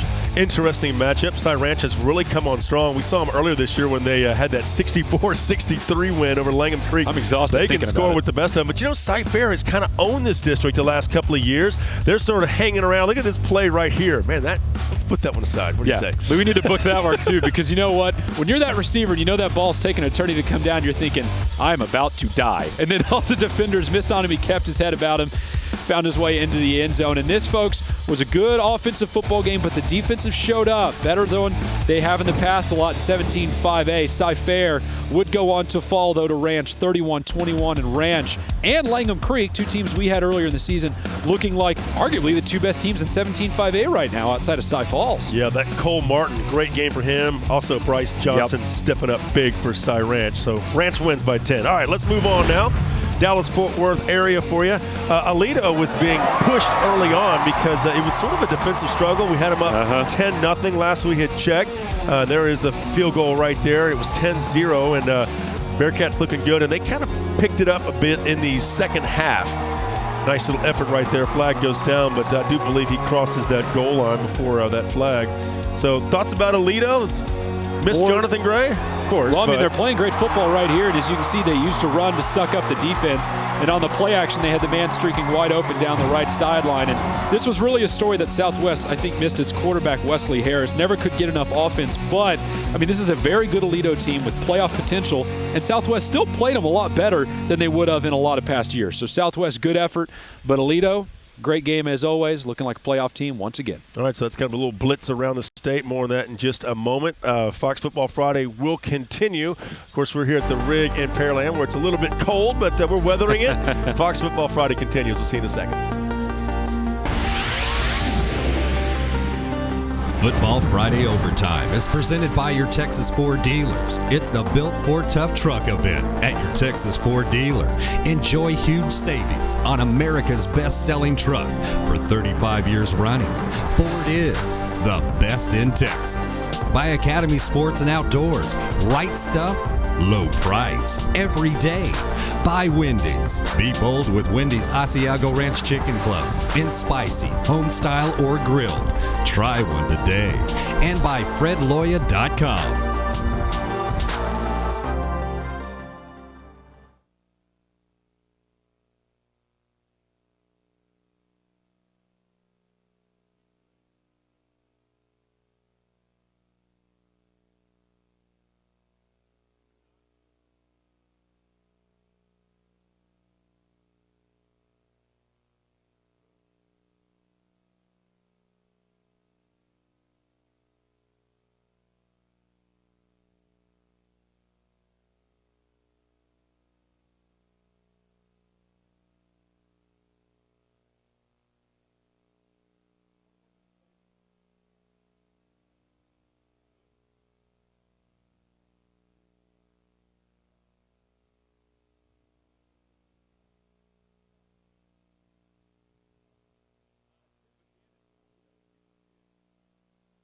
That's also the only game I know the final for. Tim Buchanan at Aledo would be my favorite.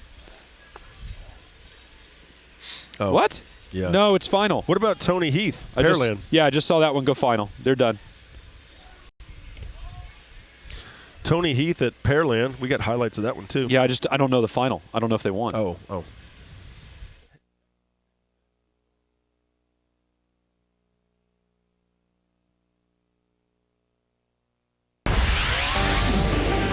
Football Friday Overtime is presented by your Texas Ford dealers. It's the Built Ford Tough Truck event at your Texas Ford dealer.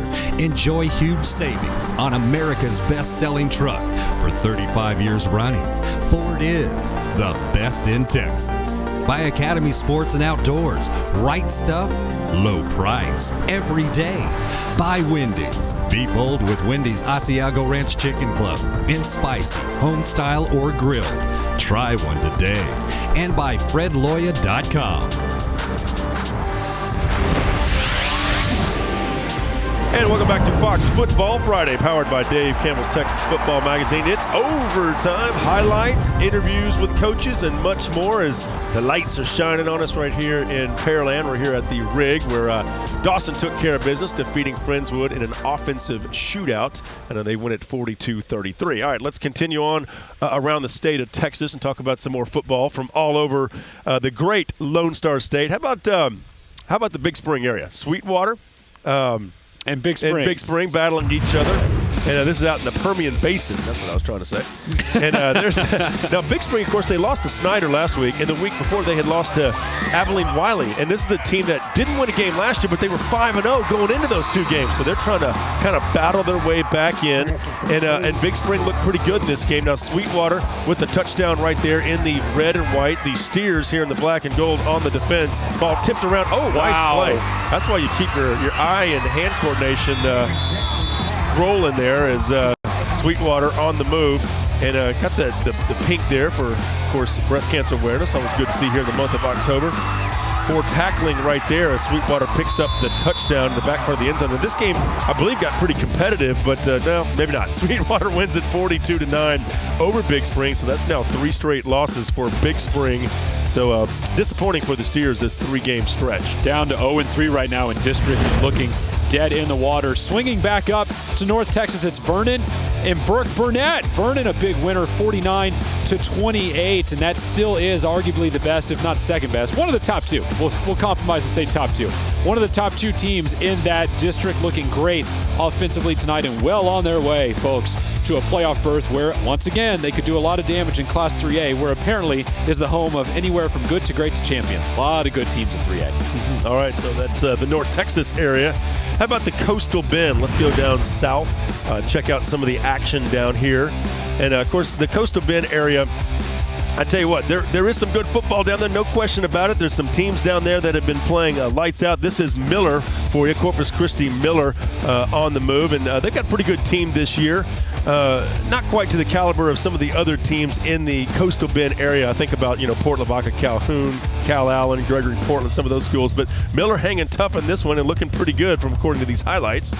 Yeah, it's really, as you just said, Jeff, everyone else outside of Calhoun and Cal Allen and Flower Bluff. King Miller, is having a good season, too. Miller trying to stay in the race. King playing good football as well. But Corpus Christi Miller a winner tonight over Loretta Cigaroa, 33-10. There you go. So 33-10 winners. Special thanks to KRIS for that one. We appreciate that. How about North Texas?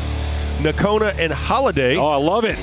Nakona there in the white and the orange. This was a really good game, folks. Holiday in the red. Nakona starting off well on the run game off the right side. Running back covers up the ball, and he's got a touchdown. More Nakona, more ground game on the left side this time. Makes a couple guys miss, and the ball pops out. Uh-oh. And all of a sudden, Holiday all over it. They would recover. Holiday, I love their jerseys because they say hero real big on the front. I just love that. Nakona, more offense. Actually, I think this may be, no, it almost looks like the same play, but it's not quite. Another move off the left side. Nakona ends up downing Holiday today, 14-13. That was a great one and a crucial one in the district race. All right, so huge game right there. How about Abilene, Wiley, and Greenwood? This is out in the big country, of course. Wiley undefeated. Hugh Sandifer with his team in the purple and white and gold right there with the plunge right up the middle. Looks like a touchdown. There we go. I was waiting for that call. Doesn't have to be fancy to count. That's Abilene Wiley for you on offense. Just super steady. Quarterback play also very good. Looking off to the left side, and they sucked the defense in so far. There was no one there. Another score for Abilene Wiley, and it was close early, but it was a big one late. Midland Greenwood was never able to get a whole lot started on offense because the Abilene Wiley defense chased them around all night. They did get a touchdown there on the quarterback scramble off the left side, but as we said, it was all Abilene Wiley. 48-20, and those Wiley Bulldogs looking like the best team in that district by, dare I say, a considerable margin. Yeah, we saw them early against Argyle, and they have not looked back ever since then. All right, how about the Houston area? Pearland and Pasadena Memorial. Play fake again. Wyatt wants to throw. Let's just listen in. Almost, it is picked off. Intercepted, and that is taken. This is a Legacy Sports Network there with the big play there as Pearland wins it 42-16 over Pasadena Memorial. That game being played over in Pasadena. So we are at the Rig where Pearland normally plays their home games, and they win big tonight. So big game for them. All right, forward player of the game? Yeah, I think we all know who it is, right? I think we can scramble over each other to get to it. It's James White, the running back for Pearland Dawson, who was just great tonight. We talked about Jordan Wood in the preseason, the quarterback for Friendswood. Don't get me wrong, the kid was great. But James White, 4 rushing touchdowns tonight for Pearland Dawson. There just wasn't an answer to him. Here he would set up one of those 4 touchdowns with a long run down the left side after he did a great job following his blockers. He would answer a play later with a sharp cut off the left foot right up the gut. No defender could adapt. Here's another touchdown for White. Again, a cut off the left foot right up the gut, right behind the right guard. And don't worry, you're not seeing double. A cut off the right foot behind the center. That was touchdown number 3. And I tell you what, we've got 3. Why don't we go ahead and salt this one away with number 4. James, take it away. A cut off the right foot up the middle behind the center and the guards. Stop me if you've heard this storyline before. James White, 4 rushing touchdowns. I don't have a pick, but if I did, I would be looking at James White, running back, Pearland Dawson, as a Ford, Built Ford Tough player of the week. Well, he was your key player before the game, so he was one of them. Good job right there. All right, Fox Football Friday will continue in just a moment. We'll put a bow on this one in just a few minutes. Stick around.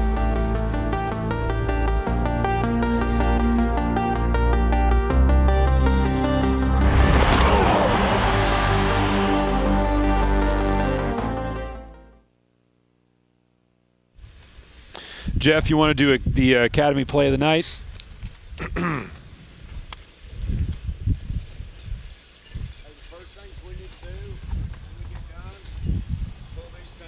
Let's go back to Cy-Fair Cy-Ranch. It's the team in red and white. That's Cy-Fair with a long pass down the left side. The kid catches it. Everyone hits him, and everyone falls down, and he keeps running, scores a touchdown.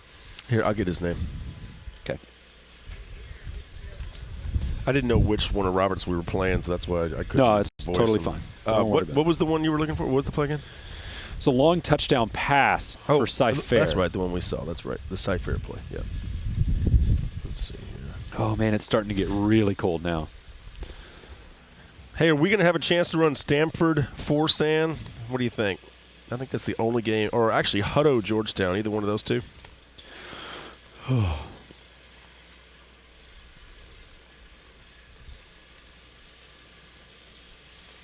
I think this is it. Let's see.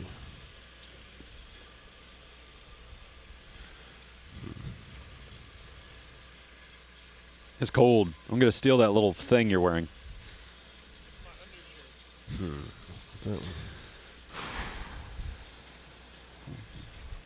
It's a little chilly. Oh, I don't even want to know. This is about as lucky as we've ever been facing away from the wind right now. If we were into the wind, I'd be dead.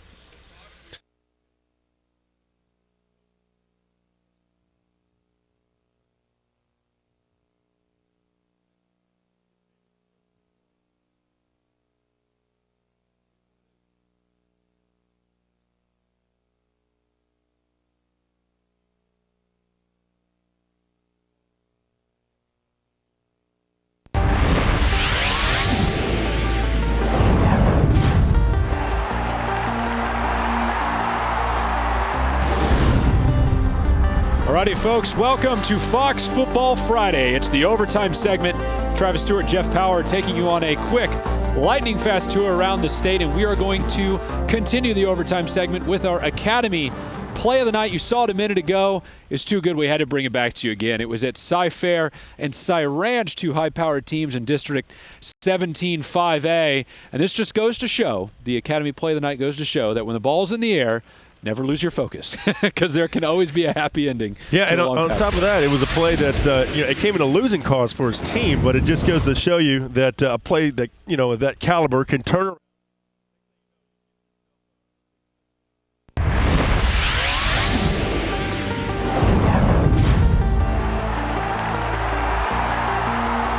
Defenders make it all the way into the touchdown. We'll try and bring you that in a few moments, but it's been a good night of football, Jeff, all across Texas. We saw a lot of highlights earlier. Anything jump out to you, maybe? Just highlights from all over the state. This is that time of year where, a lot of games are going to be deciding whether or not a team makes it to the postseason or not. That's always huge when you get to about week 8, week 9, and, of course, week 10. And we got, big games coming up here the next couple of weeks that we'll get a chance to see some more regions across the state. The Golden Triangle next week, and then we'll wind it up in Austin the week after that. We should talk about what we're going to do the next couple weeks, but here's that Academy play of the night. The long pass from Logan Taylor to Preston Wallace. Oh, my goodness. All of a sudden, he's got more green than he knows what to do with. Touchdown, Preston Wallace. Good job, kid, keeping your cool. The Academy play of the night. Yeah, there was other couple of games. Stanford had that big game against Forsan. That was a game that we kind of thought that it would be a little bit closer, because Stanford has proven week in and week out that they got the kind of team that you better watch out for. But Forsan, a little bit more trouble than we would have liked, or at least we thought it would have been. But Stanford won that game 41-7. I believe we've got some highlights of this one here. But I can tell you Stanford won it, though, as you can see, 41-7 game being played out in the Permian Basin. Hagen Hutchinson had a big game, and Hutchinson a couple touchdowns there for Stanford, who went on to win this game 41-7, the final score of that game going on in the Permian Basin. Yeah, a lot of big scores in the Permian Basin in Big Country. Abilene Cooper was a big winner tonight over Odessa Permian. Cisco survived a narrow one with Hamilton, but again, a lot of big results tonight. And we just mentioned, Jeff, what we're going to do over the next couple weeks. We might as well go ahead and address that through weeks 9 and 10, which are the next 2 weeks. We're going to talk a lot about playoff scenarios. We're going to look at specific games. We always do. But we're going to talk about how outcomes are going to impact where teams are going to fall in the postseason equation. And more importantly, we'll tell you who teams may be seeing in the first round in a couple weeks. It's going to be a busy process the next 2 weeks. But over the next, roughly 14 days, the playoff picture is going to crystallize. And if you want to make sure you're up to date with it as it happens, This is the place you want to be, this desk area. Yeah, I mean, Westlake taking on a really good Lake Travis team. That's going to decide that district title down there next week. All right, Tim Buchanan now joining us from Aledo, and Aledo with the big win over Fort Worth Southwest. And Coach Buchanan, give us your thoughts about Aledo and not only just this game in particular, but how the season's been going for you guys. Well, after taking the loss up against Stephenville, our kids have really bounced back and played well throughout the season. This game tonight against Southwest, Southwest is one heck of a football team. They have, I'm going to say, the most talented group of football players I've seen all year long, and that includes the Highland Park team that we beat and the Stephenville team we lost to. But it was great to get the win. They had a great defense, and we had a hard time moving the ball. Coach, I know Southwest has a great wide receiver in Robbie Rhodes, who's just death on a jump ball. He's really hard to cover. What did you guys do to try and take him out of the game tonight? You just put two guys on and pray? Well, we put Shea Wood out there on him, and a couple of times had him man-to-man by himself, but usually had somebody over the top. Try to double cover him as much as possible with different schemes. Sometimes zone, sometimes man, sometimes a box and one. And I don't think he caught but one ball all night long, so it worked. All right, Coach, thanks very much. And you know what? A huge win tonight. Can't wait to see what you guys do in the postseason, too. Yes, sir. Thank you, Coach. Tim Buchanan there from Aledo. Aledo wins 24-8 over Fort Worth Southwest, and some heavy praise right there for Southwest coming from Coach Buchanan. And you should. That was the Fred Loya insurance quote of the night. All right, Fox Football Friday. We'll be right back in just a moment. Stick around, folks. We'll wrap it up.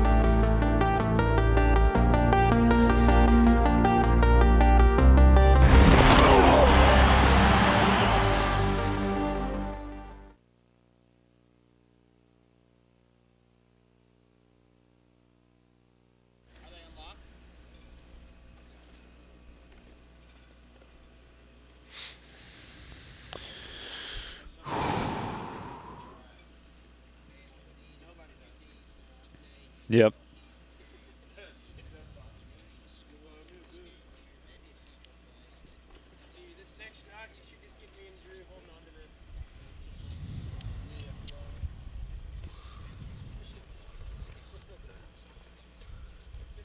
Okay. We are going to Memorial at Westbrook next week, and that'll be our first time in Beaumont ISD. Okay.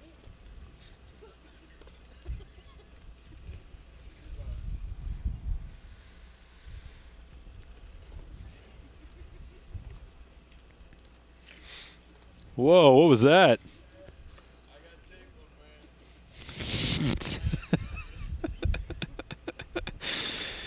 Memorial's only loss was to North Shore, right? That's the only one? Yeah. We won't get into Westbrook. Just sidestep that. Let's talk more about just Beaumont ISD. All right. I mean, that Golden Triangle area, obviously, we could hit on some of the Nick Niederland. Mm-hmm. Is Niederland Beaumont? I mean, is Golden Triangle? Yeah, yeah. Oh yeah, yeah. That's right. Port Neches Grove, Niederland. We were at that game. How do those desk lights look on the live? They look cool. Yeah, they look good. They look cool.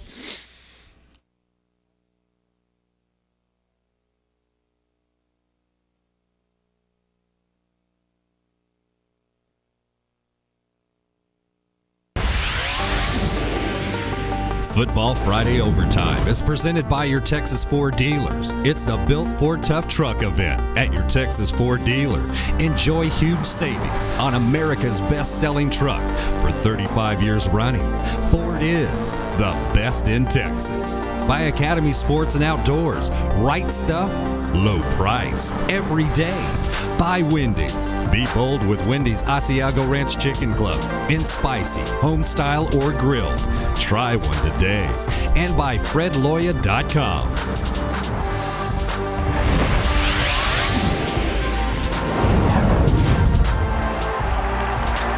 And welcome back to Fox Football Friday Overtime, powered by Dave Campbell's Texas Football Magazine. Jeff Power, Travis Stewart, Angela Heyman was roaming the sidelines for us tonight. And the final score here, Pearland Dawson wins it Well, it was kind of a nail-biter there for a while, but they do end up pulling away 42-33, your final score, and they improved to 8-0, 5-0 in district play, undefeated, I might add, number 1 team in 4A.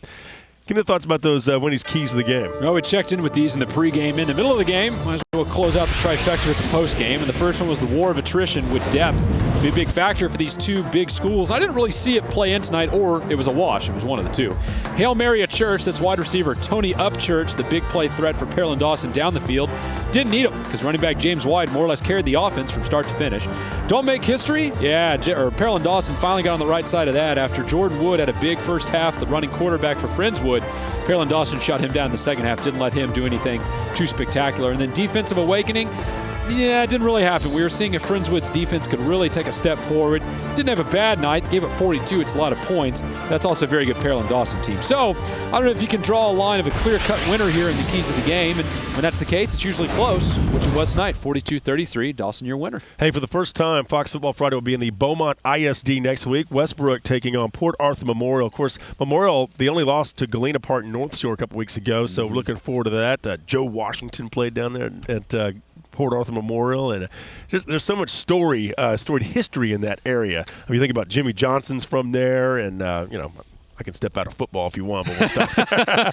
But this is a great opportunity for a lot of people to see Port Arthur Memorial and Westbrook, a new-look Westbrook squad after they changed coaches in the offseason. And next week and the week after that, Jeff, are prime opportunities for us here at Fox Football Friday to start breaking down the playoff picture for you, to show where teams are going to go, who they might play, how the districts are going to shape out, and in a few unfortunate circumstances, who may not be going to the postseason. But if you like your action up to date, if you like it as it happens, and if you like it clear and concise, I might say, then this would be a good place to be over the next 2 weeks as we start walking you through and building playoff brackets. Yeah, big games all over the state. I mean, that Austin area, you got Lake Travis taking on Westlake for a district title. You've got Vista Ridge has to play Leander. Cedar Park's kind of in the driver's seat right there, but who knows? That could get real tight. I could see some one-loss teams all battling each other for a playoff spot there, too. There's a lot of great games in Dallas, in Houston, Golden Triangle out west.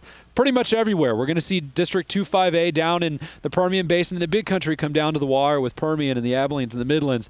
It's just going to be a great 2 weeks. This is what we do week in and week out, is wait till we get to the playoff picture. It's cold. It's freezing outside, Jeff. This is what it's supposed to be come playoff time. There's a guy who used to play football standing right off the set, and he's nodding his head. He can tell. He's excited about it. Everyone knows playoffs are in the air. By the way, the show after Beaumont ISD will be over in the Austin area when Pflugerville takes on Westwood. Definitely some playoff implications will be going on there as well. Probably a battle for second or maybe third. All right, so Fox Football Friday, we'll see you at Beaumont ISD next week, Westbrook and Port Arthur Memorial. Appreciate you being with us. Stick around. 2 more hours of high school football coverage right here. Don't go anywhere. Hang around. See you next time.